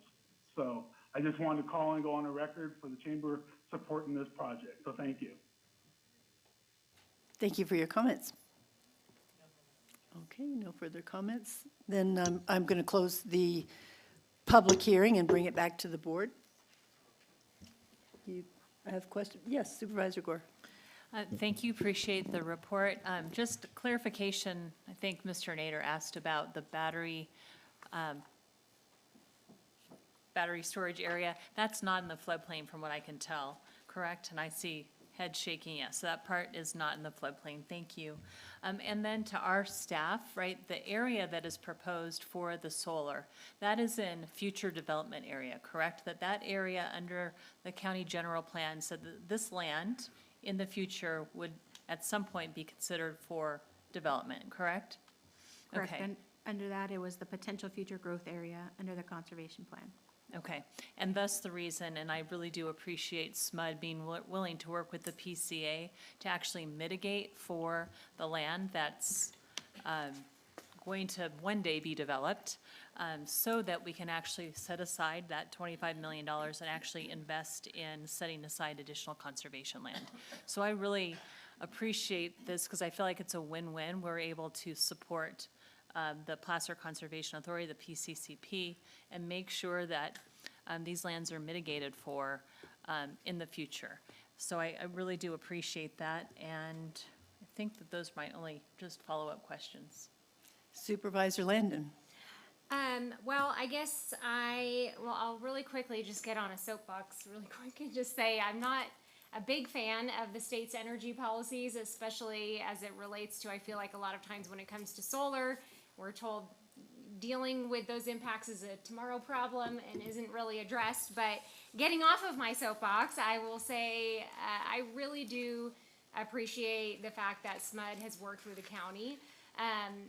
I think it's important to note that if we don't approve this, SMUD or any other large-scale solar project like this can go to the state for approval, and at that point would not have to mitigate within Placer County. We would get no benefit, and the state can approve them on their own. So I think it's important to note that. I did want to ask if maybe Greg would just come up briefly. I don't know if that's my mic. I'm sorry if it is. Just to really quick speak to Mr. Garabedian's comments. Pay to destroy is what I said. Good afternoon, Good Madam afternoon. Chair, members of the board, ladies and gentlemen. Greg McKenzie, the Placer Conservation Authority Executive Director, here in that role today. Why is that important? Because the Placer Conservation Authority is made up of the Placer County Water Agency, South Placer Regional Transportation Authority, the county, and the city of Lincoln. And so in that capacity, I have a responsibility to the Conservation Authority to ensure that projects that come forward that the county approves are consistent, or as consistent as can be, with conservation strategy for the conservation program. That conservation strategy allows us all to approve projects and mitigation to carry out projects under the Conservation Authority's umbrella for mitigation and conservation, be that grant funded or mitigation funded. So in this case, this is the Country Acres project is not a covered activity under the conservation plan. Staff did a nice job of explaining that. It's also very well explained in the board memo, which is basically because utility scale wind and solar projects had such impacts such that we couldn't estimate them at the time as we could with development. We understand as a county, as a city, as a water agency, as a transportation agency, how to analyze impacts and effects of future projects. Very difficult with solar and wind, evolving technology, changing technologies, new legislation around what you can and can't regulate. And so it ended up being one of the few activities in the county which cannot be covered by the conservation program. So this project will not be receiving state and federal permits extended to the project by the county. It will, if they do require those permits, they have to go through the state and federal agencies, much as projects always had to do in the past. And so that is their separate authority. The Conservation Authority has no land use authority. That land use authority is vested with you, in this case, the county, to approve projects and to extend permit authority under the PCP if it could. In this case, it can't because it's not a covered activity.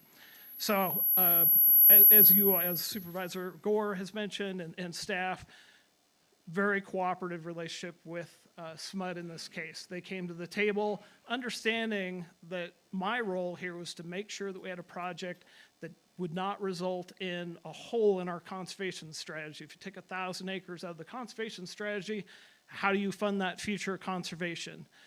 And so we negotiated in good faith with SMUD.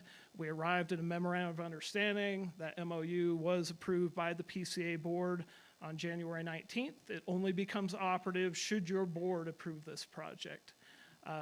Where will those fees go? So those fees will go to provide mitigation in the CEQA document. As Jen pointed out in one of her slides, there is a mitigation measure that says they can enter into an MOU with, in this case, the PCA, to provide mitigation. So we will utilize those funds similar to other mitigation fees, and we will go acquire lands to mitigate for the effects of this project on principally agricultural loss of soils, but also has side benefits, right? Because our ag lands in Placer County provide habitat for Swainson socks, tricolor blackbird, burrowing owl, wetlands, streams. And so our goal will be to, should your board approve the project, those funds come in under the MOU, we will flip those over into conservation lands in western Placer County that meet the requirements of the mitigation, CEQA document, as well as our conservation strategy. So with that, happy to answer any questions you may have, but hopefully that helped. Yes, thank you. Thank you for that. With that, I guess I would just say, once again, I want to reiterate how thankful I am that the SMUD team has been very cooperative with county staff, and for county staff for the huge heavy lift that it's been over the last couple years.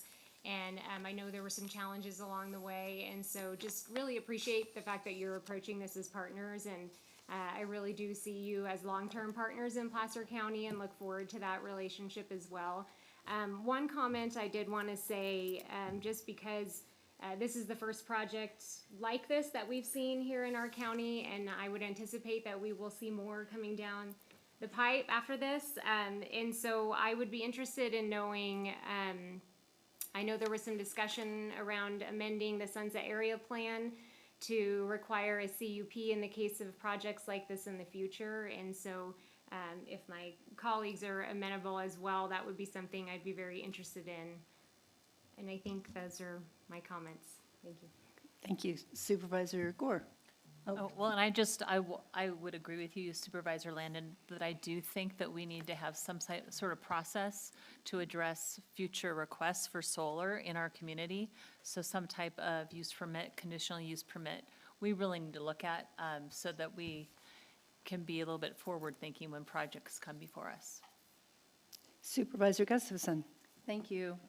I wanted to echo the comments of my fellow board members. I wanted to commend staff as well. This is a unique project, and we had a lot of things to work on to make sure that this could work for Placer County. But mostly I wanted to thank SMUD, because although one speaker said that there was deception here, I don't believe that at all. In fact, SMUD has been upright and forthright in all my meetings with you about what you were trying to accomplish and how you were going to do it. There's another large utility in our state that I may be less willing to give the benefit of the doubt to, that has initials in their names as well, just 3 though.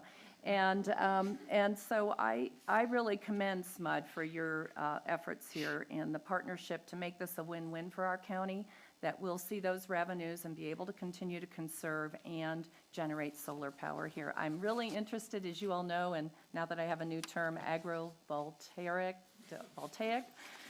did I get it right? To see how agriculture and these solar panels can work together. So thank you, and thanks to staff. Greg, thank you. I think this is a win-win for our county, and I appreciate it very much. Oh, I wanted to agree with my colleagues on a CUP moving forward, looking at changes so that we could condition other projects that may come before us in the future. Agreed. Anyone else like to comment? I would like to comment. Thank you for being so thorough and open with us in our meetings with all of you. And I found very interesting the grazing benefits that you're planning on. When you told us about you're going to have sheep to help graze and not goats, I mean, everybody thinks goats, right? Goats graze.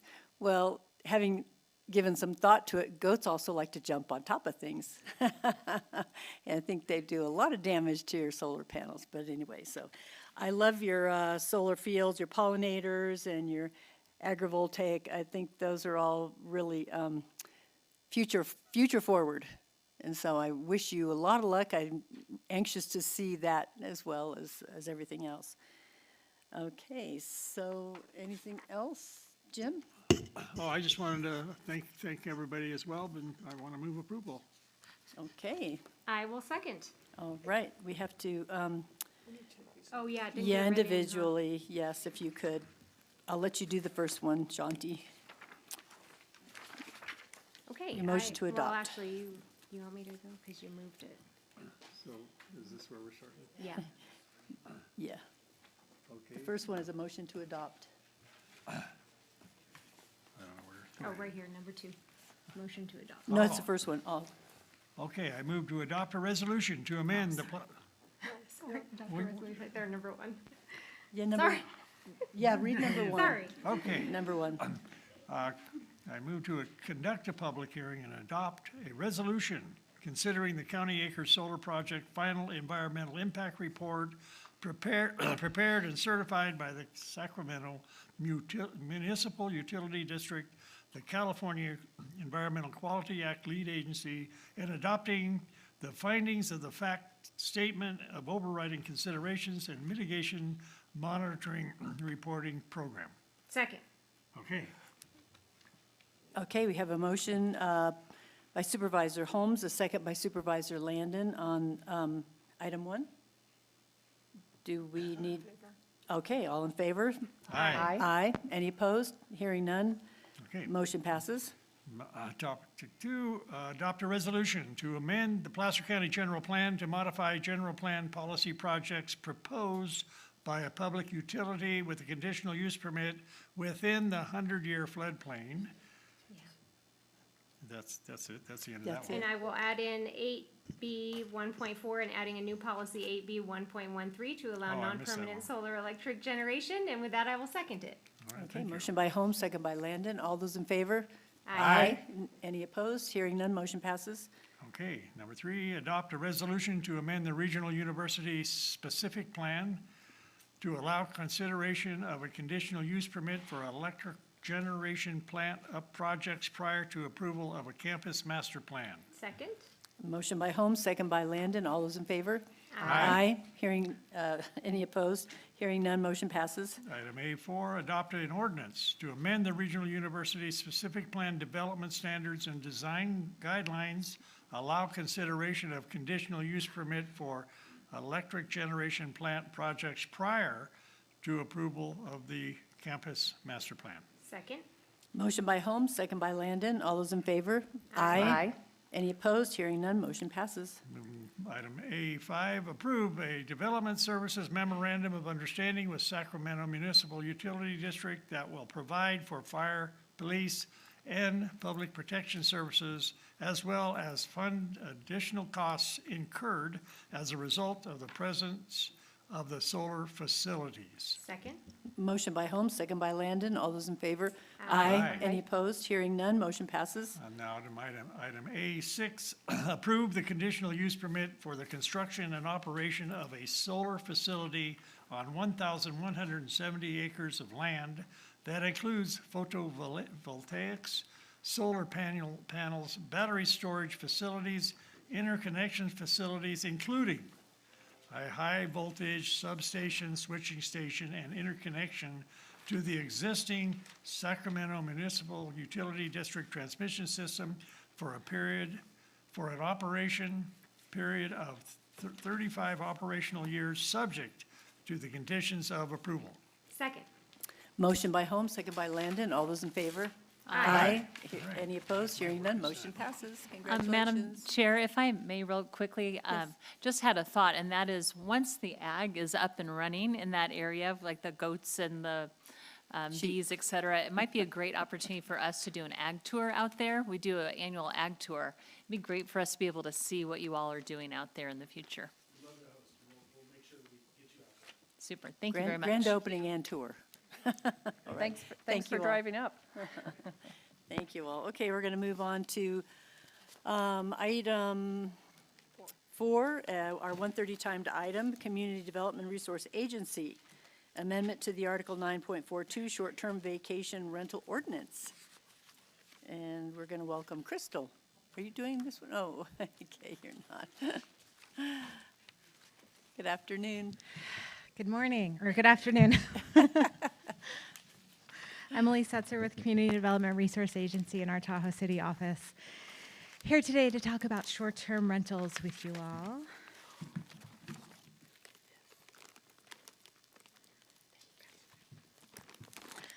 Okay, as you know, our short-term rental ordinance was first enacted in 2019.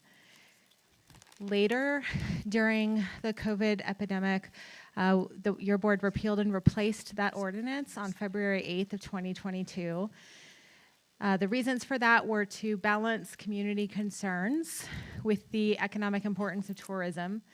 And we crafted this ordinance through extensive stakeholder input at that time and have continued to do so. Your board requested adaptive management and asked staff to form a stakeholder working group. That working group has met several times. I'll go into that in a subsequent slide. We also have completed minor amendments that were adopted in January 24th and May 9th of last year. And then we most recently visited you with a program update in October. Our adaptive management stakeholder working group has met 6 times between 2022 and 2023.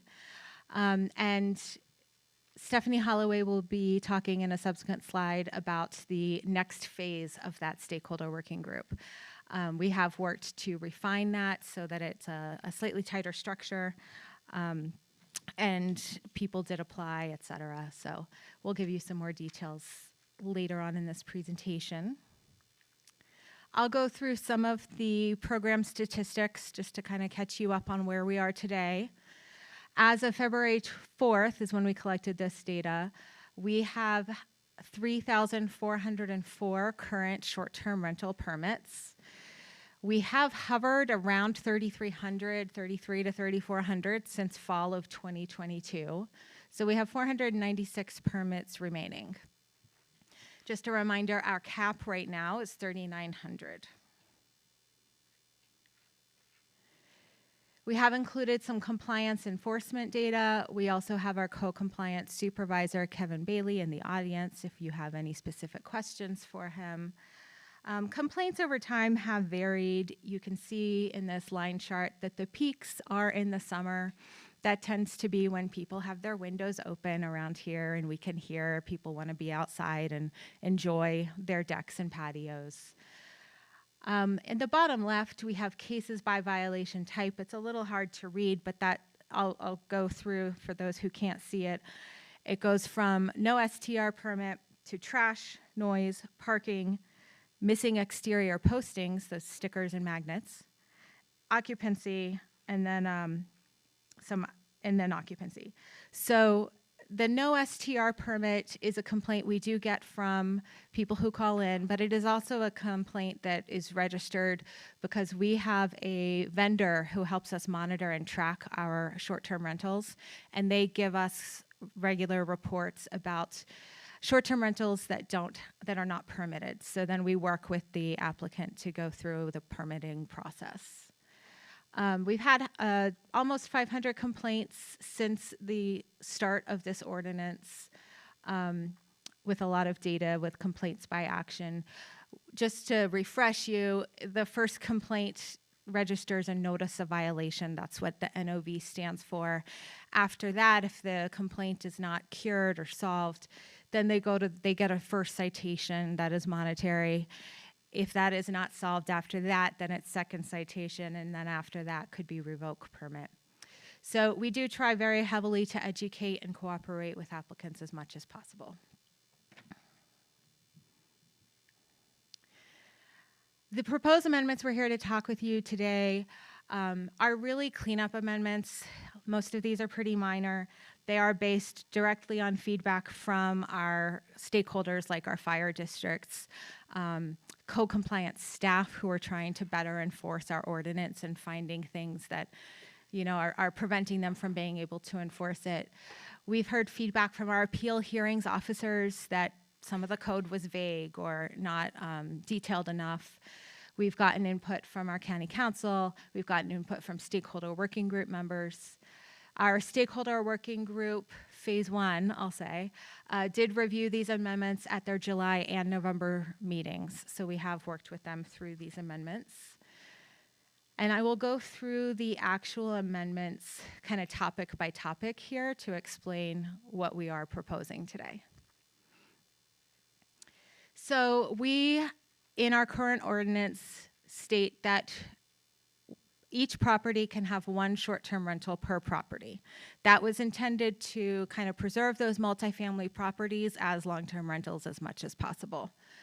That said, we have gotten some feedback from properties that are within our town centers, so downtown Kings Beach and Tahoe City, that they would like to have, and historically have had, more than one per property in select locations. So because TRPA and our Tahoe Basin Area Plan really do direct that tourism lodging into our town centers as much as possible, we are proposing allowing up to 4 short-term rentals per property in the town centers only, not in the residential zone districts. We chose 4 because above that, actually, in TRPA Code of Ordinances becomes a hotel motel. So that is our limit there. We are also refining the local contact person's distance, how far away they could be from the property. We've had some occurrences where the local contact is in Reno or Carson City, and you can imagine they can't get up here very quickly in summer traffic, construction traffic, or winter weather conditions. So we are proposing to reduce that to a distance of 35 miles. We also are proposing to clean up the definition of property. We do have some mixed-use properties and some unique properties based off older zoning around the area where you have multiple parcels that actually make one property in this region. So we're just trying to clean that up so that that can encompass the entire mixed-use or multiple APN property.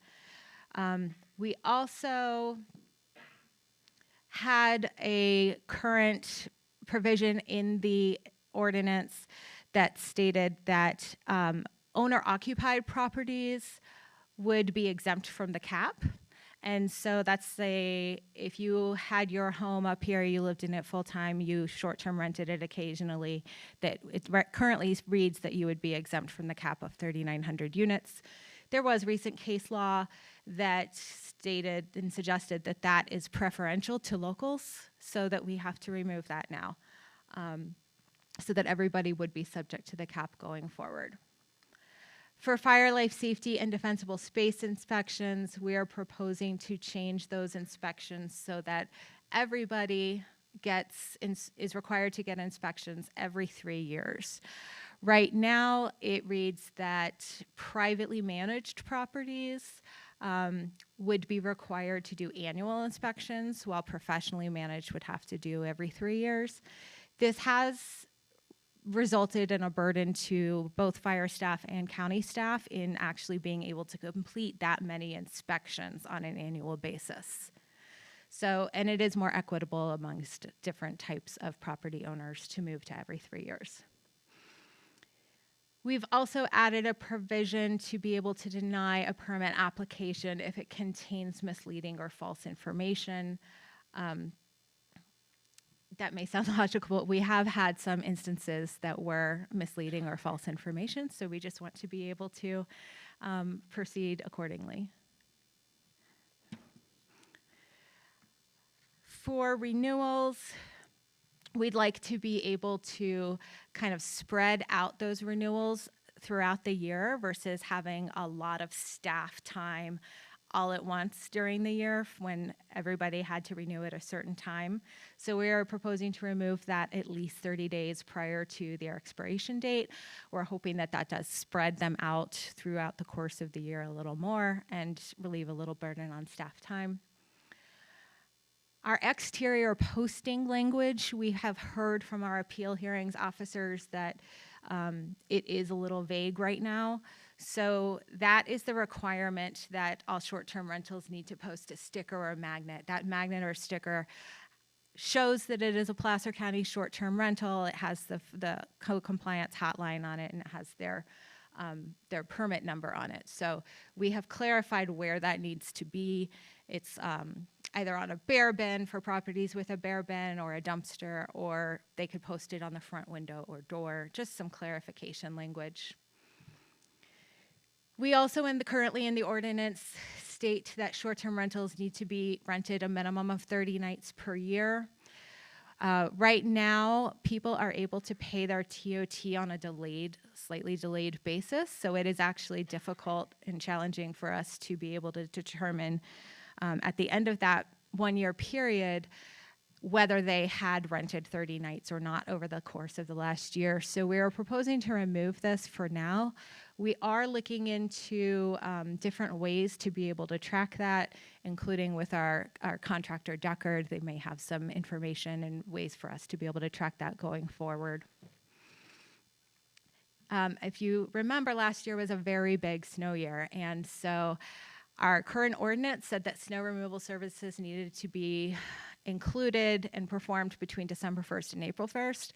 Well, by December 1st, we had a lot of snow on the ground and had some complaints that our short-term rentals were not getting snow service. So we are proposing to require snow removal if the accumulation has been more than 6 inches, no matter the time frame.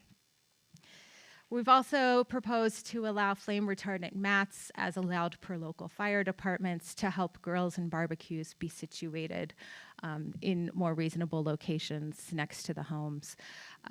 Many of the fire departments do allow this, so we're kind of opening the door as long as it complies with the local fire district's regulations. Our penalty section right now, the intent was to kind of have 3 notices of violation equal a citation. The way it is actually written, though, was kind of by topic. So say you needed 3 of noise, but if you had 2 of noise and 1 of occupancy, that didn't equal the 3 to be a citation. So we are proposing to make it kind of across the board, no matter the topic or subject of the problem, that it would be 3 notices of violation do equal the citation. We've also cleaned up some of our penalty sections, just again clarifying language so that it is very clear of the process of when our co-compliance officers go out, who they contact first, and when that time clock starts, because that has been a little vague in the past. Let's see, parking, trash, and occupancy. We are proposing to reduce the amount of time on this. We've gotten complaints that we should not allow for, say, trash to be on the ground for days, that it should be solved and picked up within hours. Similar with noise, we have received feedback that why would we allow noise to go on for hours and hours? That should be solved as quickly as possible. So we are proposing to reduce that time frame as well. In our current ordinance, we do not have a suspension section. We really just jump from citations to revocation. So we've worked with County Council to add in a suspension section.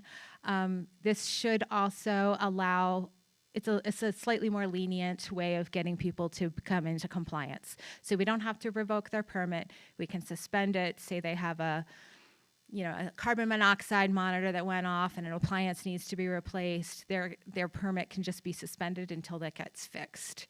So that reduces the amount of appeals that we would have as well. We have clarified our revocation section, also so that if we did revoke a permit, but it was not or a citation, if we revoked a permit or it had citations, but those were not upheld on an appeal hearing, that would not count towards revocation. We've also cleaned up the appeal request language so that it's very clear how many days from a citation that a notice of appeal must be submitted to us, really just trying to clean up that process and make it extremely clear for people when they need to apply and what that process looks like. We right now are required to schedule appeal hearings within 30 days from the date of receipt of the appeal. We actually have appeal hearings officers that are pretty busy. So we have proposed to extend this to 60 days just to give us a little more time to get on their calendar because we have had some challenges getting on their actual calendars. We also have cleaned up this hearing section a little bit. And we have cleaned up the STR and accessory dwelling unit section. So for short-term rentals right now, we do know that some of them are being rented and they are accessory dwelling units. Our short-term rental ordinance does not align with our accessory dwelling unit ordinance countywide. Our accessory dwelling unit ordinance does prohibit short-term rentals in ADUs, but our short-term rental ordinance doesn't refer back to it. So we are proposing to give people until April 1st of 2025, so about a year, to kind of sunset any short-term rentals in those ADUs so that we could align them in starting next year. I will briefly hand this over to Stephanie Holloway, who will talk about our next version of our stakeholder working group, and then I'll pick back up.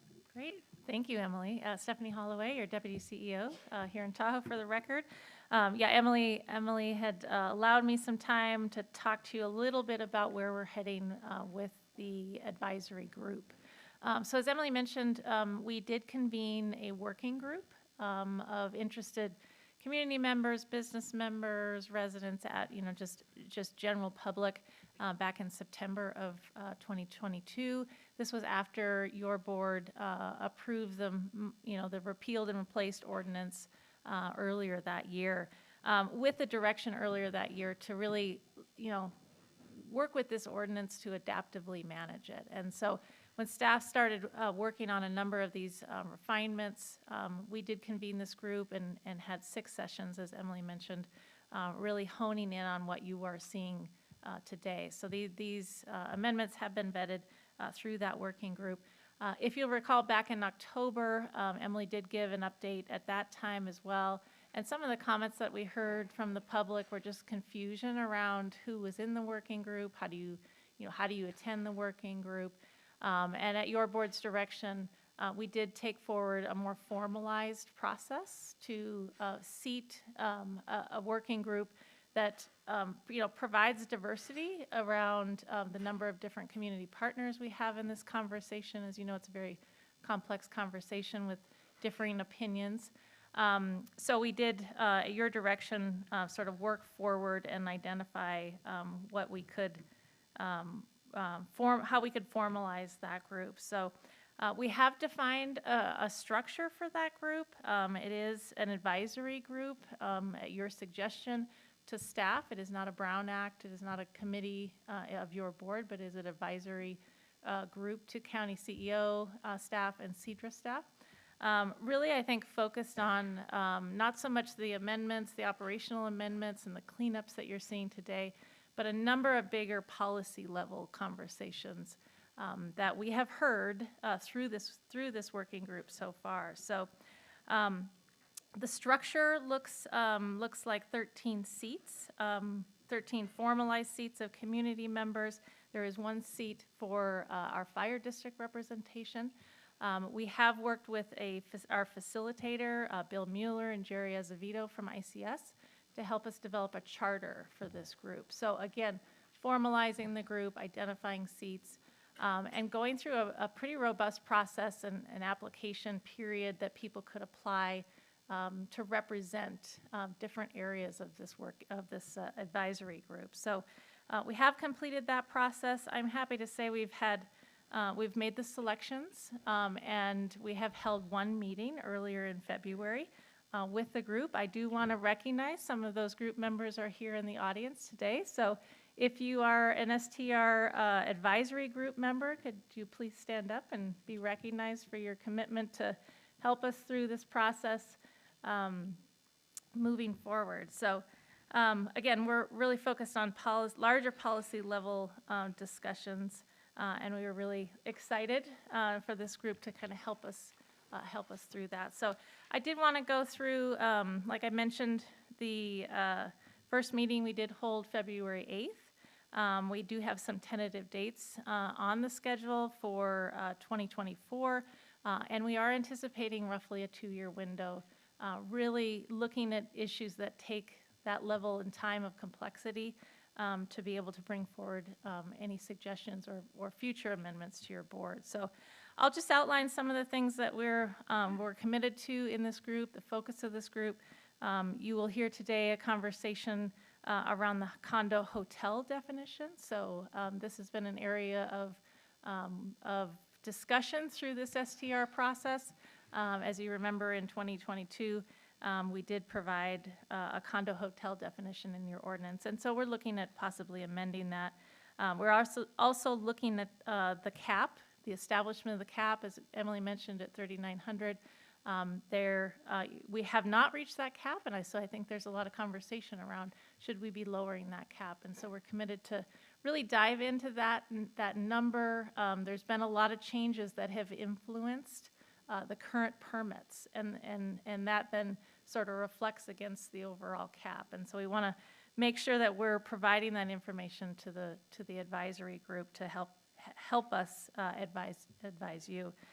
We are going to be looking at the suggestion of the working group, possibly a clustering provision or a zonal locational provision where maybe there is separation, between STR properties into the future. That is a very complex conversation with my partner here and Emily in the Community Development Resource Agency. That effort we will be focused on in the working group.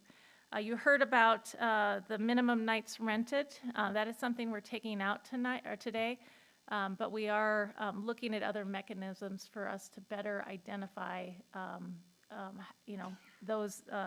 that parameter and that metric moving forward.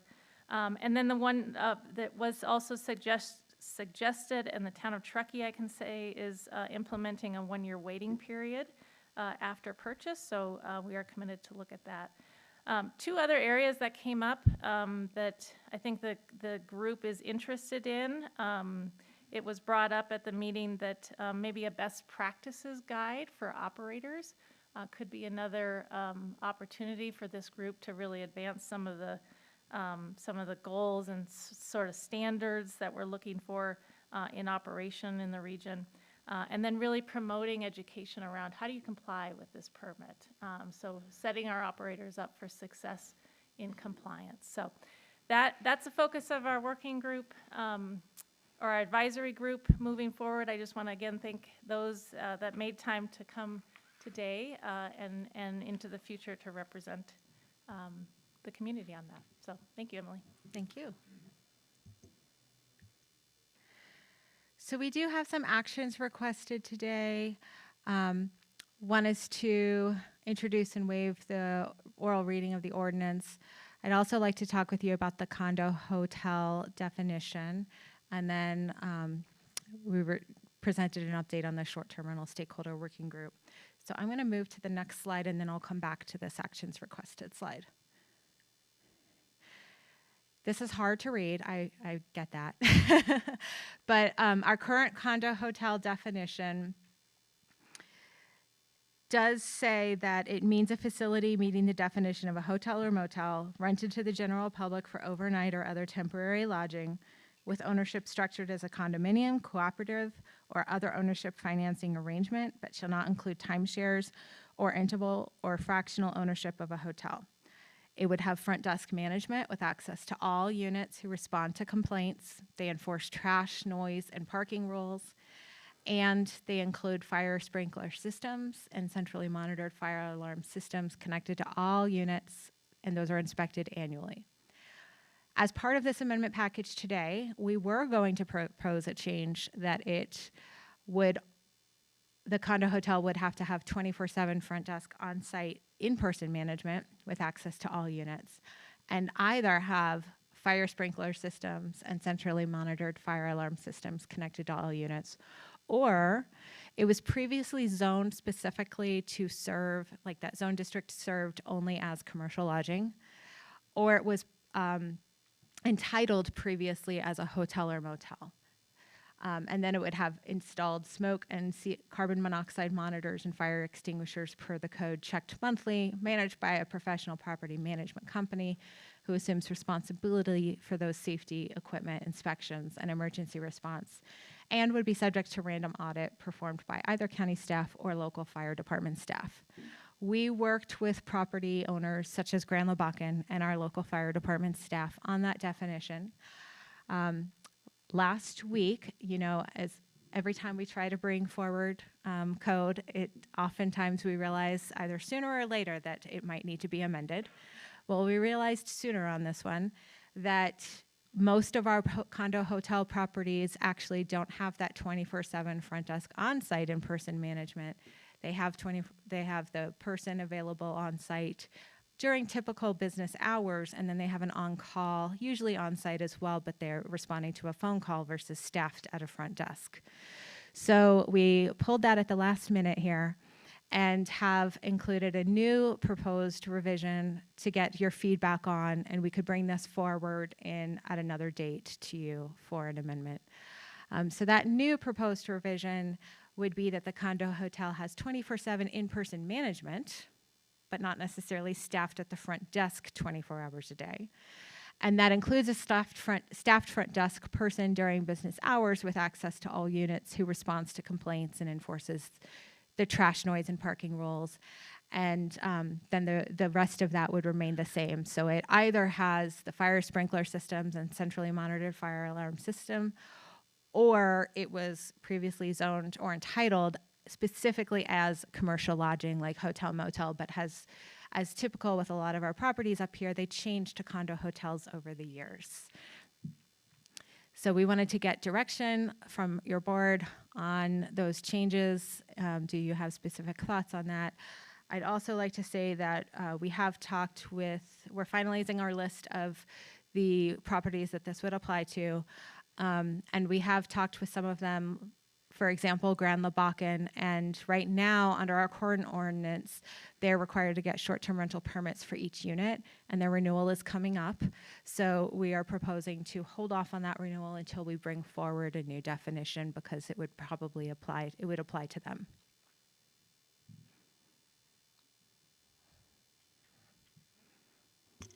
All right. Board members, questions? Supervisor Gustafson. Thank you. And I want to reserve some time after we hear public comment for additional questions. But I support this language change and this modification, on the condo hotel. It makes sense for what we were trying to accomplish from the beginning. Thanks for all the hard work on this. I know the devil is always in the details of writing new rules and ordinances. One of the things I picked up on that I wanted to talk about, I understand with new ADUs that are being constructed, restricting those from being short-term rentals. There are existing homeowners who bought and have a secondary unit on their property and rely on some of that income if it was owner-occupied, full-time owner-occupied, it would make sense to honor those, whether it's duration of ownership or whether it's that they're owner-occupied. I'd like to rethink that, because some of those smaller units can supplement and allow somebody.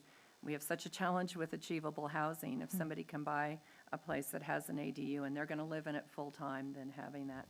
I know that creates complications because it's in our ordinance today to revise, but I'd like to at least consider that, if not now, with the stakeholder group to come back with quickly, so that before it would take effect in, you were suggesting May of 2025, that maybe the stakeholder group could consider that issue. I certainly understand it with new ADUs that are being constructed for the purpose of full-time housing, but let's not forget those who may depend on that income to be able to afford a home in Lake Tahoe and work here full-time. So. Yeah, our previous ADU ordinance, I believe, did allow either the primary home or the ADU to be short-term rented.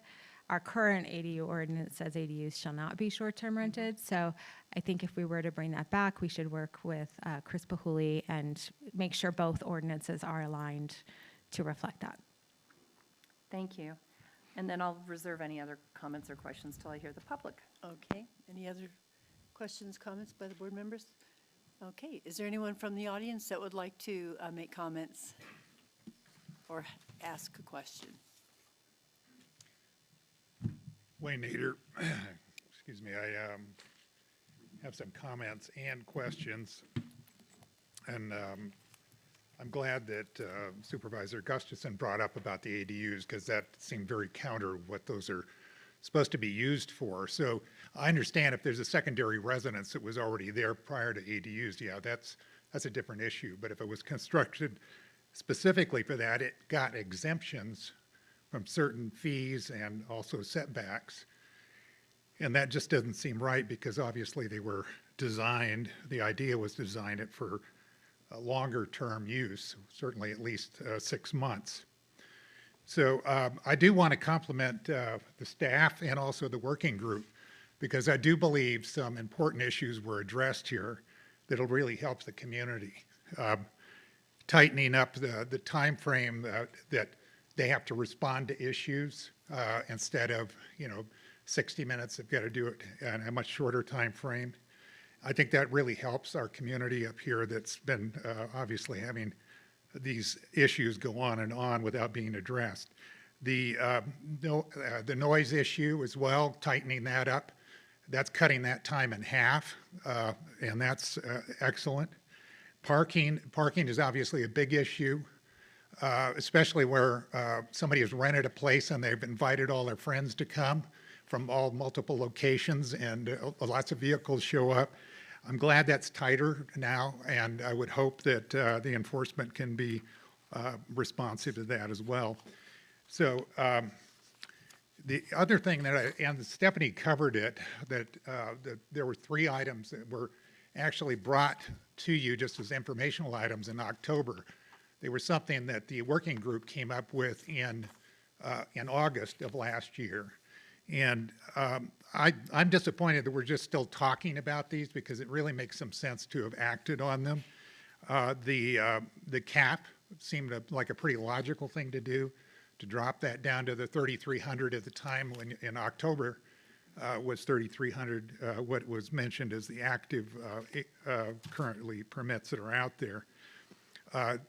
Also having that 1-year restriction in there for people who buy a house. It could be an investor trying to make some money. I think a 1-year delay on being able to apply for a permit is important. And I think the clustering is an issue, and it really needs to be addressed. There should be a review of that, in my opinion. And the last thing that I want to mention is that it's said that there's no fiscal impact to the general fund. I'd really like some verification of that, because there are now 10 staff people who are assigned to some degree to this. I'm just about done. And so I think I want to make sure that it is self-funded, and I think an audit would show that that it either is or it isn't. So that's something I think is important to do so that taxpayer dollars are not going to fund something for vacation rentals. Thank you. Thank you for your comment. Good afternoon. Good afternoon.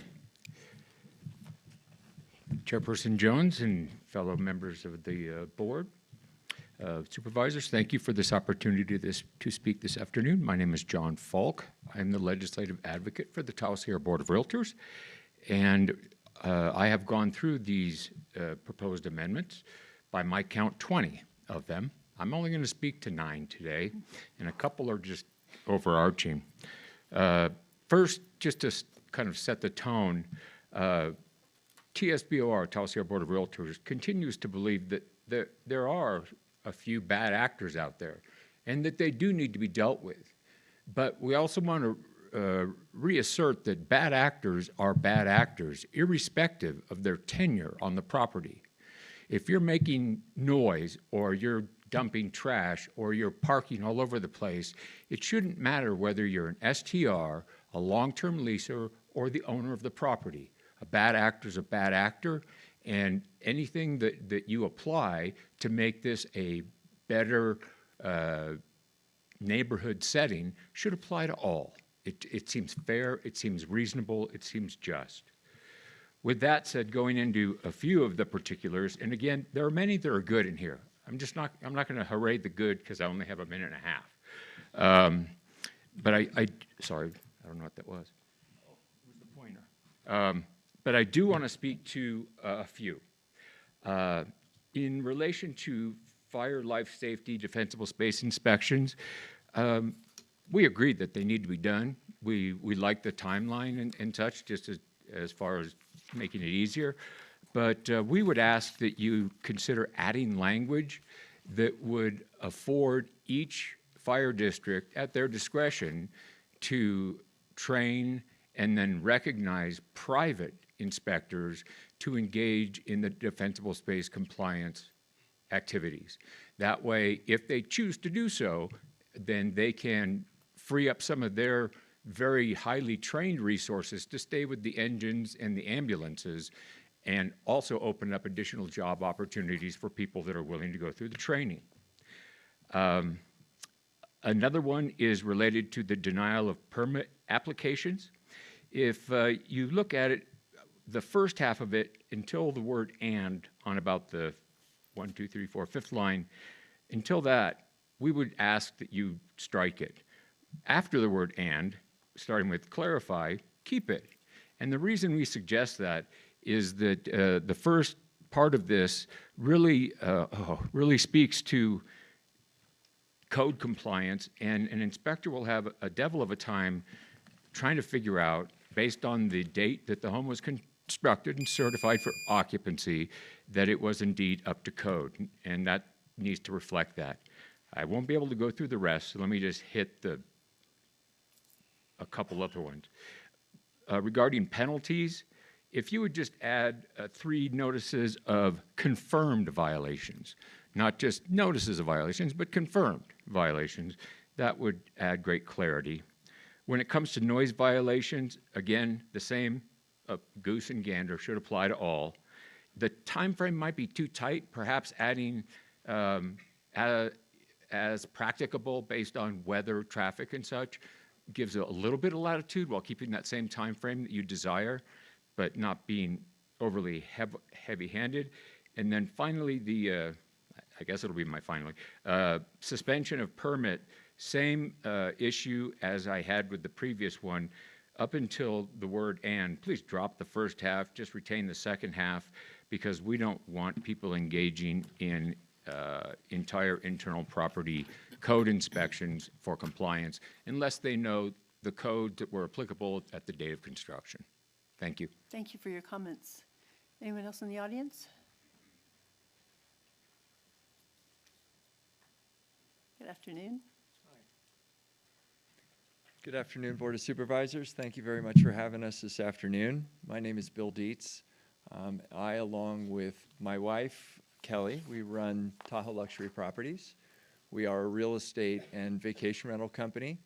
This year, we are celebrating our 30th year in business. We're a homegrown Tahoe City business. We have spent 30-something years in this community, not just as business people, but also as community members who support and value and treasure what we have here in this area. What's important to understand from our perspective is that we don't want the nuisances of vacation rentals to pervade our communities. We hear that loud and clear, and we take it very seriously, and the code enforcement and the nuisance issues that have been addressed in the ordinance we support. I appreciate John Falk's comments, member of the Tahoe Sierra Board of Realtors as well. Their advocacy has been great in this process, but also they've been, hey, it's private property, you have to let people do what they want.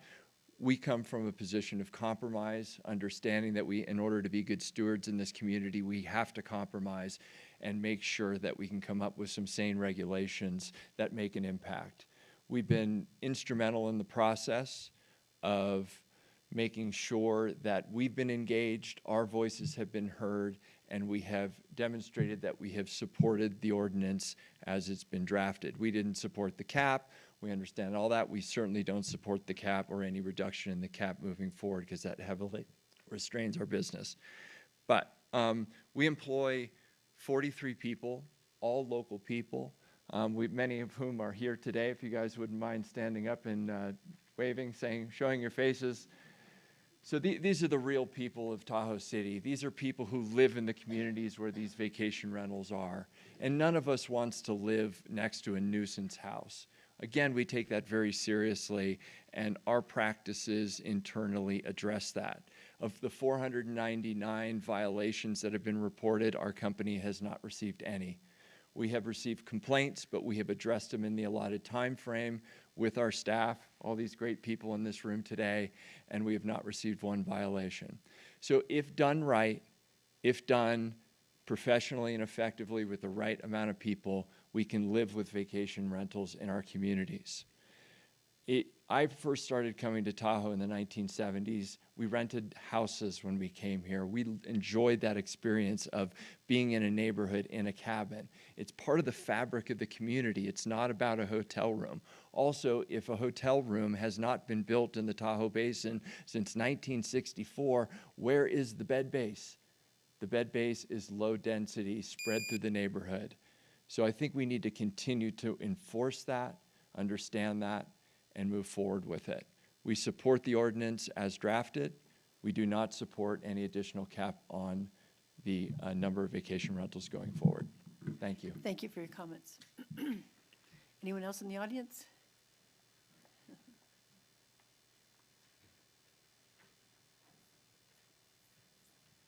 Good afternoon. Hello. My name is Ron Parson, and I appreciate the 2 plugs for Grollenbachen that we got today from staff.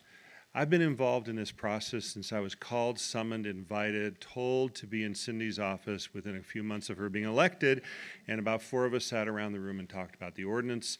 I have mixed feelings about the ordinance and the need. I share the Board of Realtors' concerns that we're trying to solve larger issues through the ordinance. I do think we need to solve the bigger issues as a community. I ask that you accept or endorse or direct staff to exclude those condotel properties from enforcement at this point. By enforcement, I mean the application process, not rules. From an enforcement perspective, on the 2 properties that I represent that would be exempt, we've had 0 complaints over the process, and I think that's correct.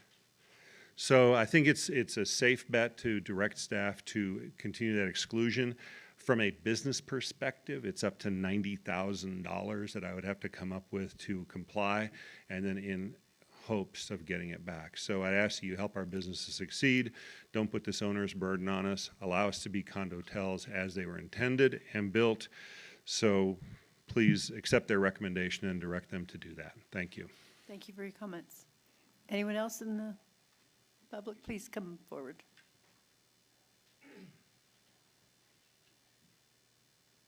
If there's anyone else, feel free to line up. Hi, I'm Mitch Packard, Packard Realty. I've been up here, hey Cindy, I've been up here for 60 years. I've been doing this business for 40, 45 years. I specifically think we should relax the rules again on condominium areas, make them condotels.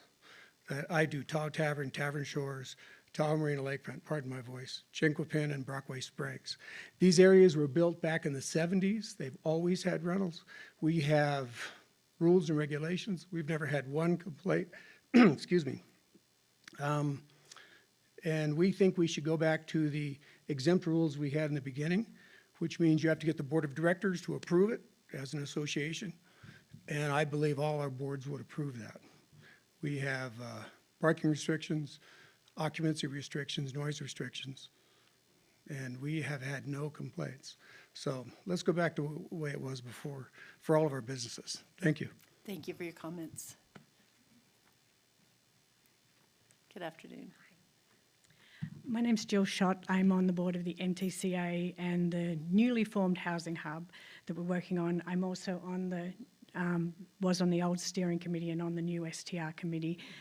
And then also on a group that we've been setting up through the NTCA, which is a best practices group that through some guidance from Stephanie, we're trying to work out the best practices for property management. I go to 2 or 3 conferences a year. I specialise in advocacy. I've been a property manager for 24 years. And this is something we all care deeply about.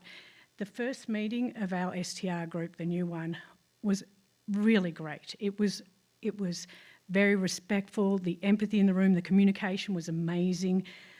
The conversations that went on, we can see that we can move in this direction. We set up our ordinance in 2019. We were an early adopter with ordinances. I'm very aware of ordinances all around the country through the groups that I'm involved with, and we have a good ordinance, and it's a work in progress. And what we don't want is to have an ordinance like we see in the rest of the country where there's lawsuits, there's animosity. We're really lucky. Placer County listens to us. They listen to the community members. They listen to the property managers. And then we bring it to you, and we're heard. And I think that where we are right now is a good place to move forward. I do think some of these things, the 30-minute, for us to be there as a property manager in 30 minutes, I don't think is necessary, and I don't think it's realistic. By the time an ordinance person calls our office, we go look up where who is at the property, who's staying there, call them, and then we're supposed to get there in about 10 minutes from that. The amount of calls that property managers get and how long we take to get to them, to create that sort of a burden on us is just not realistic. I absolutely think if people have had multiple complaints about them, then you can reduce their time. But a lot of these things coming in, overburdening people across the board, are just not realistic and also not fair given how hard we all work and how much we care about the community. I meet with the property managers, I talk to them all the time. We've been talking to them about this new group. We all care deeply about our communities. We have to see you in the supermarket. Our kids go to school with your kids. If you've got a problem, STR, next to us that we manage, we're going to do something about it. And so I feel like putting out some broad burdens on people that are working really hard and care is not the right way to go. I think we need to pick the bad players and get rid of the bad players, and also maybe educate some of the people that just don't know any better, which is, again, part of the plans of what we're doing with the group under the NTCA, with Adam Wilson's guidance and working with Stephanie. Thank you for your comments. Anyone else in the audience? Do we have comments online? Good. Caller, go ahead and unmute your mic and give your comments. Yes, this is Adam Wilson with the North Tahoe Community Alliance. Can you hear me? Yes. Excellent, thank you. First of all, Chairperson Jones and Honorable Supervisors, I thank you for the time. I'm sorry I can't be there in person. I do want to share with the group that and thank the staff and the volunteers that have gotten us to where we are today with this particular set of amendment changes. There was a lot of dialogue, a lot of information that was shared, and a lot of work that went to that. that is really important when we think about engagement in our community and how we are, as you've heard from the speakers before me, we do all care, and we care deeply, and those groups those people who have come together at those groups also care, and so we think that these changes are thoughtful, they're reasonable, and support these changes. In addition, I also want to thank the Board of Supervisors and the staff for the further direction to regroup and formalize this group and the body of work going forward. As Stephanie shared and Emily has shared, we really believe that this new group and the direction and some of the items that we have to address are large. They need to be addressed. They need to have engagement. And I think the commitment by all of the 13 folks that are on that group to actually make sure they engage with their community stakeholders that they represent was really outstanding. And so I do believe that this group will be able to continue to work on the topics and to support the challenges that we know exist in the STR world, but we're all committed to making sure that we find reasonable solutions. As Jill just pointed out, in addition to those groups and that work that's going on, we have been meeting with the property managers and UC Davis to create some best practices that we will share universally across all the property managers and even those individuals that manage their own STRs. The idea here is to make sure that we look at the nuances and issues around STRs that are caused by visitors in our STRs. Things like lights, outdoor trash, noise, safety, all of those items are part of the best practices that we want to bring forward to this group as well as to the property managers throughout the Eastern Placer County. And finally, tourism is 70% of our economy, and STRs are currently a critical part of that economy. Until we have an opportunity to provide additional lodging options to our visitors and our town centers, short-term rentals are how people enjoy Tahoe. And Bill shared that his experience as a kid with cabins and coming up here, those were the same experiences that I had. We always rented a house and stayed in a house when we came up here. So it is important, but we also understand that it's important that our residences and our neighbors are not negatively affected by this, and just know that we are all committed to helping bring that forward and to solve. So thank you. Thank you for your comments, Adam. Any others online? No further commenters. Okay, seeing none, we will bring it back to the board. Madam Chair, I Yes. have a few other comments or questions of staff. Please. Because I thought, it looked like you were going to read a motion. No, no, no, no, Okay. no, no, go ahead. A couple of things. Could we bring up slide 5 again? This is the complaint STR enforcement data. And I had asked staff, and I have not seen the final email if we got it, how many nights we were occupied, estimate of occupancy in STRs last year. Did we get that answer from Doug? Yes, I'm pulling that up for you. Okay. And the reason I bring that up is this is 500 complaints since the initiation of the ordinance, and I want to put it in a perspective, because I really do think we have a perception and we have problems in the community. People are very angry about and blaming short-term rentals, and yet we're not getting the complaints. So we need to, the committee needs to work on this, I think, Stephanie. I'm looking at you saying, how do we deal with this? But if I ran a quick number and said maybe these get rented 70 nights a year times the number we have, it would be less than 0.2% where we've had a complaint on a night that's rented with all these units. We had 333,867 nights booked across 3,392 active properties. Okay, and that was 1 year. So if we look at, this is the complaints. So it's 250. Yeah.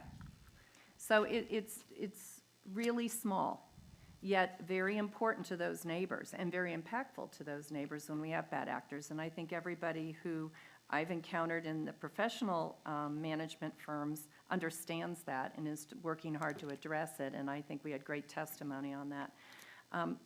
So it is small, and I think with the stakeholder group, we need to look at what our goals are. You know, is our goal to to reduce the number because why?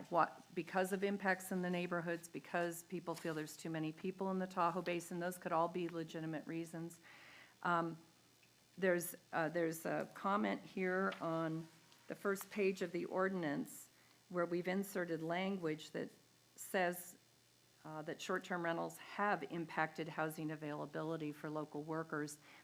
And I really want to make sure we have the evidence of that before we put it in our ordinance, because the original Mountain Housing Council did quite an extensive study and found that wasn't the case. It was the price of the homes that negated locals being able to purchase them and stay in them. The other issue that I just read was a study that San Luis Obispo County did that validated the same issue, that it's really the cost of housing at price points beyond local wages that is creating the obstacles, not short-term rentals.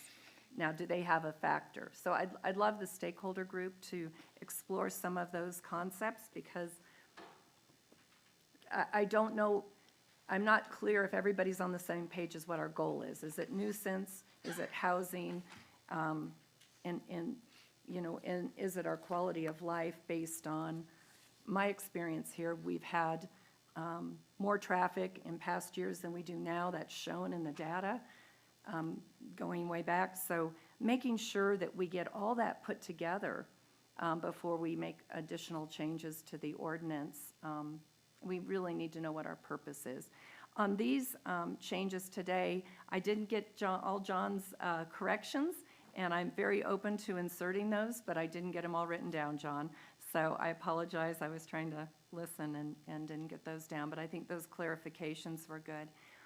And then I did want, Crystal, I think you were involved with me on what the cap was initially set at, because we've had a lot of questions about that cap, and almost to the point of people thinking we pulled it out of thin air and just decided we wanted to have a lot of vacation rentals.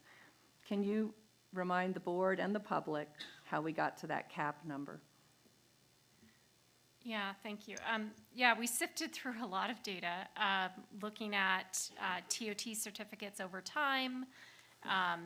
The STR permits didn't come into play until 2020, and that was, the ordinance was adopted in late 2019, and it went into effect in 2020, and of course, that was the year that the pandemic hit, and so 2020 was kind of a bad a bad benchmark, right, to be looking at data around this. But when we developed the cap, we did look at historical TOT data, sifted through, the condo hotels that are part of that, that data, and landed around, I think 3,500 or so. But what we really wanted to do was to build in a buffer, and I remember having those discussions with your board about looking at a 10% kind of buffer on the number. So the 3,900 number really incorporates that buffer. I will say, since the ordinance was sort of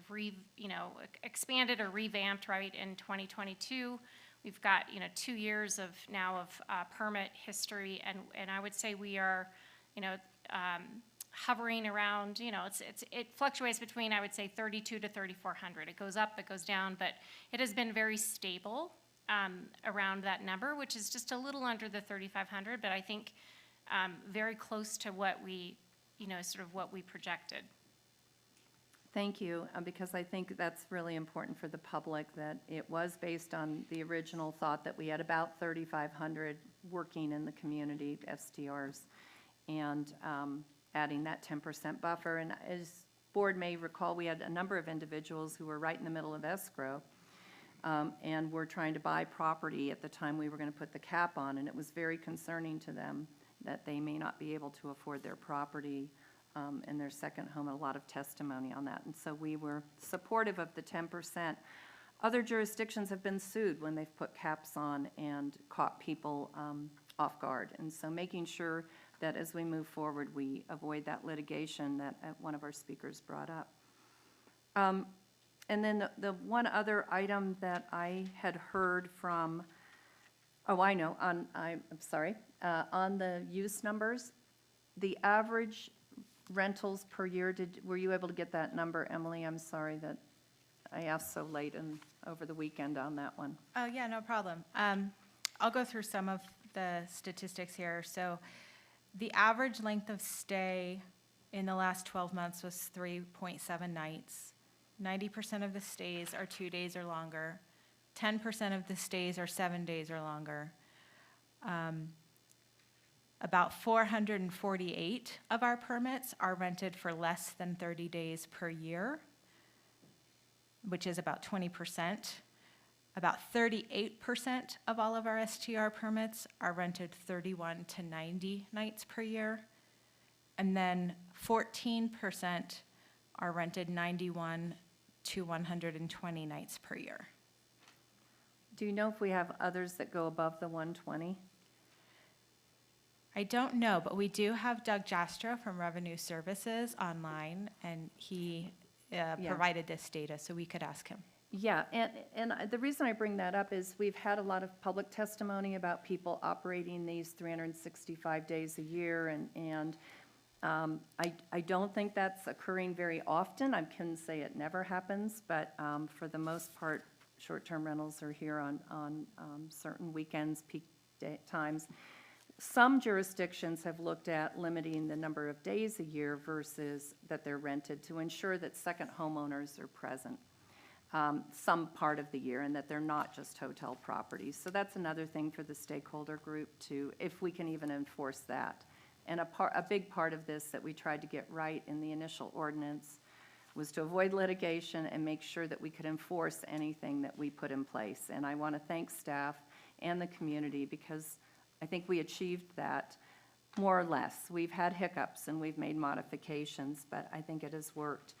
And I don't need the exact number from Doug, but I think moving forward, tracking this data and making sure we post it so the community really sees and hears the facts. Because one of the things we hear is there's quite a bit more rental revenue. Well, that's because the prices have gone up. I don't think our occupancy has gone up. In fact, I think our occupancy for this last year, according to many, is down. So, but prices went up. So we have to look at all those factors when we're making, when the stakeholder group makes recommendations to the board so that we really have a clear picture of what's happening in the industry. And so I know I'm looking at you a lot, Stephanie, but with that stakeholder group, I think there's a lot of good work that they could do. And then finally, one other thing that I met with the fire chiefs. They continue to be concerned about the remote inspections, the video inspections, being accurate, that some property owners may just not show certain things in their home, and they might be concerned about that. And so they expressed concern about that, and I said, well, what are your solutions? One might be random inspections, taking a certain sample number, contacting and trying to, instead of trying to inspect all, trying to do a representative sampling. That was just a suggestion they made I wanted to pass on to the staff. But with that, if we had John's edits, I would be willing to consider that, but I think because it hasn't been posted, we couldn't do that. Is that? Well, no, it's more complicated than that. This is an introduction of an ordinance. If we had each one of those edits and could read it into the record, you could still introduce the ordinance and then it comes back in the next meeting for adoption. If we don't have that yet and you do want to incorporate those, my recommendation is you continue this item in order to get those, put them into a proper format and bring it back so that we're assured of having everything. Could we get the condo hotel then into the same round of edits? If the board is comfortable moving forward with the current, is it's termed the current proposed definition, yes. Well, I'm supportive of the condo hotel definition and making that change. And I don't know about others, but I do want to make a couple of comments, which is we have come a long way since 2019. And I want to say thank you and say thank you to the community, because probably the first meeting that I had in Tahoe in 2019, this place was packed with people who were not happy at all. And I look at what's been done, right? We introduced an ordinance in November of 2019. And Supervisor Gustafson came on the board and, along with staff, really made sure that we put together an ordinance, which was not perfect, and we've been refining it so that it can be better with input from our residents. And, changes made in 2022, in 2023, and now again in 2024. So I feel like it's still a work in progress, but we've come a long way. And the fact that this room is not packed with people who are angry says a lot. And the noise ordinance, the numbers, of the violations versus 333,000 plus room nights and 250 maybe complaints is really something. So that's really good. We've made a lot of progress. The code enforcement team, thank you. That has made a big difference when people know that when they're upset about a neighbor's property, noise violations, we're addressing those. That's just really good. And so I wanted to stop for a moment and just say, this is really our job as local government, trying to respond to the needs of our residents. And I really appreciate our residents, working with our staff to try to make helpful changes.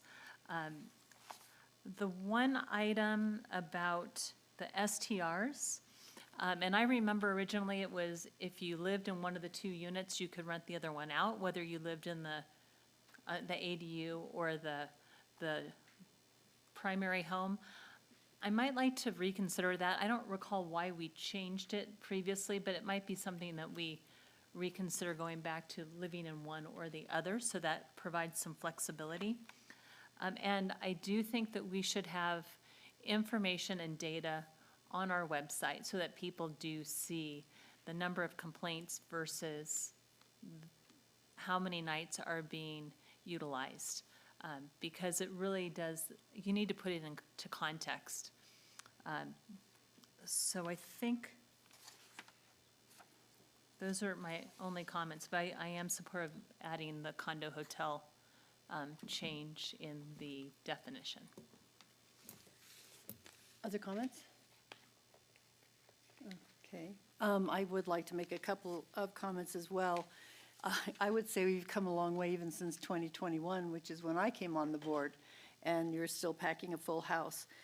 Two of the things that have been hugely helpful regarding the nuisances is the changing in your penalties, because that was the one thing that there was no teeth in your penalties when somebody violated their terms, of their agreements. And so that was a big, very positive change, as well as hiring more code enforcement so that people get used to knowing that there's no code enforcement on a weekend, so they know they can get away with it, and they'll be gone Monday, kind of a thing. So you guys have done a great job there. And the fire life safety, the requirement for the fire inspections, as you recall, I had a constituent that was a property owner managed short-term rental, and they couldn't understand why they were treated differently than ones that were managed by property managers. And so he should be thrilled to know now that there's parity among everyone as far as the inspections go. And the reality with that many short-term rentals, it would seem to me that you'd be constantly inspecting them, because once you got done with this, you'd already be into a year and have to go back and inspect everybody again. So those things are very important to me, and I thank you for that. Thank you. Actually, you guys have done just way more. This is amazing, the document that you've come up with. We didn't have that in 2021, and you've done a super great job. And thank you all to your Tahoe office and all the work you've all put into this. I think it's almost perfect. We're getting close, and I'm in agreement with the removing the condo hotels as well. So let's see, what do we have to do with this? Well, I guess the question I have for staff is, the condo hotel is just now getting it reposted with the language, is that correct? We couldn't take action today on that. and we were going to bring it back anyway. Does it make sense to get the other edits that were suggested? Take a look at those and bring back this for the next meeting? And do it all at one time? Yes, if we continue it, we could bring it back. We could include John Fox changes and look at those. We could include the condo hotel definition change. And I could talk with staff about the ADU, being able to rent the primary or the ADU. And when do you think you could bring it back? Because everybody's come today. I hate to delay, but at the same time, let's get it right and not do it.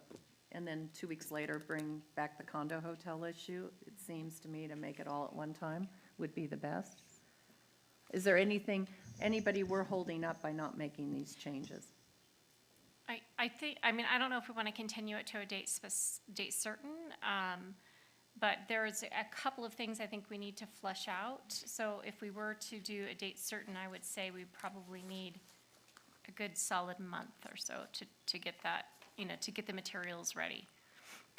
Is there any pending applications or issues with like the town center ones that, is there anything Not that we're aware of. Are you? We're holding off on any renewals for any properties that were pending changes in this set of amendments, so we can continue to hold off on them.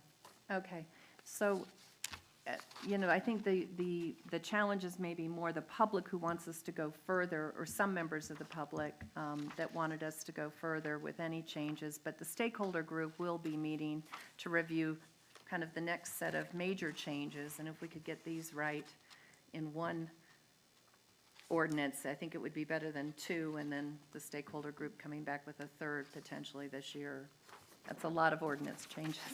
Yeah, no, I would agree, and the stakeholder group will work forward kind of in parallel with this conversation. So, I do want to give Cedra enough time. I mean, I think we took notes on everything that John put forward, and seems reasonable to me, but always, to your point, the devil's in the details, so we do need some time to kind of vet through that.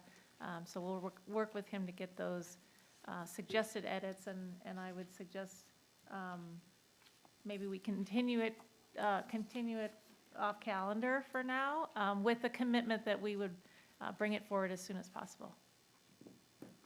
That's fine with me. Is there any objections in the room, or any? I'm not seeing anybody jump up and down. I'll have my edits to you by the end of the week. Okay. But before we go there, I want to make one additional comment, because I would not change their short-term rentals regarding accessory ADUs. I don't think that ADUs should be used as short-term rentals. And if the people who own their primary house want to live in the ADU, then they're just renting their primary house, and it still fits within the code, section 175620 or 200. I would leave it as is on here. and not Suzanne, change would you be willing to consider, though, if there's historic, I think there's a difference between, now we call them accessory dwelling units. We used to call them caretaker cottages. We used to call them granny flats. So there's historic units. I'm not trying, I totally agree. When people have the benefit of a streamlined process and our support in putting an ADU on their property, then no short-term rental there. But for those existing, I'm just afraid. And maybe we should define it, because in the future, anything built from now on is probably an ADU and not something like you're talking about. Right. Those are probably a lot larger than what we're, Some are and some aren't. I mean, some are apartments above garages that have been used for years that way. But weren't granted any special privileges to have the unit. I mean, they were grandfathered in. So maybe staff can work that out for us and help us with that. We could probably consider something about the historic use. So maybe the primary or the ADU could be rented for ADUs that were built before a certain date, before the state code changes occurred. That would be great. I wish you would consider that. I could support that. Okay. Thank you. Okay. Any more discussion then? Okay, seeing none, let's, we've received our update, and I think we've provided enough direction, right? And Karen, did you want to, take? So I'll make a motion to continue this item off calendar to bring it back as soon as possible. Okay, we have a motion by Gustafson and a second by Holmes. All those in favor? Aye. Any opposed? Hearing none, a motion passes. Okay, one more item, item number 5 on the department items. County Executive Office again. Oh, wait, just keep your light on. Daniel gave me the 5-minute warning. No. So, good afternoon, Chair Jones, members of the board, Stephanie Holloway. One more time for you today. I have this keyed up in my notes to say good morning to you. So, good afternoon, and I'm happy to close out your meeting in Tahoe this afternoon. And really, I think the intent of this item, obviously no action, it's just a presentation, but continued commitment to your board to educate and really elevate the important work that the Placer team collectively is doing in the region. So I'm going to run through a number of different projects, but really want to emphasize how all of these projects, how all of the initiatives that we're working on fit within your priorities, your board's priorities. We call those critical success factors. But just to jump back for a second, in June of 2022, I gave you a presentation on really the matrix of partners, our agencies and community organizations. Some of those you've heard from today, so obviously there's a sort of a playing out of those partnerships in our region on a continual basis. In October of that year, we did talk about projects and priorities, really trying to elevate the importance of making sure we're focused on the right tasks, right? In May of 2023, I was joined by Julie Reagan with the Tahoe Regional Planning Agency, if you remember. Julie and I gave a co-presentation. We brought forward a number of really kind of key data indicators for our region. Some of that you've actually already heard about today. You've heard about the great work of the Destination Stewardship Council and the work that NTCA is working on tracking some of those data indicators moving forward. So a lot of conversation around at that meeting around community vitality and data. Julie and I did also elevate really the importance of leveraging our private-public partnerships, really looking to achieve some environmental benefit from some of these projects. That is really the focus of a lot of, most of what we do in the region is really focused on environmental stewardship. So our teams at the county working forward on a number of these different initiatives, and I will just sort of summarize and underscore that a lot of these initiatives are not only stewardship, they're also somewhat of a mitigation strategy for some of the visitation that we see. So all along the lines of achieving what we like to call balance in the region. So I will elevate your strategic plan. Your board did adopt this strategic plan, which really provides as a foundation for us. Everything we do in the region is sort of, bounced off of that foundation to make sure that we are aligning with your desires and your goals. 8 strategic initiatives called critical success factors. So I'm going to roll through those today and really try to provide you with linkages to your success factors, to how we define success in the region from your board. And so we'll talk a little bit about what those priorities look like. So critical success factor number 1 here. And I love that this is number 1 because it seems sort of at the front of everything we do. And this is strategic relationships and community engagement. This is transparency, collaboration, epic collaboration, Uber collaboration in the region, to your point, Supervisor Holmes. I will mention there has been some investment that we've made in the CEO's office recently around community engagement. I think Lindsay Romack is still here.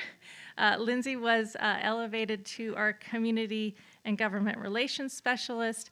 That position is really a primary focus of this critical success factor. So Lindsay and I have had many conversations about how we engage with the community, how we meet them where they are, and providing really a channel and an avenue for not only feedback, we talk a lot about feedback, but I think dialogue, communication hearing from people on what really those challenges are. And I think you've heard some of that play out here today. Just to kind of build off of a number of different elements tools that we're advancing around strategic relationships. You can see here our Tahoe website. I did debut this for you last year. We use this as a communication tool moving forward. We did, with the help of our PIO's office, put together a monthly newsletter in addition to the District 5 newsletter to really dig into the details on some of these projects. We are advancing a number of working groups. You can see on this slide, this is a picture of the working group that we put together around the Tahoe City Fire Station. This is in the fire station, actually, as we were engaging around that effort. You heard about the STR Advisory Working Group. And then another one we're working on with Rebecca Tabor's team, Parking Management. This is a program, as you've heard, that's moving forward. And so we're really trying to, again, coordinate and collaborate with community members as we roll through projects, as we develop them, and not necessarily always on the back end. So housing. Housing seems to be in every hour of my everyday conversations around here, so definitely a focus, so a primary connection here. There's really no silver bullet to this housing issue, but I can be proud of the work that we're doing here, and you can be proud of the work that we're doing here to really innovate different ideas and our partnerships in the region. So I'll just mention a few here. Dollar Creek Crossing Project, that's our capital project we're working on Dollar Hill. There's other initiatives like workforce housing, the lease to locals, and then also working with TRPA on code and code priorities around housing. I'll mention our partners. Some of those you've heard from today, the Tahoe Truckee Workforce Housing Agency. That is an agency that we are a member of, and I sit as your representative on that agency. The Housing Hub, which is a new organization. You heard from Aaron Casey earlier today, so the Housing Hub helping us in this space. And a number of different other partners, the Community Foundation, Mountain Housing Council, to name a few. So some success stories. I'm going to just kind of slow down here and pause. You can see a picture on this slide of DJ Ewan and his family. DJ and his wife, Lachelle, live in our community. They work in our community, and they were thankful to receive funding through the Workforce Housing Preservation Program to purchase a home. So some really great success stories. As you know, this program provides funding in exchange for a deed restriction. So keeping that property, keeping that house or that unit into perpetuity for local workers in our region. You'll also see here a graphic on the Lease to Locals program. This is another incentive program that we have. As I've mentioned, this program's been in effect for about 18 months. We have housed 158 local workers in our community. This is a rental assistance program, so not a for purchase, but a for rent assistance program. And then a picture here at the top of Meadowview Place that was under construction at the time. It's now completed. 56 units there of lower income residential units in the region. So a lot of great work in this space. Public serving infrastructure. So this slide wasn't big enough. I summarized sort of our top priorities here, but infrastructure's really key to, I think, some of the quality of life that we have here in the region. We've talked a little bit about the TOT, that 2% special TOT around capital infrastructure in the region. And so that has supported a number of these different initiatives that we've talked about already today, the Snow Museum.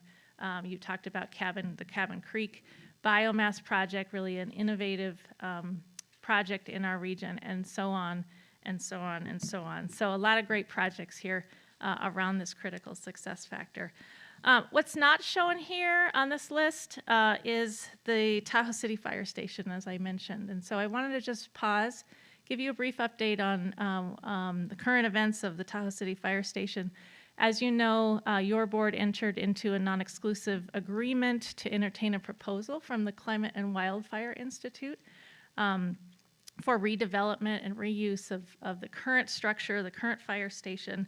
CWI has informed us that they are unable to provide us with that proposal at this time. They are undergoing a strategic plan themselves and really looking at where they need to put their priorities.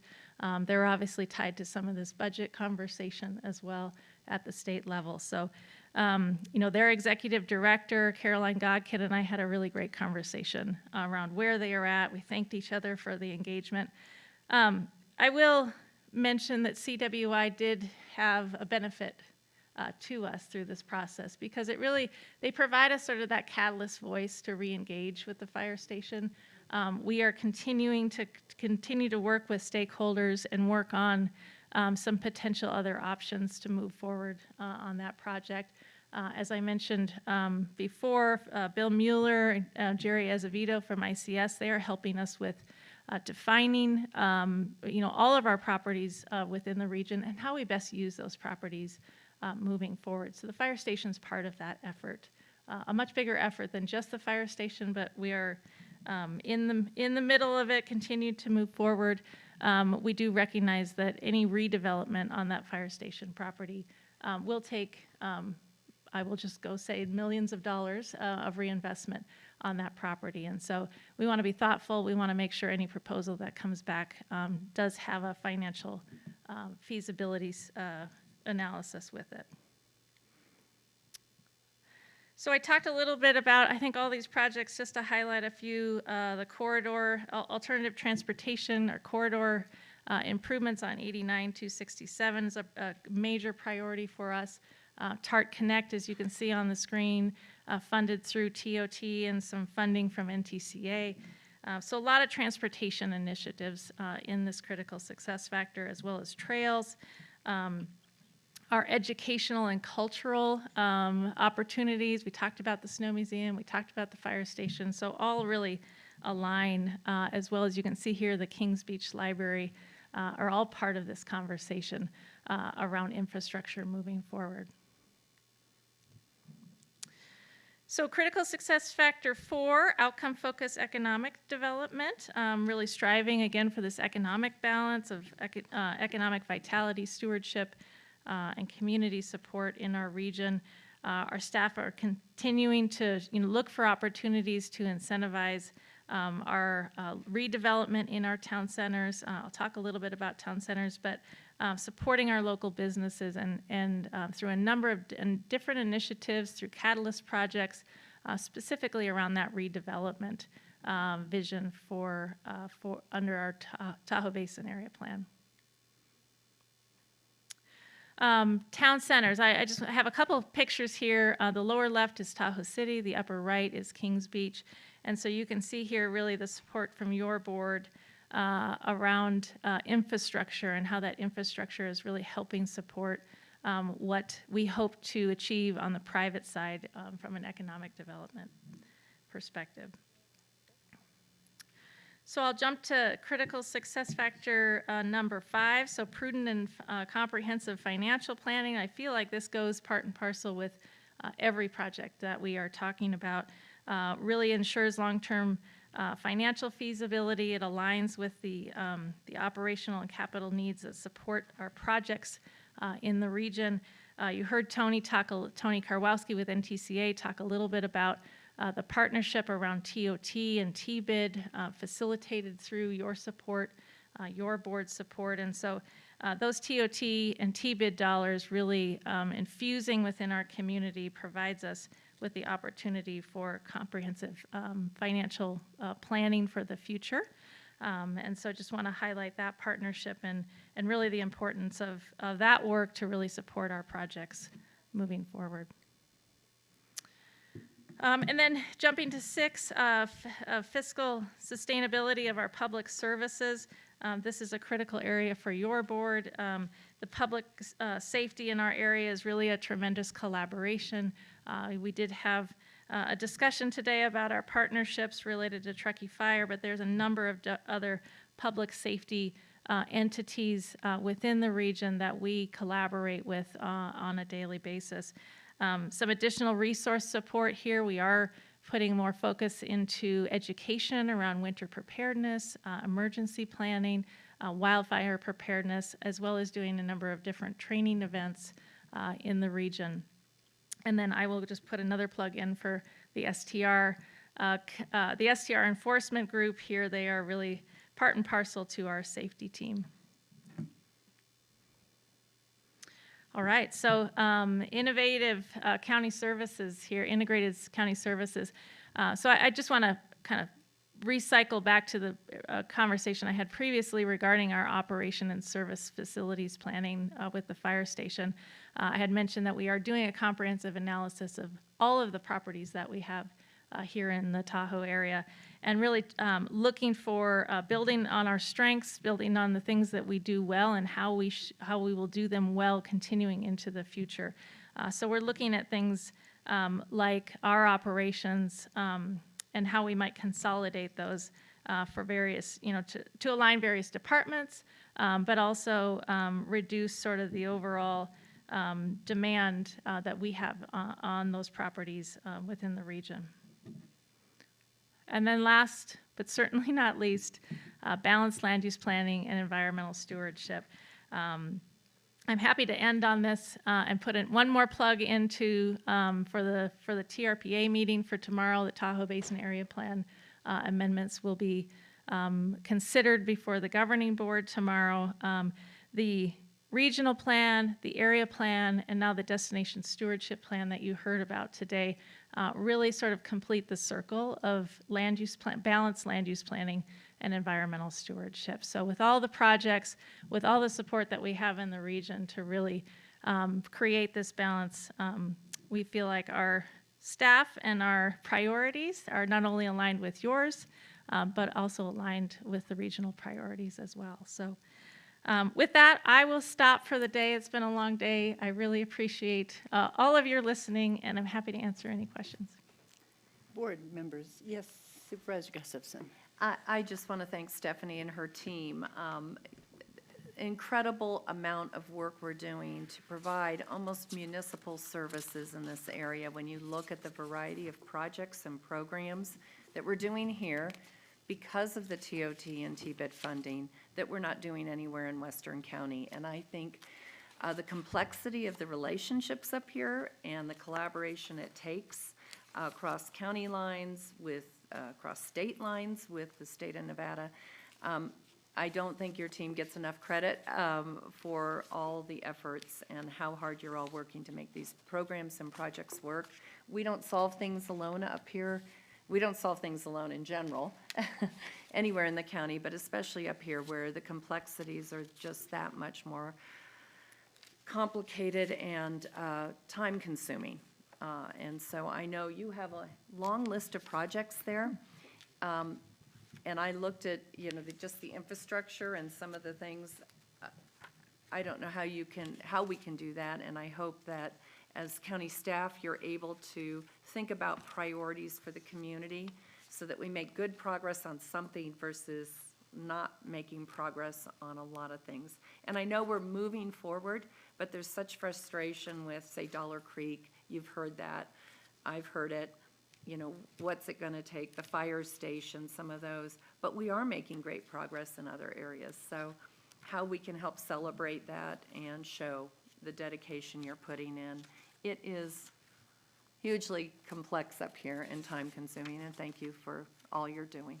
Yeah, I appreciate that. And I'll just add, we don't do that alone in Tahoe. We do that with a tremendous amount of support from Auburn as well. You mentioned Dollar Creek. The Auburn team that's working on that to help support that, I just have to say kudos to them.